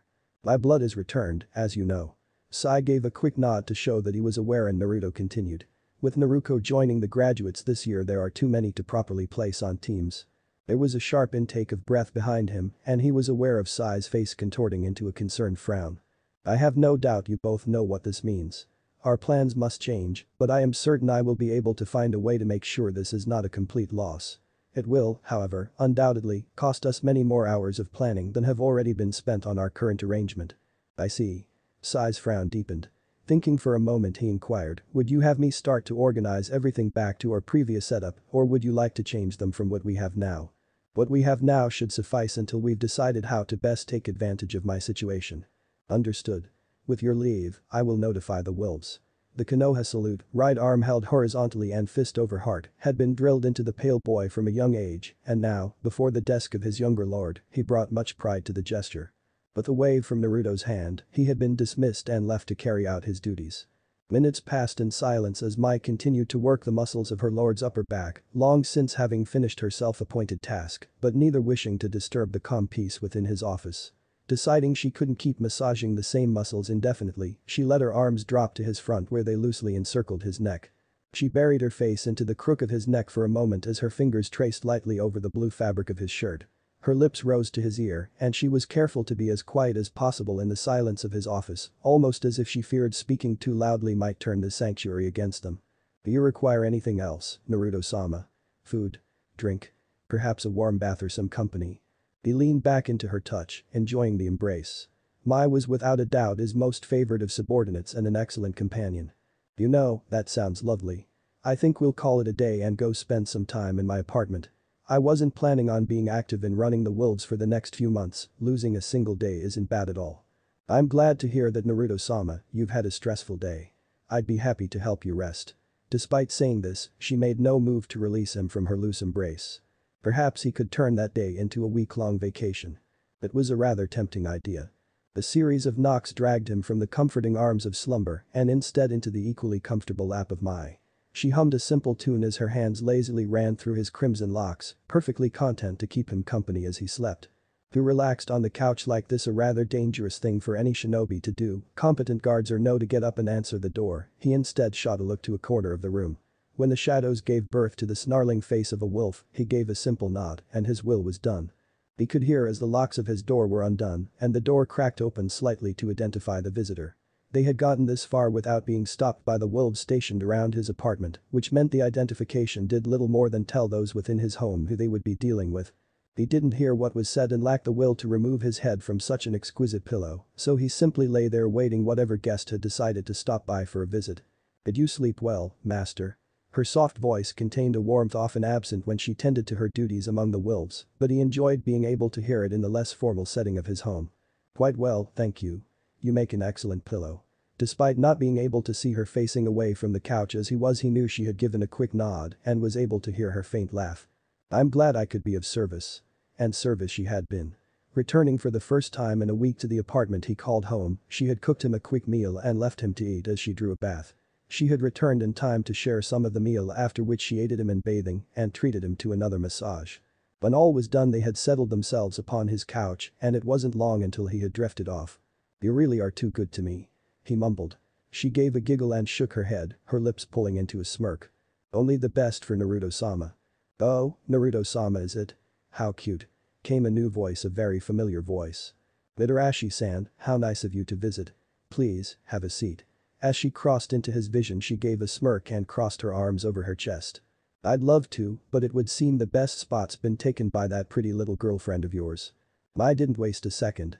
"You're more than welcome to it, Mitarashi-sama, so long as Naruto-sama doesn't mind me getting up."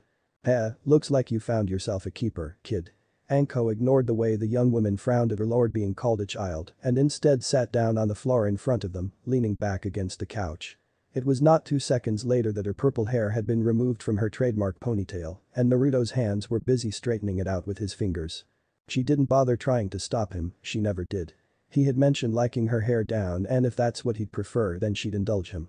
Not only had he freed her of the burden she had carried for a good portion of her life, but at moments like this, he almost seemed like the child he should have been. There were few precious moments where he was like this, there was no good reason to ruin it. After a few minutes of him running his fingers through her hair much like Mai was doing with his, Anko decided to speak up. "So, I heard what happened with the teams." Only Mai could see her master raise a brow at that. "Did you?" "News certainly travels quickly. As quickly as the Chunin can run, usually," she grinned. "They spread news like wildfire." "Interesting." Anko gave a nod. "Quiet. Now, as I was saying, I heard about you not being placed on a team. I think it's crap, you managed to draw me into an ambush that you had set up. After all, Anko still wasn't sure what had managed to get him on the good side of these wolves, but it must have been big. How else would one explain not only their help capturing her and opposing the Yamanaka so staunchly, but the fact that they were sparing guards to ensure his safety. But I think we could have some fun with it." "Oh? What kind of fun?" "Well, despite the fact that T&I is always busy, it's usually pretty slow for us interrogators. As such, we tend to get a lot of time off. Seeing as you are now a shinobi, I wouldn't be too opposed to requesting some help on missions from our active reserve lists." Despite the fact that they couldn't see it, both Naruto and Mai knew she was grinning. His head still comfortably resting on Man's lap, Naruto gave a shrug. "Sounds good, I wouldn't mind a mission every now and then until I manage to get a team."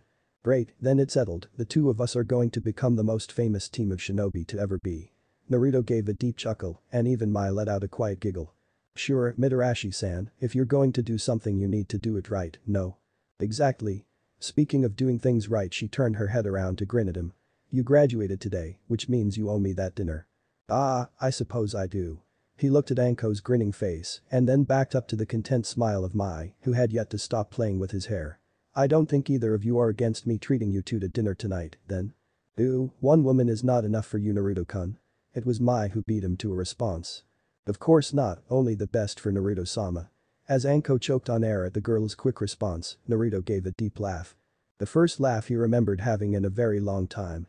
While her lord made his amusement known, a tender smile touched Mai's lips. It was far too rare for him to seem so happy.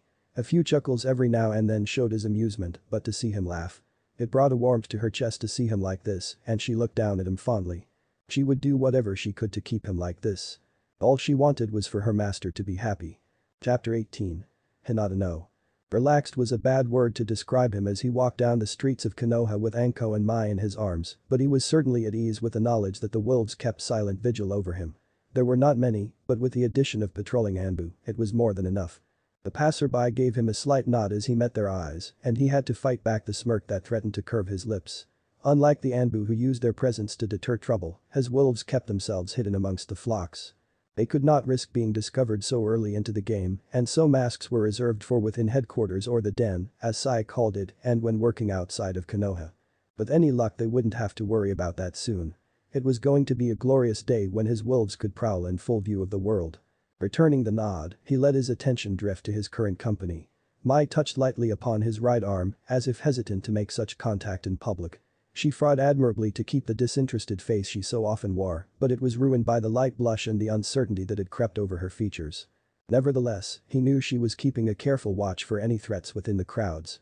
She always carried a few knives on her, and he had no doubt that anything she felt hostile would find two of them buried into it without a second thought. Anko, on the other hand, and at that, the other arm seemed completely comfortable being seen on his arm. Perhaps she had grown used to the states or the slight looks of disgust, or maybe she just didn't care what others thought, but she walked calmly by his side, quite likely more interested in where they would go for dinner than any rumors that might spread. He did not know for certain if she carried any weapons on her, but considering her reputation it was safe to assume she did. He tried not to think about her apparel or how few places it provided to hide any sort of weapon. The last thing he needed to do was provide her with more ways to tease him. A slight breeze rolled past them, carrying with it the smell of autumn, and he briefly wondered if he should have brought his cloak with him. He had left both of his gifts at home tonight, the cloak and Rim's tooth, but had a kunai holster on each leg in case something should happen. Looking down at his regular attire of blue shirt and black pants, it briefly crossed his mind that he probably should have worn something other than his shinobi outfit. Too late to change it now. He mused. And it wasn't as if he was the least well-dressed amongst the group either. Anko's curious choice of attire was far more suited to bar hopping within the red light district than going out for a nice dinner. Of course, no one would point out something like that to Mitarashi Anko, and there were few who would want to. She had an excellent body, one she worked hard for, and she was happy to show it. And he, like many others, enjoyed looking at it. He would deny it if she asked him, just to spare himself the teasing, but he had a feeling that she was well aware. In fact, she seemed almost pleased whenever she caught him looking at her. If there was one thing he knew about the woman it was that she loved attention. It didn't matter who she got it from either, just so long as they kept their hands to themselves. He was more than willing to be one of those who gave her the attention she so sought. And it was now, giving her that attention, that he missed the blue eyes watching as he escorted the two women on his arms down the busy streets of Kanahagakure. Perhaps it was best that he did not see them. He was in a good mood, after all, it would have been a shame to ruin it. It was there and gone in an instant, but there was no way she could have missed it. Brushing over her senses, she could feel his presence as it ghosted away, like the fleeting touch of a lover you would never see again. But she would see him again, no matter what it took. How her body trembled at that brief instant, oh how it ached when he slipped away again. He was there, so close, and yet she could do nothing. So blinding was that glimpse of the sun that now the darkness around her had multiplied 100-fold. The warmth he brought was taken as soon as she could recognize it, stolen away by fate's cruel mistress. She could beg, she could plead, but here within this prison he could not hear her, could not see that she needed him again. 2 long years had passed, the most miserable years of her life, dreaming about returning to him once more. 2 years plagued by fears and nightmares that he may never take her back. And now, so close to her escape, salvation was once again denied. She wanted to scream, she wanted to cry, she wanted to lash out against all that had separated them, but above all, she wanted him. With every second of the last few years she had come closer and closer to being reunited, and now, with every second, he moved farther and farther away. Move, go after him.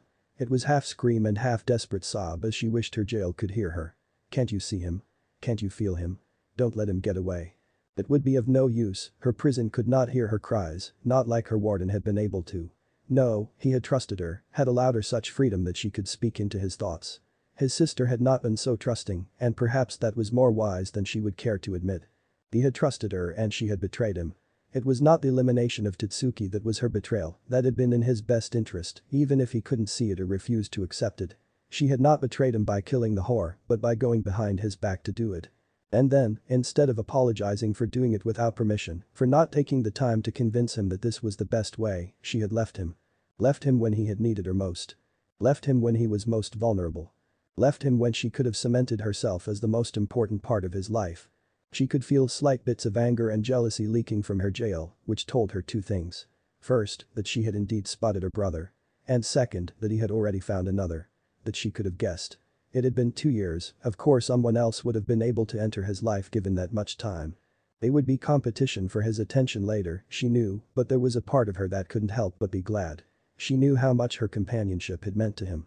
It may have not been in the same manner as the Yamanaka that was often with him, but she was well aware how much the knowledge that he had a constant companion had helped him get through each day. And then she had not just left him, but she had left those words with him. Those horrid words. Though, if he had found someone new, there was a good chance those words haunted her more than they did him. He seemed to have been able to find companionship despite them, but it very well could be those words that damned her from ever being close to him again. Because she knew, despite those biting words. It was she who was not worthy of him.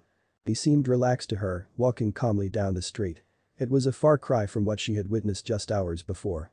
Gone was the anger, that frozen fury barely restrained behind clenched teeth. She had a feeling that most of his ease came from the 2 walking with him. slight jealousy briefly flashed in her heart. He was her brother, why was it these two were able to spend time with him when she couldn't? It should have been her walking beside him, should have been her who had caused his anger to dissipate. Instead, she was simply another body within the crowd, watching as her brother slipped further and further away. Moving through the crowd as best she could, she struggled to keep him in sight. Unlike her, he seemed to have no trouble navigating the massive bodies despite the companion on each arm. Both women were older than him, the one on his left more obviously so, and yet they hung off her brother like trollops. The eldest of the group was clothed only in a small skirt and an open coat over fishnet, as if her brother had just pulled her out of one of the many bars or clubs found in the red light district. There was a pleased grin splitting her face and no sign of shame despite her actions. It was easy enough to see her brother look over to her every few moments, no doubt ensnared by the older woman's appearance. Naruto would put money down that the whore was trying to seduce her poor brother for some nefarious purpose. The second woman didn't seem so bad, however, being only a few years older than her brother and acting in a far more reserved manner. Her hands rested on his arm gently, establishing just enough contact to show people who she was walking with and to allow her to be guided along as they traversed the roads of Konoha. When Naruto could see the woman's face she could see the slight embarrassment, but at what she couldn't tell. The older woman, however, was a pretty good guess. Was this reserved one a friend? Perhaps she was the sister of a friend or even someone who had become lost, but Naruto liked her a lot more than she did the other. Even if she happened to be her brother's girlfriend, Naruto had to grudgingly admit that he could have chosen worse, at least she wasn't the other woman. One would not be wrong to say that Naruto really didn't like the purple-haired woman hanging off her brother. With any luck the woman would lose interest and leave her brother in the company of his dark-haired companion. At least then she'd have a better chance of moving into the group to speak with her brother or catching him alone. Of course, if they could both just bugger off right now, that would be preferable. The sooner she could talk to him the sooner she could get her answer, and she wanted answers. She needed to ask about the blonde from the academy, the Yamanaka who had stopped her, and figure out why she was so scared of him. She had to know why he seemed so cold and distant, she wanted to hear what he had been up to over the past few years. What had he done? Who had he stayed with? Why didn't he want to talk to his mother or sister? That probably bothered her the most. They had been so close just 4 years ago, but now he acted as if he had never met them. Had they been gone so long that he saw them as strangers to his life? Was it because he had somehow forgotten them? No, that wasn't possible. There was no way her brother could ever forget them, he had loved them both far too much for that to ever be the case. There had to be something else then, something she was missing. And she would get to the bottom of it. With every bit of news his prince seemed only greater in his eyes. He was beyond giddy to learn that Naruto had his first kill 4 years ago and found himself surprised when he tore through his closest known friend 2 years after that. Hearing that someone had become an enemy of his godson had his blood boiling, but to know the clan had been brought to its knees without violence even pleased him to no end. The picture, in all its perfection, had become far too outdated 6 years after it had been masterfully created. A new portrait had taken its place, showing the exact same image only aged. There was a hardness in those brilliant purple eyes and a sharpness that sent shivers down his spine. Lips remained in a dispassionate frown, as if it were distasteful for his image to be confined in a mere picture frame. His features were sharper now, having grown from the young boy into a young man, and brought with it a sense of nobility that far outshone the princely image he had previously.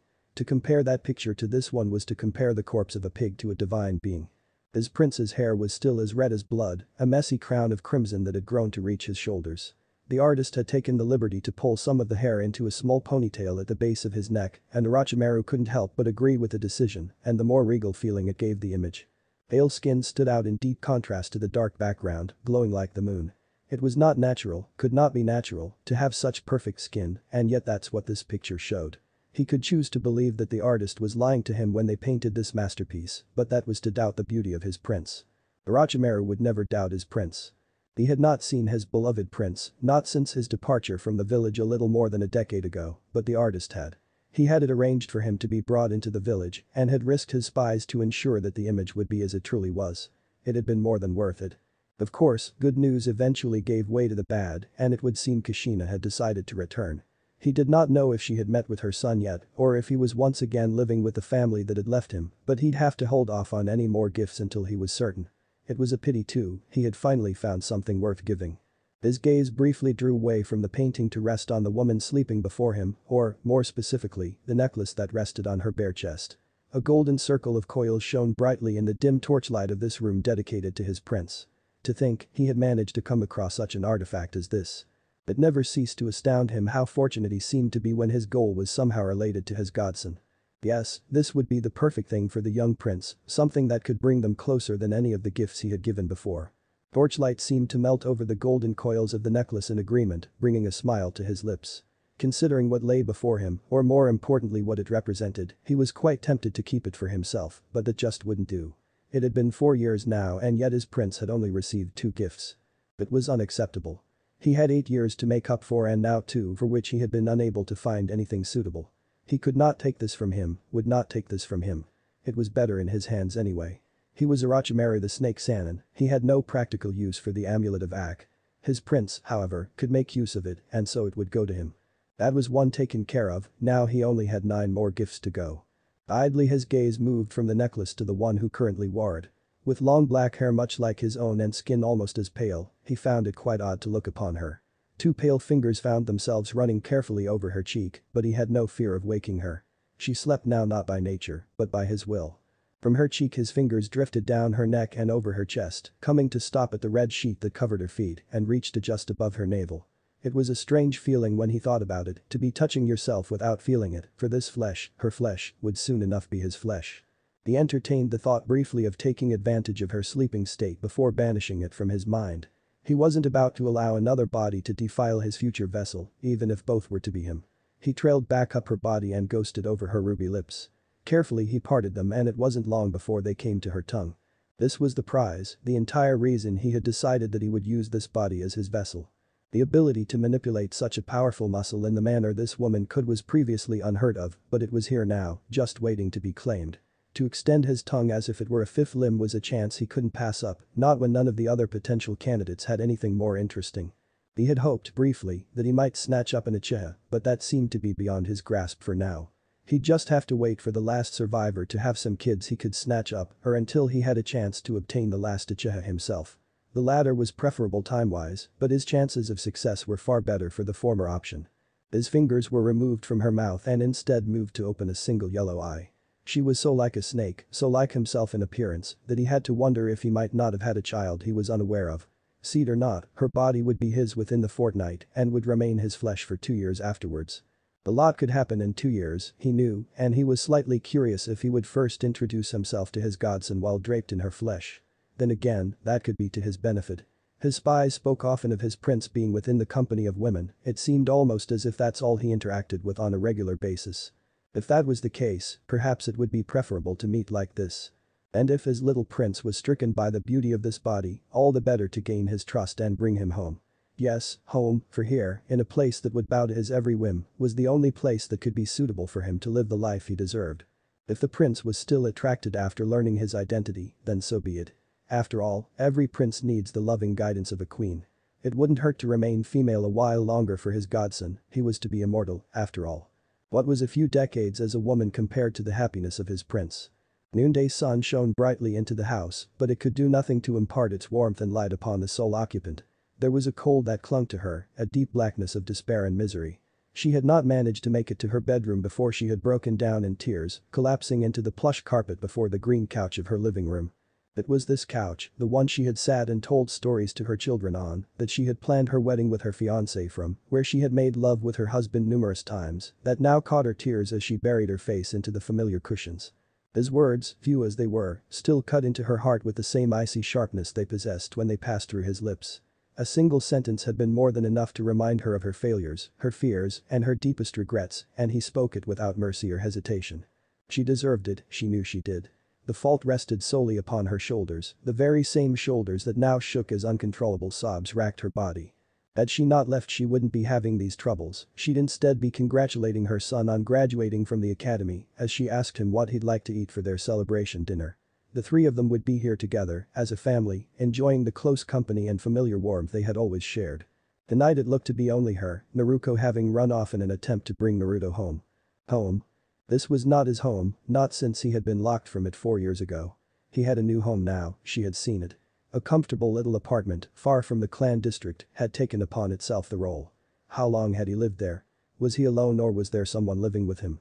There had been a young woman with long black hair that exited his apartment, had she been a roommate of sorts to lower the cost? Perhaps she was a friend he had made in their absence or an elder sister figure. Until she found Naruto, these questions and many, many more would remain unanswered, and it was tearing her apart. She needed to know what had happened while she was away, what he had gone through. Otherwise she'd never be able to make things up to him. The thought of not making things up, not setting things right, was horrifying. Not just because she had wronged her son, but because she would never be able to repair the relationship that seemed to have shattered in her absence.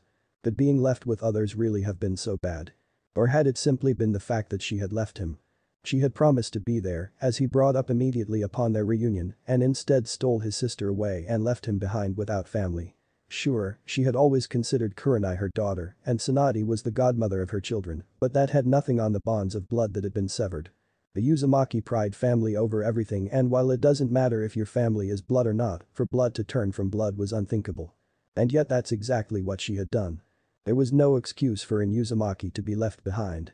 Even if remaining would bring death to them, yourself, and all your people, it was believed that it was better to die with family than to live knowing you had turned your back on them. She had not been able to bring herself to do so. Worried for his health and future, scared for her baby, she had left him behind.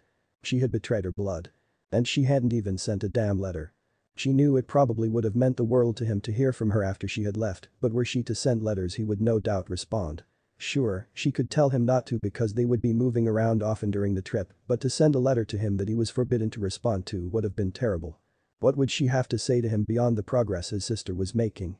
She could ask questions about his life, but he would be unable to answer.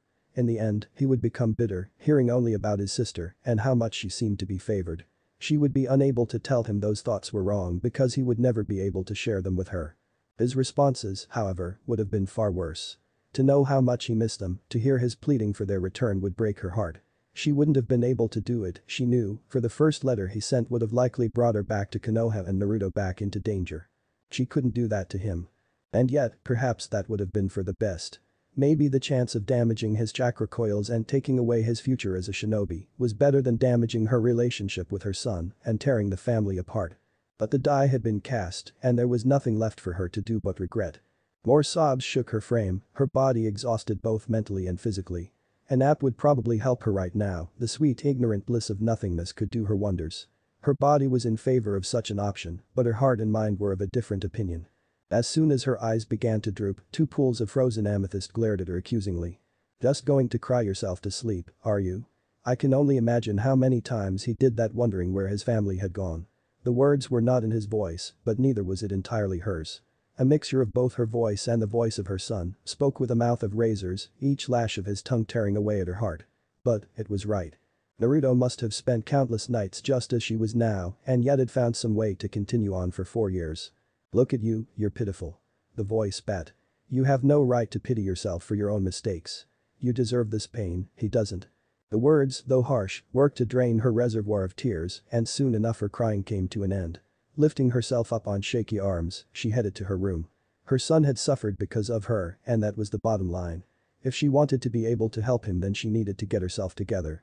The shower she took stretched far longer than it should have, and she broke down twice under the steaming water, but knowing that her son was depending on her to set things right, managed to stop her tears both times. By the time she left her room dressed in sweatpants and a loose robe, the sun had begun burning deep orange across the darkening sky. As she sat at her kitchen table, a warm mug of tea in her hands, and watched the sun vanish behind the horizon, she came to the simple understanding that would be able to drive her forward. Tomorrow is a new day, another chance for me to make things right. It brought a comforting warmth to think that, to realize that there was still hope yet to be had. And if I can't make them right tomorrow, then I'll try the next day and every day after that until I have. It was a far more relaxed Kushina that retired to bed that evening, one who slipped instantly into dreams of a full, happy family. The soft smile that stretched her lips for the entirety of the night was beautiful. But there was no one for her to share it with. It was still odd for her to know that she always had at least one person following her at all times. She was well aware that the Hyuga guards around the compound would see her during patrols, but that was different. The Hyuga members simply saw her as they did quick scans of the grounds. Her shadows, however, were always present, always watching her and ensuring her safety. It was a miracle they had not been caught by the guards yet. Pain had mentioned that it was because they were just that good, but his smartest comment was quickly dismissed after Katomi explained that they were aided by seals. It wouldn't survive intense scrutiny, but it would suffice to allow them to escape the brief gaze of the Hyuga guards. And really, that's all they needed. So long as people didn't know they were there, they didn't look, and so long as they didn't look, they wouldn't be found. It worked well enough. For now, at least.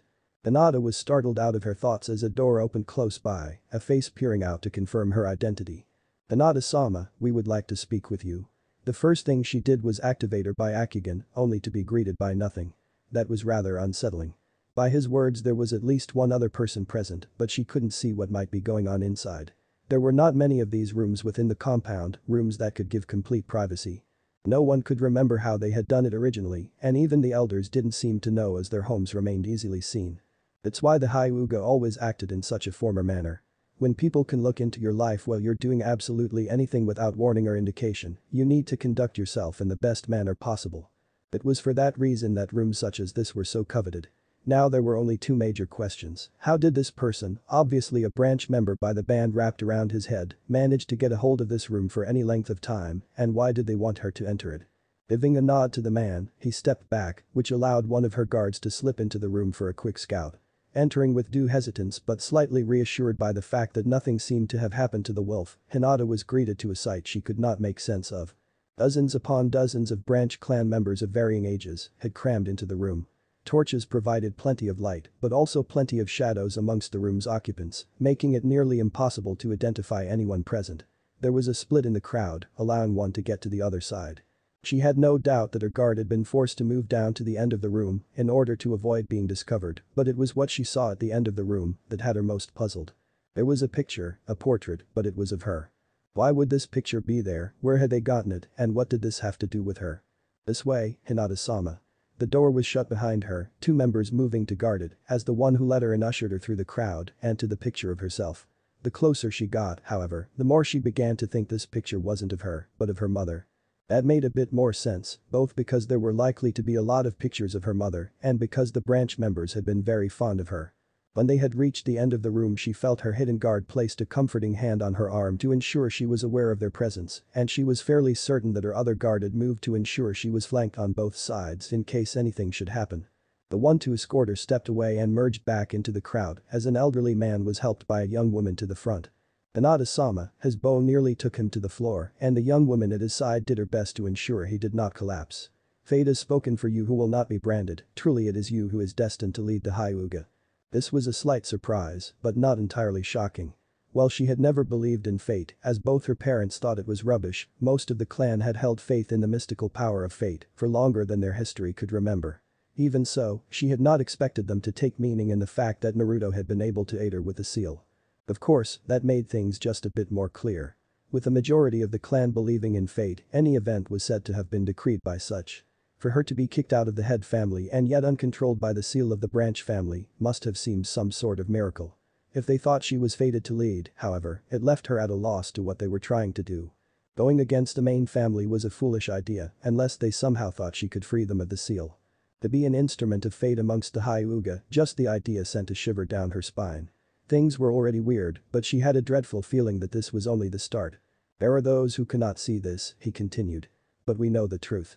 Falling to his knees, much to the dismay of the woman who had been helping him stand, he prostrated himself at her feet.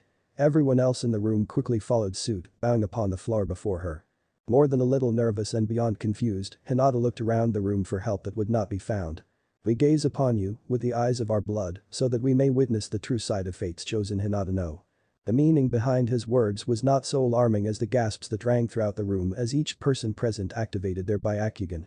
She could pray that the gasp might not mean what she thought it did, but she knew her guards had been discovered. Perhaps the three of them would be fortunate enough to make it outside the room before people could get to their feet. Almost as one, chakra was pulsed, dispelling the jinjutsu that had allowed her wolves to sneak into the room with her. Even as the illusion upon them melted off, her guards moved to stand before her, hands touching upon their tanto. It was the elderly man who ended up deciding the reaction of the room to these intruders. "Behold," he proclaimed. "Our goddess is protected by wolves." Taking a long look at her before sharing a look between themselves, the two wolves turned to face her and dropped to one knee. Still completely out of her element, Hinata gazed around helplessly. She could really use some of Naruto's guidance right about now. Unfortunately, Naruto wasn't here. Chapter 19. Started so well. Pen against paper scratched through the room, each stroke leaving dark paths of ink. His eyes followed the path almost absent-mindedly, a vain attempt to ignore the presence in his office. The meeting was in an hour, if he could just avoid this for an hour he might not have to deal with it. Of course, that was a foolish dream, and they both knew it. How did it go? His voice interrupted the song of his pen as he continued to work, not once turning to look at his guest. He didn't need to turn his chair around to know Kakashi lounged in the windowsill, casting him looks of disappointment. It would seem things hadn't gone as smoothly as he had hoped they might. Oh, you know, no real point in testing them when I can't fail them. The voice was rather bored as it answered, but both knew that hadn't been the question. He didn't respond well, I take it. He had been afraid of that. It was a risk, he knew, especially when he had little information, but it was one he was sincerely hoping would pay off for all those involved. He should have expected things to go wrong, everything he did went sour when it came to the young man. He responded very well, actually. Hiruzen could hear the turning of a page, no doubt the work of his old student. Or, he did in my opinion. Cut her down immediately. An alarm, the age cage spun around to look at the student of the yondaime. He cut her down, the man only shrugged in response. Verbally, anyway. It was pretty satisfying, though I wouldn't have minded a bit of bloodshed. Hiruzen released a relieved sigh. The last thing he wanted to hear was that Naruto had gotten into a fight with his mother, especially one that ended in death. So he didn't like the idea of being apprenticed to her. I thought he'd like not having teammates so that he could go about things at his own pace. Who knows? Kakashi shrugged again. She never got the chance to bring it up. Really? It was obvious from that alone that he was not too keen on interacting with his former family. Kushina should have at least had the chance to tell him of the proposed apprenticeship. He could only imagine how pissed the young man would be at the moment, thinking that he was purely on the reserves. He'd have to find a different arrangement, the talent Naruto had couldn't be wasted waiting around for an opening in a team. Maybe he could find someone else to apprentice him under, or at least a mentor who could take him on missions every so often. Hell, paying a Chunin team to take him on missions wasn't a bad idea either, and Naruto never had to know he was behind it. Naruto would benefit, he would have been able to help the boy, and the village would have yet another skilled shinobi in its ranks. Everybody would win. Well, everyone saved Kushina, but she could, at the very least, be comforted by the fact that he was doing well for himself. He had to hold back a snort at that one. Kushina would never look at it that way, only that he had refused to work with her. Then again, he hadn't refused as it was never offered. He had to at least give the two of them a chance. If the boy said no, so be it, but at least he had the option. He'd probably need to be the one to bring it up, though. Kushina hadn't been given the chance to mention it, but he knew Naruto would let him talk for the sole reason that he was the Hokage. If he were to have Kushina present when he called for Naruto, he would also be able to see how the two of them interacted after 4 years apart. That alone could show this to have been a bad idea and allow him to better decide how to deal with Naruto's seamlessness. He wanted Naruto and Kushina to work together in order to repair their relationship, of course, but he wasn't going to force something like that if it only served to make things worse. Before anything else, he was Hokage. It was his duty to make sure Konoha and her occupants remained safe. If it meant not trying to restore the bond between mother and child so that he might have two ninja ready to serve, so be it. Hell, even one able and willing to serve and protect was better than having them both too caught up in their own problems to aid the village they swore themselves to. Really? Kakashi's voice broke him out of his musings. He's a swift one, you know. He wasted no time in cutting her down with his words. I thought it was pretty well done, but that might just be because he knew her well enough to know what to say. He gave yet another shrug. Then again, I'm pretty biased myself, so maybe it wasn't so great. I see, and how did he seem to feel about not being placed on a standard team? Well, he seemed pretty pissed even before seeing Kushina, but I have to admit there was only a brief moment for me to look. Oh? Kushina was right outside the doors waiting, so once he stepped out he saw her. Naruto wasn't far behind him though, so I think it's safe to assume he stormed out and she gave chance. Damn. Hiruzen gave a sigh. I was hoping this was a chance to start fixing things. There was silence for a few moments, neither man having much more to say. Kakashi? Yes, Hokage-sama. I know you said quickly, but he did tell her about what happened, didn't he? Sandaime questioned. Nope, not a word. Kakashi paused. Well, now that I think about it, I suppose he hinted at one event, but I'm not sure that was even intentional. Which event? He told her he wasn't her son. It's true, in a way. Hiruzen shook his head sadly. Why did those with Uzumaki blood always cause such problems for those around them? And with two of them having problems with each other, this could very easily become a nightmare. Worse still was that Kushina hadn't the slightest idea what had happened in her absence. Someone would eventually have to tell her, or she would somehow piece it together, but neither option was good for anybody. If no one told her, she'd be angry with everyone, but he wouldn't wish the task of telling her on his enemies. He could, however, wish that that task wouldn't fall to him. What are the chances of Naruto accepting an apprenticeship? With Kushina? Yes, with Kushina. Kakashi rubbed his chin and thought for a moment before shrugging. Probably about the same as him accepting one with a yondaime. Yondaime is dead, Kakashi, as you well know. That was kind of the point, Hokage-sama. He'd been sighing a lot, he realized as he let out another long breath. Not for the first time he wished he had been the one to perform the sealing of the Kyuubi no Kitsune all those years ago. This was beginning to be too much for him these days. If he was fortunate he'd be able to enjoy a few years of a second retirement, but at this rate harder lung disease seemed far more likely. With his current luck, he'd still be caged as he lay on his deathbed.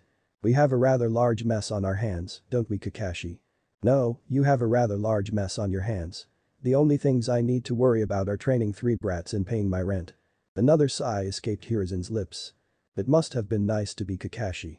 She skipped down the halls, eager to retreat into her personal chambers, and paid no mind to the way her cloak trailed behind her and exposed what little clothing she wore underneath. A pair of black shorts hugged her lower body, reminiscent of the pants she had been in when she arrived here in AIM, and her chest was covered in no more than a bra. Around the outskirts of the village it might be nice and cool, but Makoto found that here in the center it was quite hot. That heat and the constant moisture made for a rather unpleasant combination. Some of the others might have been unfazed by the muggy atmosphere, or, at least, not shown if they were, but she was of the opinion that the Jashinist had the right idea going shirtless. Naturally, she ignored the fact that he always went shirtless, mostly because he went through them so damn fast. And it wasn't as if anyone could tell what was under her cloak normally anyway. For all they knew, Pain could be standing there in the buff and be getting a raging boner every time he called himself a god. That man had some serious problems. And again, most of them did. One did not become an S-class shinobi without accumulating a few issues. Luckily, she could not yet call herself S-class and wasn't aware of any problems she might have. Of course, one must then wonder if any of the S-class shinobi knew they had issues or if they thought themselves perfectly normal. Now that was a scary thought. Shaking it from her head, she continued to skip her to her room. She would much rather have walked, both because it was the proper thing to do and would have ensured no one could get a glimpse of her shirtlessness, but with another meeting having let out and everyone currently behind her, she couldn't be behaving in any manner that might seem out of character. Fortunately, she knew for a fact that they were all behind her, or, at the very least, not before her, which meant the most they would see would be a little extra leg. They could use that in whatever little fantasies played out in their heads. She had seen the looks, naturally, and she couldn't blame them.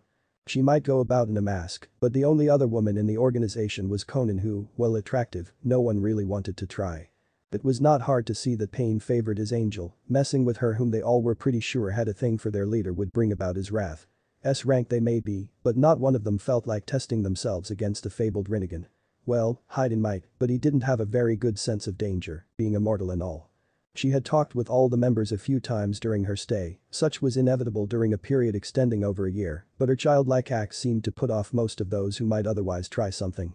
Deidara seemed to think it cute, Kisame seemed to care little past the fact that she was female, and, much to her own disgust, Itachi appeared to be interested. She knew he had no idea who she really was, but that didn't do anything to make her feel better about it. Hopefully that interest would pass in time because she really didn't want to have to deal with her son trying to get with her or risk blowing her cover trying to prevent it. Maybe she could convince Setsu to pretend they were in a relationship. No, that was a terrible idea. But she could probably pay Kakuzu. Part of her argued that she couldn't hide forever. Another part reminded her that she managed to run away for over a decade. She hadn't had an angry Uzumaki mother after her the last time, though, in fact, there hadn't been anyone after her at all. It would be nice to go back to those carefree days of drinking and gambling. Shizune, however, probably appreciated not having to live such a lifestyle anymore. She may have been young, but she really wasn't the type to enjoy living on the run. Bursts of excitement. Of course, but a never-ending chase during which you have to care for an inebriated Sannin. No, she was probably rather relieved that the two of them had stopped. Of course, now she seemed pretty restless. Poor girl. Poor girl. At least she doesn't have Uzumaki Kushina after blood. Well, she didn't either, but Tsunade wasn't confident that it would last long. Sooner or later Kushina would learn everything and she had no doubt that she would rise to the top of the woman's shit list. Lucky her. She had no real right to be feeling self-pity, having brought this upon herself, but it was nice to distract herself from the crushing guilt by focusing solely upon the problems and ignoring the fact that she was the cause. Unfortunately, that did little to solve her problems.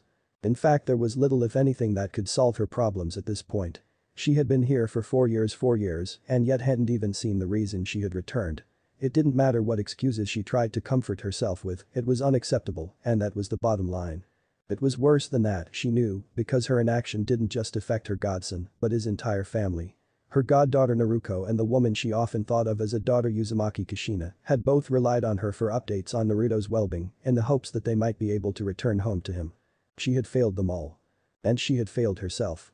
It was a pity that she hadn't realized that this was an opportunity to turn her life around sooner. She had been scared, naturally, of becoming attached, but that was probably exactly what she needed. Shizune probably wouldn't be around much longer, and once she left Tsunade would have nothing left. But, had she simply allowed herself to take care of the boy, even risking the chance that he too might be torn from her, then she would at least have something left in this world. And again, maybe she did. It might not be a person or possession, but could it be what she needed to keep her going? Could she continue purely for the sake of atonement? She might not be able to make things right, but surely she could spend the rest of her life trying. Right?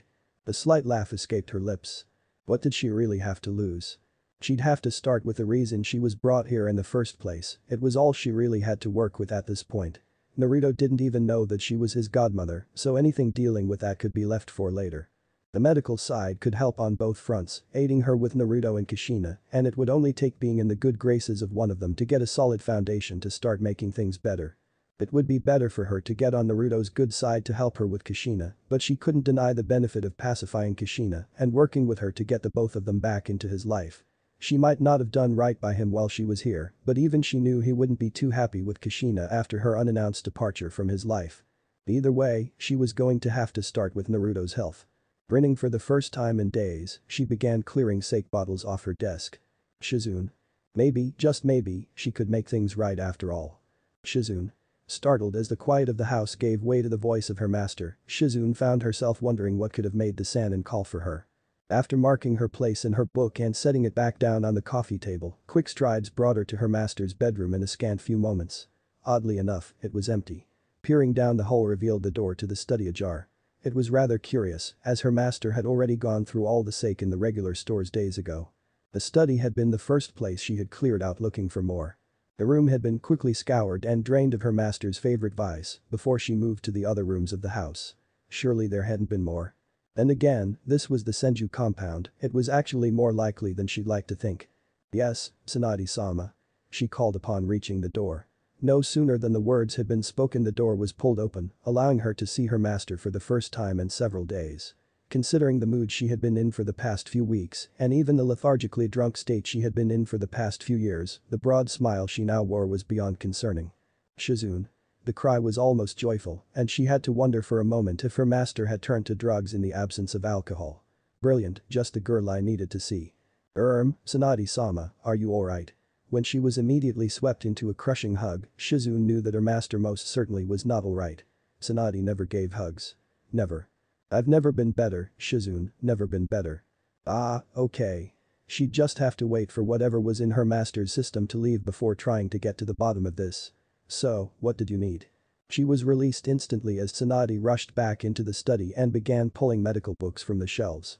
I need you to get me everything you can on Uzumaki Naruto. Everything. Everything. A large stack of books was piled atop a sturdy wooden desk, and her master turned back to look at her. I want medical records, arrest records, every report from Genin to Anbu that even mentions him, everything. Anbu reports. That was a ridiculous request, there was no way she could get her hands on those. Of course, she wasn't going to even try bringing that up right now, Tsunade was already acting far too strange. Alright, but why? The smile she was given in response was blinding, and Shizune could have sworn her eyes were filled with hope. Because I'm going to make things right. Shizune had no idea what was going on at the moment, but, as weird as it was, she decided to enjoy it while it lasted. After all, whatever was causing this would end soon enough. It always did. She let out a relieved sigh when she finally made it to the safety of her room. Closing the door behind her and leaning against it for support, she wondered how she could have ended up in such a situation. Hinata no Mikoto. Really? It was absolutely preposterous, but worse, they seemed to truly believe it. She was not some sort of goddess, far from it. If it hadn't been for Naruto's help she'd be nothing more than a slave at the moment. Naruto's help, admittedly, is also what seemed to have landed her in this mess. If she was fortunate, he could also help her out of it. Her thoughts were interrupted by a soft knock at the door, and with an embarrassed blush she quickly turned to open it, granting access to her guards.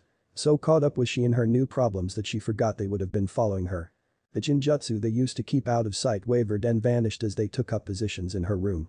There was no reason to be invisible in the safety of her quarters, as few would dare use the Byakugan within the compound, let alone to peer into the room belonging to the daughter of their head, branch or not. Even if they did, however, they would not show up clearly. It wasn't perfect, but Naruto had mentioned some sort of seal that kept the Byakugan from working properly. It would see them, of course, but it would be hard to recognize them unless someone really looked hard.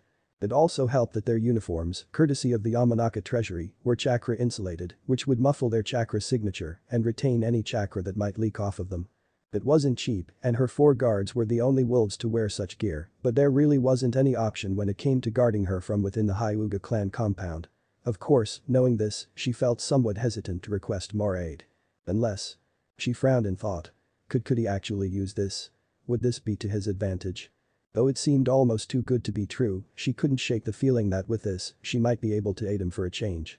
She'd need his guidance, of course, but if he could help her with this situation and benefit from the arrangement, then she knew that the least she could do was inform him of the recent events and inquire about any steps he wanted taken in relation to this development. Grabbing a piece of paper from her desk, she quickly wrote down all the important details she could think of in regards to the situation. Confidence momentarily boosted by the thought of being of use to the young man who had been looking out for her, she signed both the note and the envelope she placed it in with Hinata no Mikoto. That, if nothing else, was sure to get his attention. Knowing exactly what she was up to, one of the wolves took hold of the envelope and, with an approving nod at her decision to report this to Naruto, they quickly took off. Hopefully Naruto would be as pleased with her actions as the wolf had been. And maybe, just maybe, he would be proud of her. It was with a smile that she went to bed that night. He woke in a familiar bed, within a familiar room, with a rather unfamiliar weight pressed against his right side. Managing to lift himself onto his elbows, he brought his left hand up to rub the sleep out of his eyes and was almost pulled back onto the bed. The quick look down showed a very sleepy, very clingy Madarashi Anko. Shaking his head at the sight, he managed to extract himself from her arms. She seemed to have no preference between him and his pillow and wasted no time trying to crush it in her grip as she slept. For a woman nearing full jounin rank she really was quite childlike. Idly puzzling over his shirtlessness he didn't remember taking that off last night he went about getting ready for the day. Hinata's letter had been waiting for him when he returned with the girls after dinner and he wanted to be able to speak to her about the situation in person as quickly as possible. Of course, she would probably be meeting with her team for their first training session, but he was sure he could manage to steal her away for a few moments. Seeing as it was Kurenai who had been assigned her jounin instructor, it likely wouldn't be any trouble at all. A quick shower and a change of clothes later, and Anko was still trying to kill his poor pillow. Picking up her discarded coat and skirt from the floor, he placed them neatly at the end of the bed before retrieving his cloak and blade from his closet. Thinking better of it, his cloak went back in. He could probably get some training in, perhaps even a few practice bars with Yugao, after talking with Hinata. It would be a pity to lose or damage his cloak. He knew it was intended to be worn, but he couldn't help the attachment he felt to it. Even if he didn't know who had sent it, it had been their first gift to him and he was rather fond of it. He would much rather it be damaged or destroyed on a memorable mission than training here in Konoha. Closing his closet door as gently as possible so as not to wake his guest, he quickly left the room only to find that his guest's numbered 2. Curled up on his couch, Mai seemed more comfortable than Anko had. Then again, that could be because Mai tried to remain as reserved as possible throughout the day, something she couldn't do while sleeping. Turning back to his room for a spare blanket, he realized quickly that the Takubetsu Jounin wasn't about to surrender any of them without a fight. Giving a sigh and knowing he had no more blankets, he grabbed his cloak and brought it out to the main room, carefully draping it over the shoulders of his most loyal subordinate. She relaxed further under its warmth and he couldn't restrain the curving of his lips. She really seemed like a different person while sleeping. He was about to head to the kitchen for a quick breakfast when a knock sounded at his door. Knowing that the wolves prowling around the apartment building wouldn't have let the person get this far if they were hostile and knowing that if his wolves had been dispatched, he really didn't have much of a chance anyway, he cracked open his front door to be greeted by the porcelain face of an Anbu. Agent. Presumed identity known and a hand on Rim's tooth, he opened the door enough for his entire head to be properly seen. Can I help you, Anbu-san? My apologies for coming so early, but Hokage-sama would like to see you in his office, preferably before team meetings take place. I see, did he say why? The Anbu shook his head. I'm afraid not. Giving a sigh and a longing look back to his kitchen, he gave a nod to the shinobi outside his door. Very well, let him know I'll leave immediately, but I'll be stopping for something to eat along the way. Of course, I'll pass it along. I bid you a pleasant day, Naruto-san. And with that he was gone.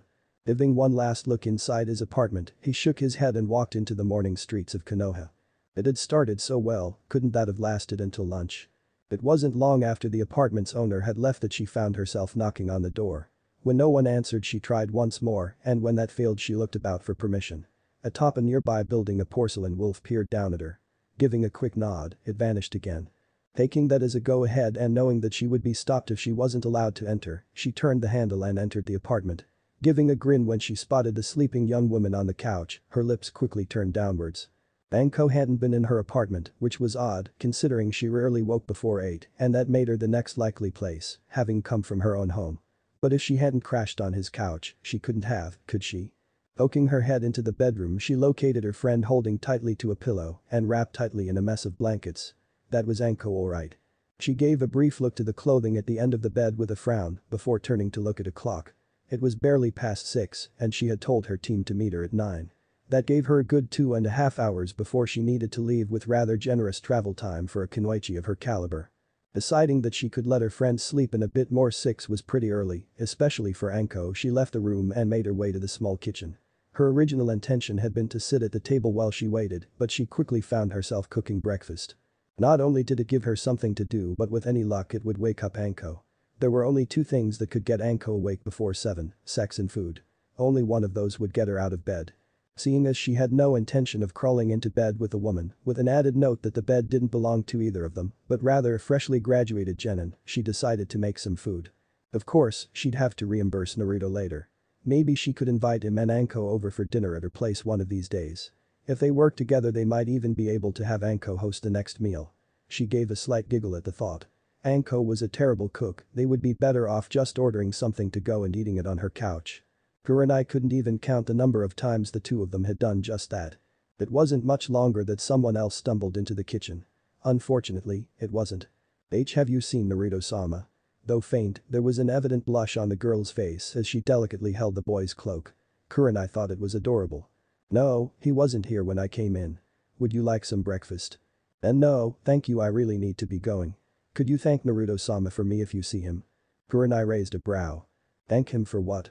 Last night the poor girl froze in shock and covered her mouth immediately, her face burning red. Last night, huh? Kurenai gave a slight smirk at the embarrassed girl. Kurenai waved off her explanation. Don't worry, I'll thank him for you.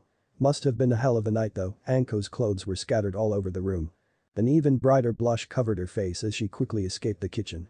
Moments later the door opened and shut, leaving Kurenai and a sleeping Anko in the apartment.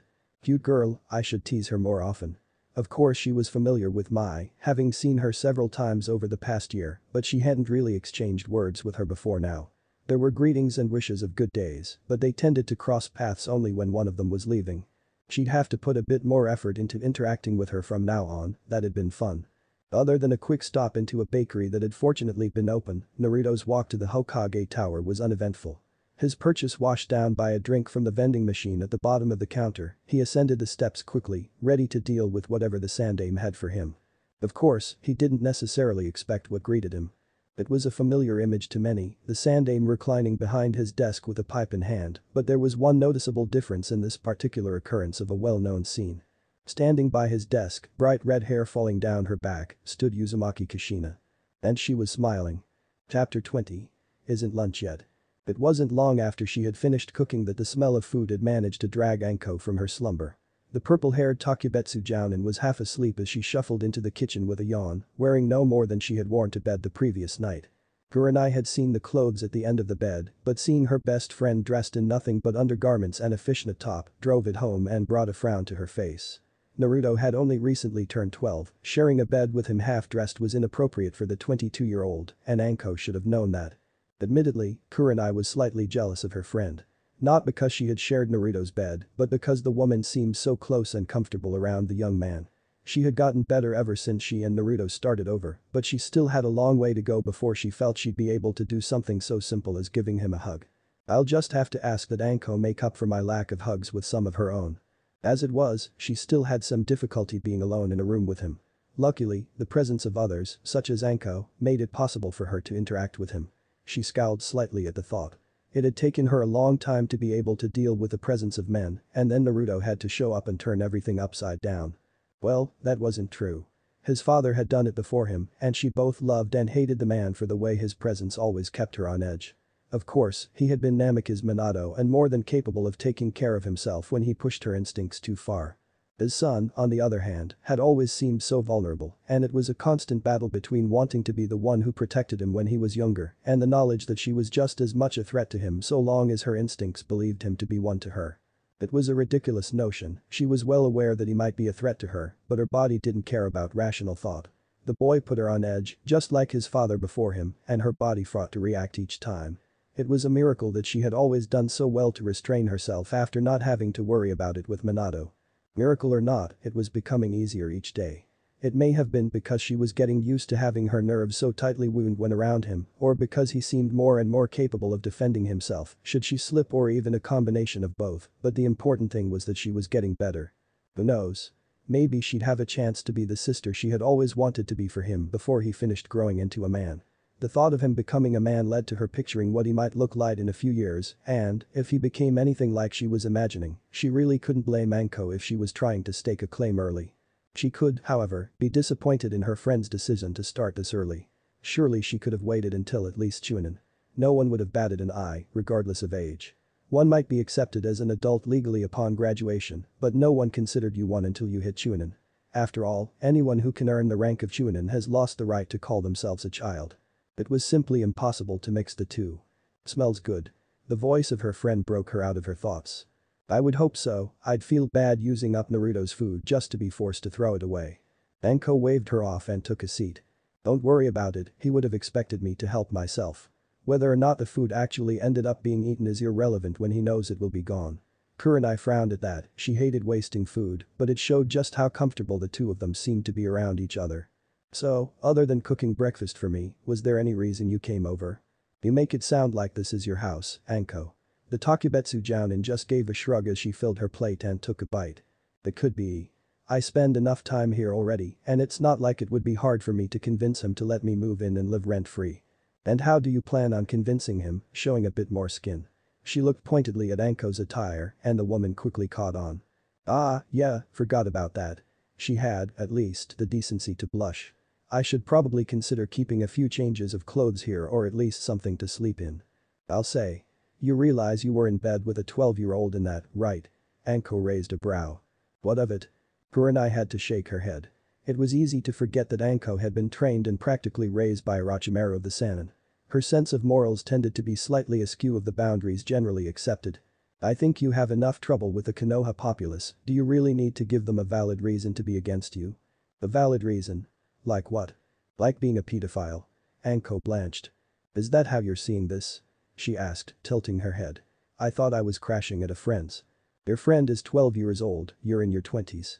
It might have seemed better if you spent the night on the couch, but those outside the apartment would have known the difference. The FFT, like I give a shit about what they think. Naruto knows what's going on, I know what's going on, and you know what's going on. Beyond that, why should I be worried? At Kurenai's uncomfortable look, Anko frowned, crossing her arms over her mesh top.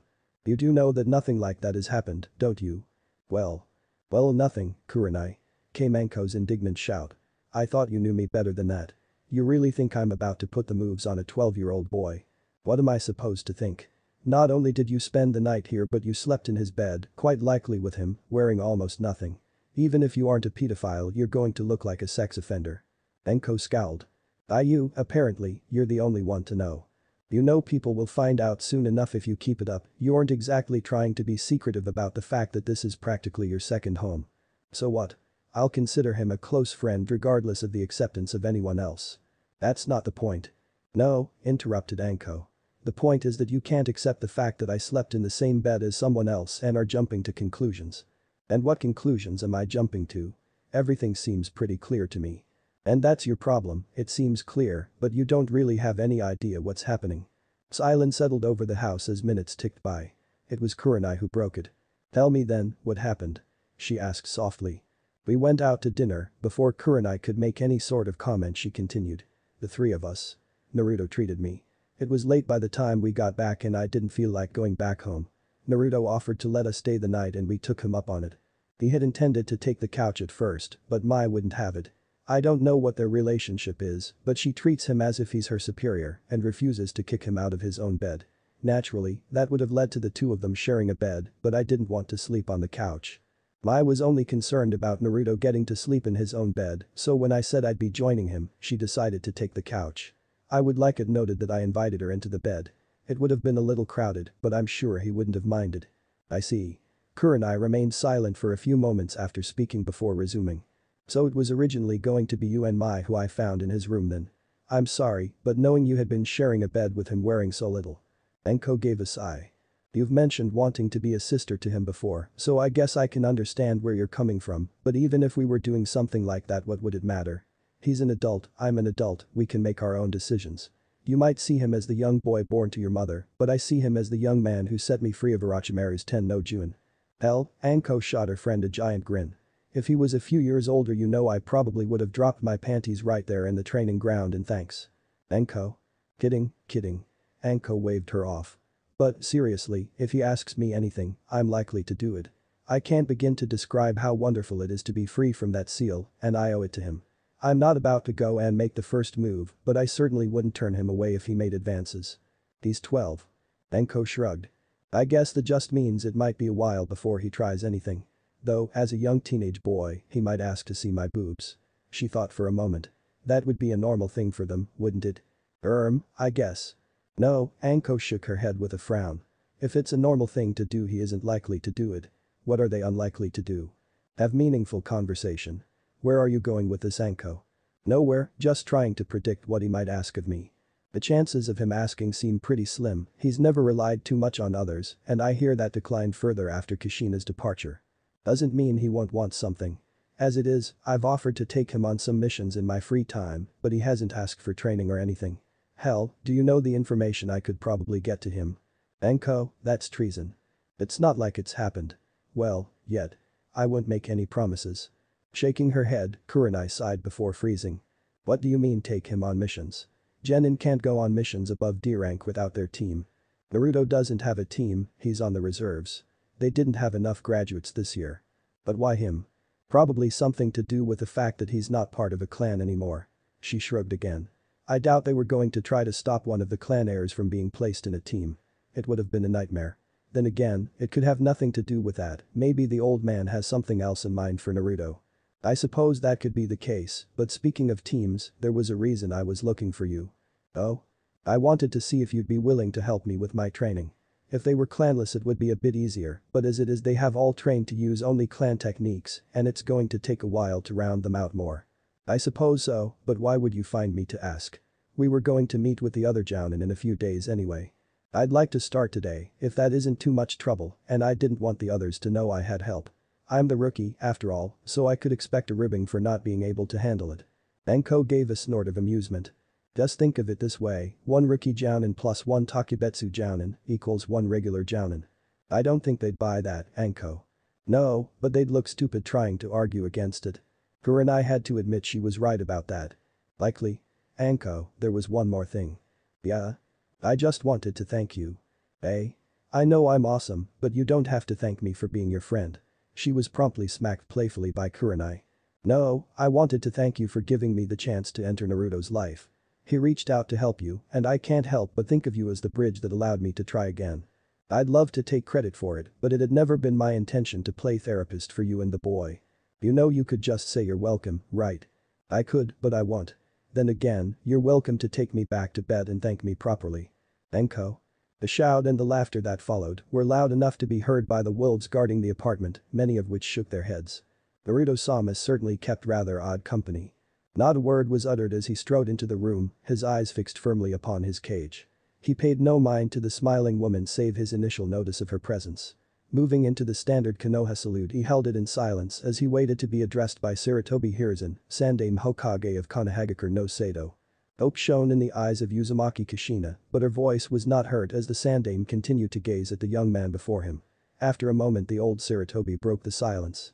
Jen and Naruto, thank you for coming on such short notice. Kushina gave her cage an odd look when he referred to her son by given name, despite the oddly formal setting, but neither of the others seemed to take notice.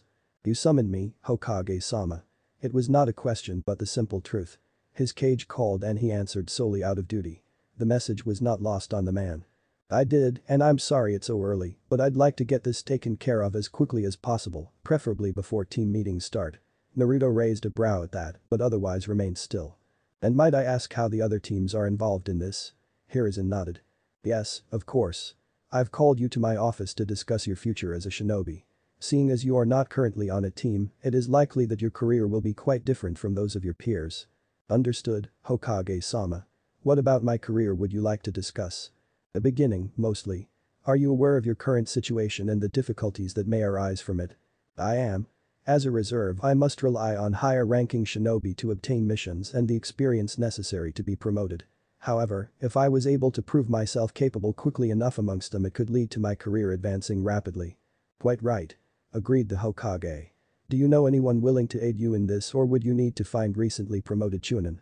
Akibetsu Jounin Mitarashi Anko has offered to take me on missions when she has time off work. As I understand it, the T&I department has been rather slow as of late and she has a surplus of free time. Anko? Hiruzen stroked his chin in thought. She could be a pretty good match for you. She's not as serious as you are, but she knows how to get the job done and doesn't worry about anything other than the end results. You might not be able to advance quickly working under her, but you should gain valuable experience. I believe much the same, Hokage-sama. Mitarashi-san and I have relations outside of work and I feel comfortable enough letting her take the lead during missions. Ah, so the two of you are friends then? I'm glad to see she has more people than just Kurenai-san. Now, back to why I called you here this morning. Motioning to Kushina, she stepped closer to the desk. This is Uzumaki Kushina, one of my most skilled jounin. He introduced. Both Naruto and Hiruzen noticed her flinch when she was introduced to her child, but made no mention of it. Naruto's salute dropped as he turned to face her and was back in place just as quickly. Jounin Uzumaki. He greeted me with a nod. She flinched again at the formal address, but managed to bring herself to do the same. Jounin Uzumaki. She returned, taking note of the darkening of his eyes and the stillness that had fallen over her cage. Coughing to break the uncomfortable silence that had begun its descent, Hiruzen called Naruto's attention back to him. Jounin Naruto, he stressed, shooting a quick glance to Kushina. Well, your plans with Takebetsu Jounin Mitarashi were an unexpected surprise that I am quite pleased to learn of. I originally called you here today to present another option. Hiruzen gestured to Kushina, who was looking at him quizzically. It was obvious that she suspected something was going on that she hadn't been informed about, now it was only a question of how long it might take for her to figure it out. Jounin Uzumaki has expressed a desire to apprentice you. Normally it would be difficult to arrange an apprenticeship so soon after graduation, but your status as a reserve member makes it far easier. Is that so? I hope that you will excuse me, Hokage-sama, but this seems rather strange to me. Please, speak your mind, Jounin Naruto. We are here to discuss your career. That would be the first thing. You are a busy man, Hokage-sama, one with far more important things to do than advise me about my future. I do believe the registration offices provide such services for the shinobi of Konoha no Sado and Hai no Kuni. You are correct, but as Jounin Uzumaki has been having trouble locating you over the past week, I thought it easier to simply have you both here. There's no point in wasting valuable time when you could be getting the training you need. Naruto was silent for a moment. Well spoken, Hokage-sama. It is quite evident as to why you are our leader here in the Leaf. Now, the second matter would have to be why Jounin Uzumaki desires to take me as an apprentice. Kushina answered this one herself. I know you have a lot of potential and would like to help you reach it. He looked briefly at the Hokage with a raised brow before responding to her. It was my understanding that you have been absent from Konohagakure no Sado for the past 4 years. Exactly what do you know of any potential I might have? Thus far the entirety of my training has taken place while you were away and you have yet to witness a skill I might have in any area of shinobi arts. Well, yes, I suppose that's true. She admitted. But I have heard a lot about you and would like to work with you. And why would I accept an apprenticeship from you? How will I benefit? She is highly skilled, Naruto, one of the best jounin I have. She could teach you a lot. With all due respect to the both of you, what is it she could teach me? I know nothing of her skill set and she knows nothing of mine. Well, started Kushina as she spotted his blade. I could teach you to use that blade of yours. He snorted in response. I've been getting lessons, thank you. This piqued Hiruzen's interest. With who? Izuki Yugao, Hokage-sama. Ah, yes, she is quite skilled. Jounin Uzumaki here was actually her sensei back when she was teammate. Kushina gave a nod in confirmation. Then anything I could have learned from Jounin Uzumaki I can learn from her. And if Jounin Uzumaki didn't teach her everything she knows? Questioned the cage. In that case, I would have no reason to believe she would teach it all to me, and there would be no point in changing teachers. A fair point, Jen and Naruto. Hiruzen turned to Kushina. Anything else you might like to add to show your ability to help him? Showing ability gave her an idea and brought a smile to her face. I believe I do. I have spent the last 4 years teaching Uzumaki Naruto, perhaps a spar between the two of them would show him exactly what I have to offer in an apprenticeship. He thought about it for a minute but couldn't find any reason not to allow it. The spar would be a nice controlled environment and would give him an opportunity to witness Naruto's skill firsthand. If his sister beat him, he'd learn from his mother. If he managed to completely outclass her, Kushina wouldn't have any way to convince him of the apprenticeship and the matter would be dropped. Naruto had remained completely professional during this encounter, too. Hiruzen was fairly certain he could maintain his professionalism while sparring against his sister, so there was no real concern with the spar itself. Then again, being beaten by his sister after she had taken his spot in a team would probably drive the family further apart, but such was out of his hands. What mattered now was ensuring the future shinobi of Konoha were started on the right path. I can see no reason to be against this. Jen and Naruto, what are your thoughts? The better method of learning her teaching abilities escapes me, this should prove sufficient. Then it's decided. Kushina, gather your student and meet us at training ground 1, I believe they are currently on a mission so it should be free. I'll give you a half hour starting now, make sure she's ready. Yes, Hokage-sama. Kushina wasted no time in leaving the office to find her daughter. The chances of teaching her soon seemed to rely on the outcome of the spar, she had to make sure Naruto understood how important this was. Naruto, are you ready to go? The young man gave a quick look at himself before nodding, which Hiruzen found suspicious considering his usual kunai holsters were absent. He knew Naruto was a proud person and tended to be fairly confident, but going into a fight without all your equipment? That was far too foolish for the boy. I am Hokage-sama. Very well, let's be off. Cat, monkey, you're with me. The two Anbu were immediately flanking him and it was quite obvious that both were pleased to be able to witness this. Naruto followed the other three out of the office at respectable distance and unknowingly had the same thought as the Sandaime. Well, that wasn't so bad. It took less than 5 minutes for her to rush home, but that was far more than she would have liked. She unlocked the compound and wadded through the yet-to-be-cut grass before bursting into the house and hurrying to the kitchen. Naruto. Luckily, Naruto was where she expected, finishing her breakfast in the kitchen in preparation for her team meeting. Yes, Kasan. Are you ready to go? Yeah, but I don't need to leave for a while. She was understandably confused. Good, finish up your food, we have to go. Where do you go? I talked to Naruto about becoming my apprentice this morning. What? Really, what did he say? He doesn't think he'd gain anything from it. That doesn't make any sense, you train me. Kushina gave her daughter a smirk. Exactly, and that's why we have to go. You're going to prove to him just how much I can teach him. I have to fight Nai-kun. Naruto was conflicted about that.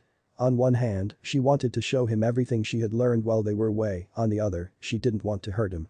She had been trained by a jounin for 4 years and had a giant mass of chakra within her while he had just been going to the academy. It wouldn't be fair, but if it could convince him to accept an apprenticeship it could be worth it. Don't think of it as fighting, little sunflower, it's a spar.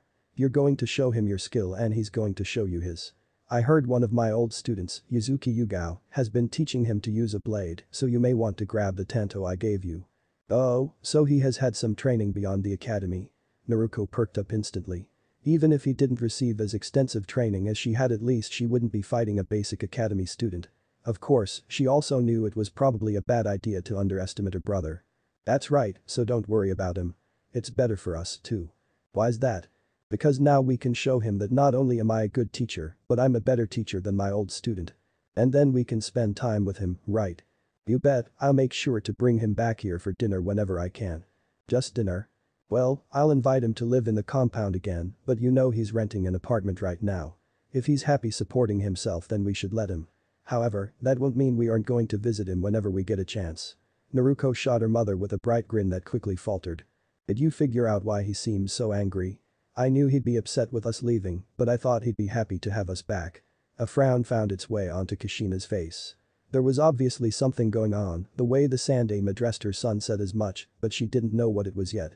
Kurenai hadn't said anything, she hadn't seen Tsunade, Hiruzen didn't volunteer any information, and the only thing she knew about Kakashi at the moment was that he was still reading that smut and being lazy according to her daughter. She couldn't be certain that they all knew what was wrong, but she had a good feeling that Hiruzen knew the most. And if he didn't want to just tell her. Fine. She'd just have to find out from her son.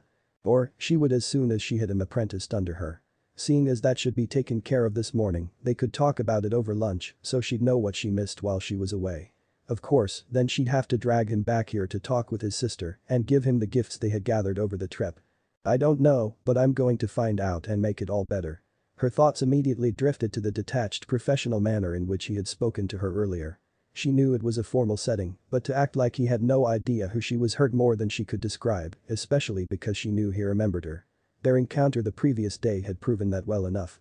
The difference here though was that he had shown anger there, as remarkably restrained as it had been, but there was no sign of anything in the Hokage's office earlier. Anger she could handle, she could deal with that, but for him to show nothing towards her as if she had no part in his life. What had happened to her baby? He was aware of Kushina's arrival with her daughter, but he continued to watch curiously as Naruto strapped the kunai holsters to his legs. He hadn't had them in his office, he was sure of that, and yet here he was with two very good ones. He couldn't have snatched them off of a fellow shinobi, the quality of them was far too high to have been owned by anyone without the skill to notice the boy, but where else might he have obtained them? He had followed behind the cage and his guards, so someone could have slipped them to him, but then they would have needed to know that Naruto was about to require them. It made his suspicions that Naruto was involved in the mysterious wolves that much more solid, but it also brought a great amount of concern. People had all moved out of the way for him, and Naruto wasn't that much behind, so how did they manage to get close enough to hand him the gear? It was certainly not a pleasant thought, though it was quite likely he was overthinking things. Of course, as a shinobi, overthinking things was part of the job. If you missed even one outcome, that outcome was bound to happen. Them sending Naruto to T&I, for example. He hadn't thought about non-uchiha learning about what had happened from escaped clan members, and it had happened. He hadn't predicted losing all of Naruto's trust when he was concerned with retrieving information, and it happened. He hadn't expected Naruto to be on good terms with an unknown group or declare war on the Yamanaka, and yet both happened. Actually, now that he thought about it all, most of his recent oversights belonged exclusively to Naruto. Perhaps he was losing his touch. He really should be retired already. A quick look over to Kushina showed her speaking quietly to her daughter, no doubt giving her some last words of encouragement before the spar. Admittedly, quite a lot rested upon this for the Uzumaki family. Naruto, on the other hand, had no concerns about this spar. If he won he won, if he lost he lost. Regardless, his decision to become apprenticed to Kushina would depend on how well Naruto was able to impress him with what her mother had taught. Just like the last test of the Chunin exams, the goal wasn't to win. Pulling back from her daughter, she handed her a tanto which earned a raised brow from the Hokage. Naruto had been training with Yugao in use of his blade, but he didn't know how much training Naruto had received during the trip. As he understood it, their focus was on basic shinobi skills and the harnessing of the Kyuubi's chakra. Though he probably should have expected her to have been taught to use some sort of weapon, considering how much Kushina loved her sword. He moved his gaze from the two women and back over to Naruto, who stood firm, his arms crossed over his chest as he waited. A tap to his shoulder caught his attention, and when Kat looked from him to Naruto, he gave her a nod. With quick strides she approached him before removing her arm guards and handing them to her student. Without a word he strapped them to his arms. She looked at his chest before taking a glance at the flexible standard issue Anbu armor she wore, no doubt contemplating lending him that too, before shaking her head and holding out her hand. Hiruzen and the others were rather surprised and quite confused when Naruto drew his blade and surrendered it to her. At first glance it was beyond obvious that this wasn't some run-of-the-mill blade. No, this was something far beyond what most shinobi would ever wield, and he had doubts that it would be common to come across a samurai with such a blade. As soon as the blade was in her grasp she reached for her own tanto and handed it to him. Hiruzen understood that she simply didn't want him using such a magnificent blade during a spar, and Kushina was probably thinking along the same line, but Naruto didn't seem to get it. Is there something wrong with his blade? No. Responded Kat flatly. He just shouldn't be using it against a fellow shinobi of the leaf. Why? Naruto tilted her head. I'm sure my tanto can handle it, it's Uzumaki forged, after all. It's not a matter of how well the blades are made, it's a matter of the blade itself. He should not be using Rim's tooth against a comrade. Naruto was completely lost, but Hiruzen could understand well enough that this blade had history. It may not be one of the legendary weapons that most older warriors knew by heart, but judging from Kushina's shocked gasp, it was well enough known amongst users of the blade. Well, that or it was a named blade of Uzumaki make, both were just as likely. Rim's tooth. Where on earth did he get that blade? Asked Kushina, her eyes never leaving the pitch-black blade as the silver edge gleamed in the sunlight. Kat just shrugged. I don't know and he won't say. Naruto nodded in agreement. What's the big deal with this tooth? Why can't he use it against me? It's not so much the blade as it is the history behind it. The stories say it was born of a demon to combat him should he escape his prison, but the first blood it tasted was that of the priestesses that blessed it. So it's a blessed blade then? No, not in the slightest. It's considered quite cursed and leaves trails of bodies in the wake of its wielder. Then what's the big deal about using it in a spar? The blade is not meant for safe fighting, it exists solely to spill the blood of those it goes against. To fight with it would declare your intentions to kill your opponent, and for them to spare you would mean your life wasn't worth ending. There may be some willing to spar with legendary blades, but one does not fight using a blade as accursed as Mrim's tooth. But he was going to use it until she stopped him. That stopped Kushina cold. After a moment she managed to respond. I suppose that means he was taking you seriously. Remember to be careful, we don't know how he fights, and it would be rather embarrassing for you to lose because of a single mistake you made. Don't worry, Ka-san. I'll make you proud. Hiruzen looked between the two groups and decided they were as ready as they were going to get. Kushina, Cat, step away please. Both women moved over to him, watching the two young shinobi intently. Are you both ready? You bet, Jiji. I am Hokage-sama. Then begin. Even before he had finished his words, Naruto was racing forward to show what she could do. Naruto, on the other hand, remained stationary, casting quick glances around the training ground and the surrounding forest. Her first strike lashed out just as she was in range only to be blocked by his tanto. Oddly, he made no move to knock the blade out of the way or make a retaliatory strike of his own. Holding his blade in her intended path, he stopped the blade and allowed her to try again. 2 strikes, 5 strikes, 7 strikes, all blocked almost like he couldn't be bothered to participate in the spar. With each block, however, he was taking steps backwards, giving her the space to recover and try again. Kushina was puzzled by this strange behavior, but Kat, who had worked with him for many hours, seemed to understand what he was trying to do. Hiruzen seemed to be of the same mind as Kushina, having expected a proper Kenjutsu match. That's what Naruto had wanted, right? So, what was he up to? I'm afraid, ladies, that I'm not all that familiar with sword fighting. This, however, seems quite odd. Is he trying to wear her out or get a feel for her technique? Pat gave a quick snort. I know you can see how plainly she telegraphs her moves, Hokage-sama. Some might think it chaotic, but she's just following the flow of previous movements. I'm certain Naruto can't see it just as easily. Kushina rubbed the back of her head in slight embarrassment. I've managed to teach her a decent amount and she's gotten pretty good, but I'm still trying to teach her to disguise her movements. It seems that she's not even trying to hide this match, either too confident or too excited to realize she's not doing it. Looks pretty exciting to me. Commented Hiruzen. But does that mean he's just trying to tire her out? I know you Uzumaki have a lot of stamina so it would take a while, but she seems more than willing to keep swinging her blade until she drops. Sounds like something she'd do. Admitted Kushina. That's not his plan, it would draw out the fight far too long.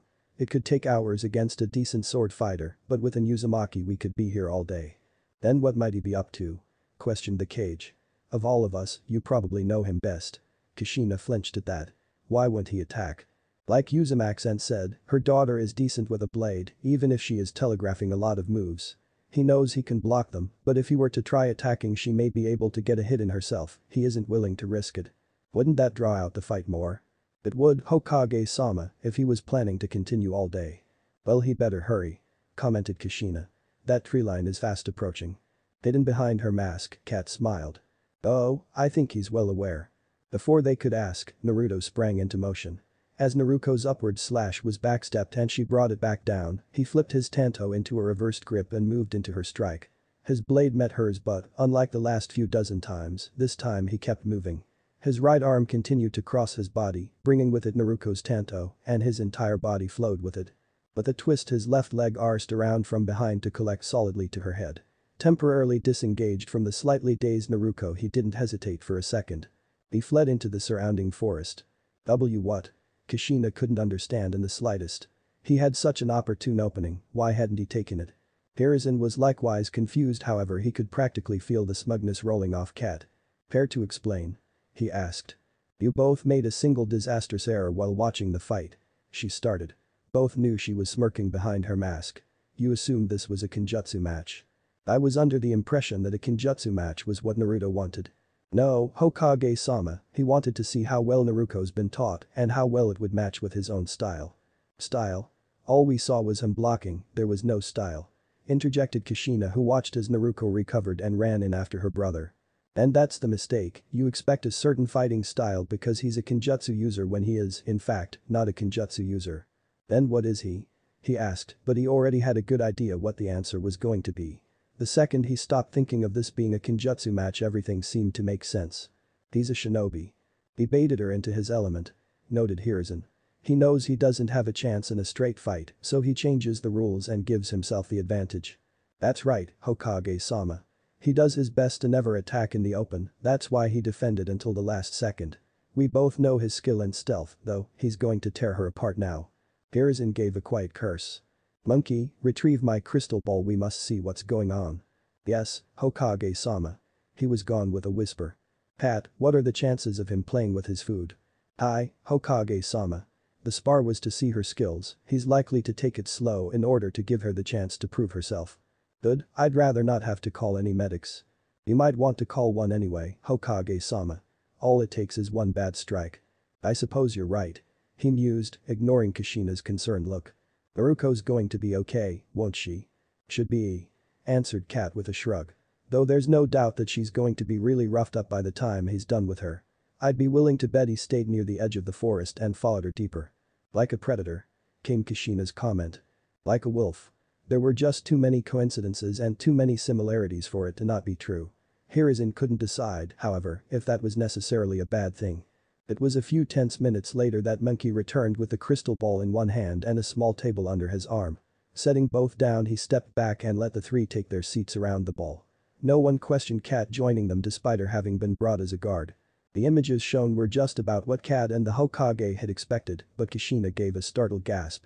Having chosen to focus the crystal ball on Naruto, the group was treated to the confused girl as Naruto dashed from between trees and cut at her with his tanto. To her credit, a fourth of the strikes were deflected, but Naruto never slowed with his assault. Much to Kushina's relief, there was no blood. Yet. Not a single one of his cuts had drawn blood, and all watching were confident that it was by choice rather than a lack of ability. Her clothes, on the other hand, had certainly seen better days. While he avoided striking at her skirt most likely for her own benefit, he didn't hesitate to tear her top to shreds. With each strike it became more and more unsalvageable until, with a final cut, it could no longer maintain its place on her body, scraps of fabric lightly fluttering to the dirt. In a very Kunoichi manner, Naruto ignored her lack of top and made no move to cover her bound chest, instead choosing to stay on guard for further attacks. Somewhat surprised by the way in which she reacted to her toplessness, Naruto had stopped moving to observe her curiously.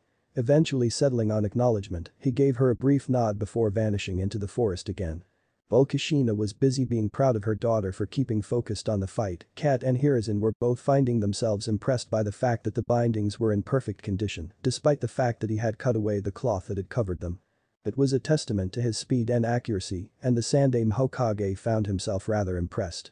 Naruto hadn't been working with his blade for that long, as far as he knew, and Yugao worked a lot being his guard, so for the young shinobi to demonstrate such skill was incredible. As if she knew exactly what he was thinking, Kat spoke up. He doesn't spend his time on learning to combat others with blades, so all his time is used to become faster and more accurate. Precise movements ensure he can block attacks with minimal effort, and speed makes it possible for him to intercept any blades coming at him. His attack ability is rather shoddy in the open, so he doesn't waste time trying. As you can see, he can attack quite well if he gets a chance to hide. Yes. Agreed Hiruzen. How very shinobi-like. It's not often you see a genin unconcerned with flashy jutsu and powerful techniques.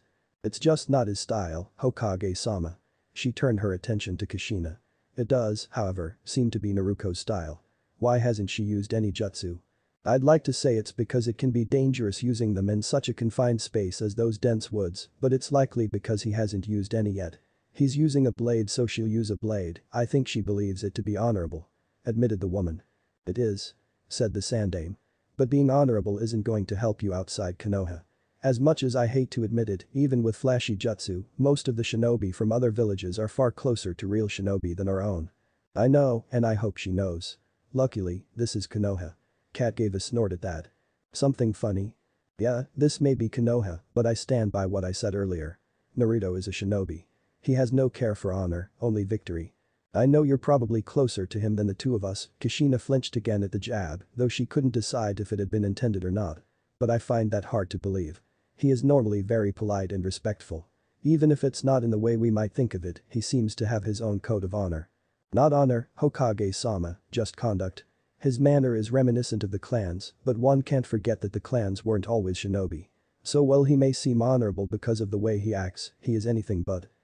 Yes, I can see that. In which ways is he dishonorable? I've yet to see anything from him that makes me think he's playing dirty. In this match? Nothing yet. It would probably end it. In my own matches with him, however, he tends to cheat quite frequently. Care to share any examples? As you can see in this match, sometimes he'll go for clothing, either with his hands or his blade, to serve as a distraction. Sometimes he'll have someone else nearby to help him, or he'll slip explosive notes onto you before the match. There have been a few times he's buried those tags on the training field the day before so he could activate them during matches. He just doesn't play fair, he finds the chances of losing to be too high for his liking. He's a genin sparring against a superior opponent, why is losing such an issue?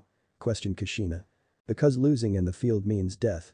Kat's grim answer was direct and to the point.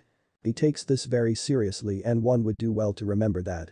Kids these days don't understand what they're getting into when they join the academy, but he does, and I think he longs for it. What? Well, Kushina was the one to voice it, the thought was shared by Hiruzen. Can you imagine him doing anything else? He was born to be part of the shinobi world. He knows what it's like, he knows the things he'll see and have to do, but he accepts it. Even if he never went to the academy, he would be a shinobi. Unfortunate, but, from what I've seen, true. But I can say he'll make a fine shinobi with some experience under his belt. Agreed Hiruzen before turning to Kushina. And your daughter seems to be coming along well too. Not many young kunoichi could continue without their top. Thank you, Hokage-sama. I've done what I can to ensure she's ready for this lifestyle. Pat shook her head sadly. She might have the skill, and she might have the ability, but she'll never be ready for this lifestyle. It clashes against her personality. Hiruzen spoke before an argument had a chance to break out. Then it's a good thing the shinobi world has changed so much over the years, I think she'll fit in perfectly with the new generation. The last comment of the matter was stolen by a rather grim cat. It's not this generation we should be worried about. But that said, the three returned their attention back to the crystal ball in time to see Naruto's last attack remove Naruto's bindings. The result was expected. Hiya. Even from where they were seated they could hear her.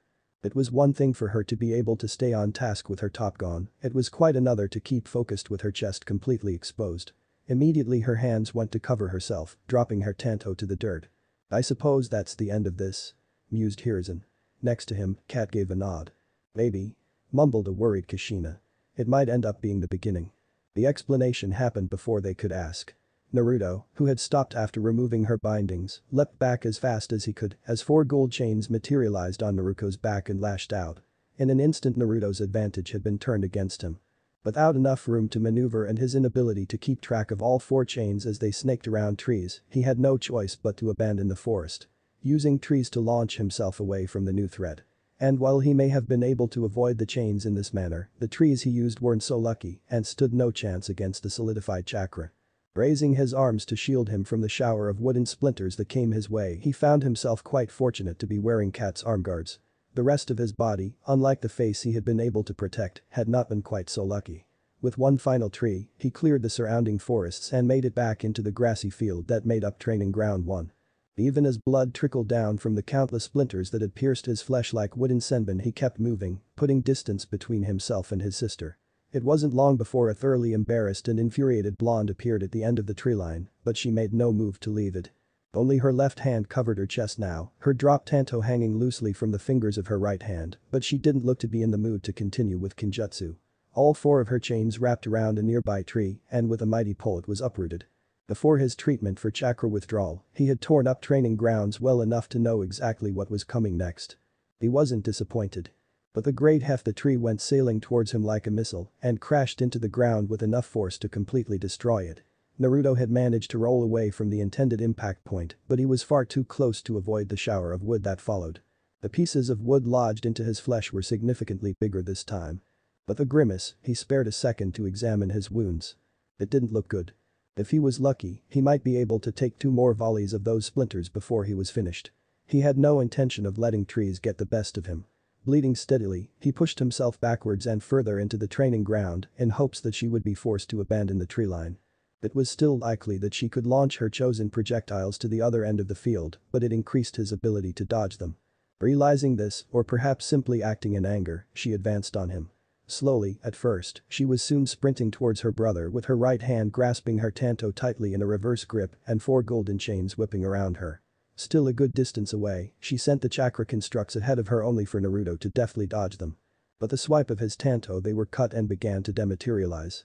Both Kushina and Naruto were slightly surprised that he had managed to cut the chains, but the slightly glowing tanto in his hand told them all they needed to know. It wasn't chakra metal, but even normal weapons could be coated in chakra. It was, however, quite difficult and not what people usually used when faced with the swift attacks of chakra chains. He seemed unsurprised by the result too, as if he knew exactly how to deal with chains before he had even seen them. However, while Kushina was still surprised and Naruto was unfazed, his sister's surprise quickly turned to anger at having her chains cut. Forcing more chakra through existing chains, she stopped them from collapsing and brought them back to defend her. Shooting her brother a glare, she drained her reserves. A tidal wave of chains burst from her back, easily numbering in the hundreds, and quickly rose like the fist of an angered god, ready to crash down and smite its foes. Naruto snarled at the sight. He had gone to great lengths to ensure she'd remain completely unscathed from this spar so she could attend her team meeting, and she responded first by drawing blood and now by using an Uzumaki technique against him like this. As far as she or her mother were aware, he didn't know how to use the chakra chains, which meant this was done with the intention of crushing him and ending the match. Fine. If she wanted to play that way, he'd show her the proper way to use the technique. Throwing his tanto to the side, the spectators thought for a brief second that he might be surrendering. They were quickly proven wrong. Placing one open hand over the other, he swiftly crouched low and slammed his hands against the ground, almost as if summoning. Looking up, he met the eyes of his sister, purple eyes burning with fury, and with one last snarl his own chains made themselves known. In an explosion of soil they erupted from beneath her and swiftly wove themselves through her own chains. These chains looked nothing like hers. Black as the night, they swallowed the light of the morning sun, and each length of links was so compact that it looked more like tendrils of ink than anything else.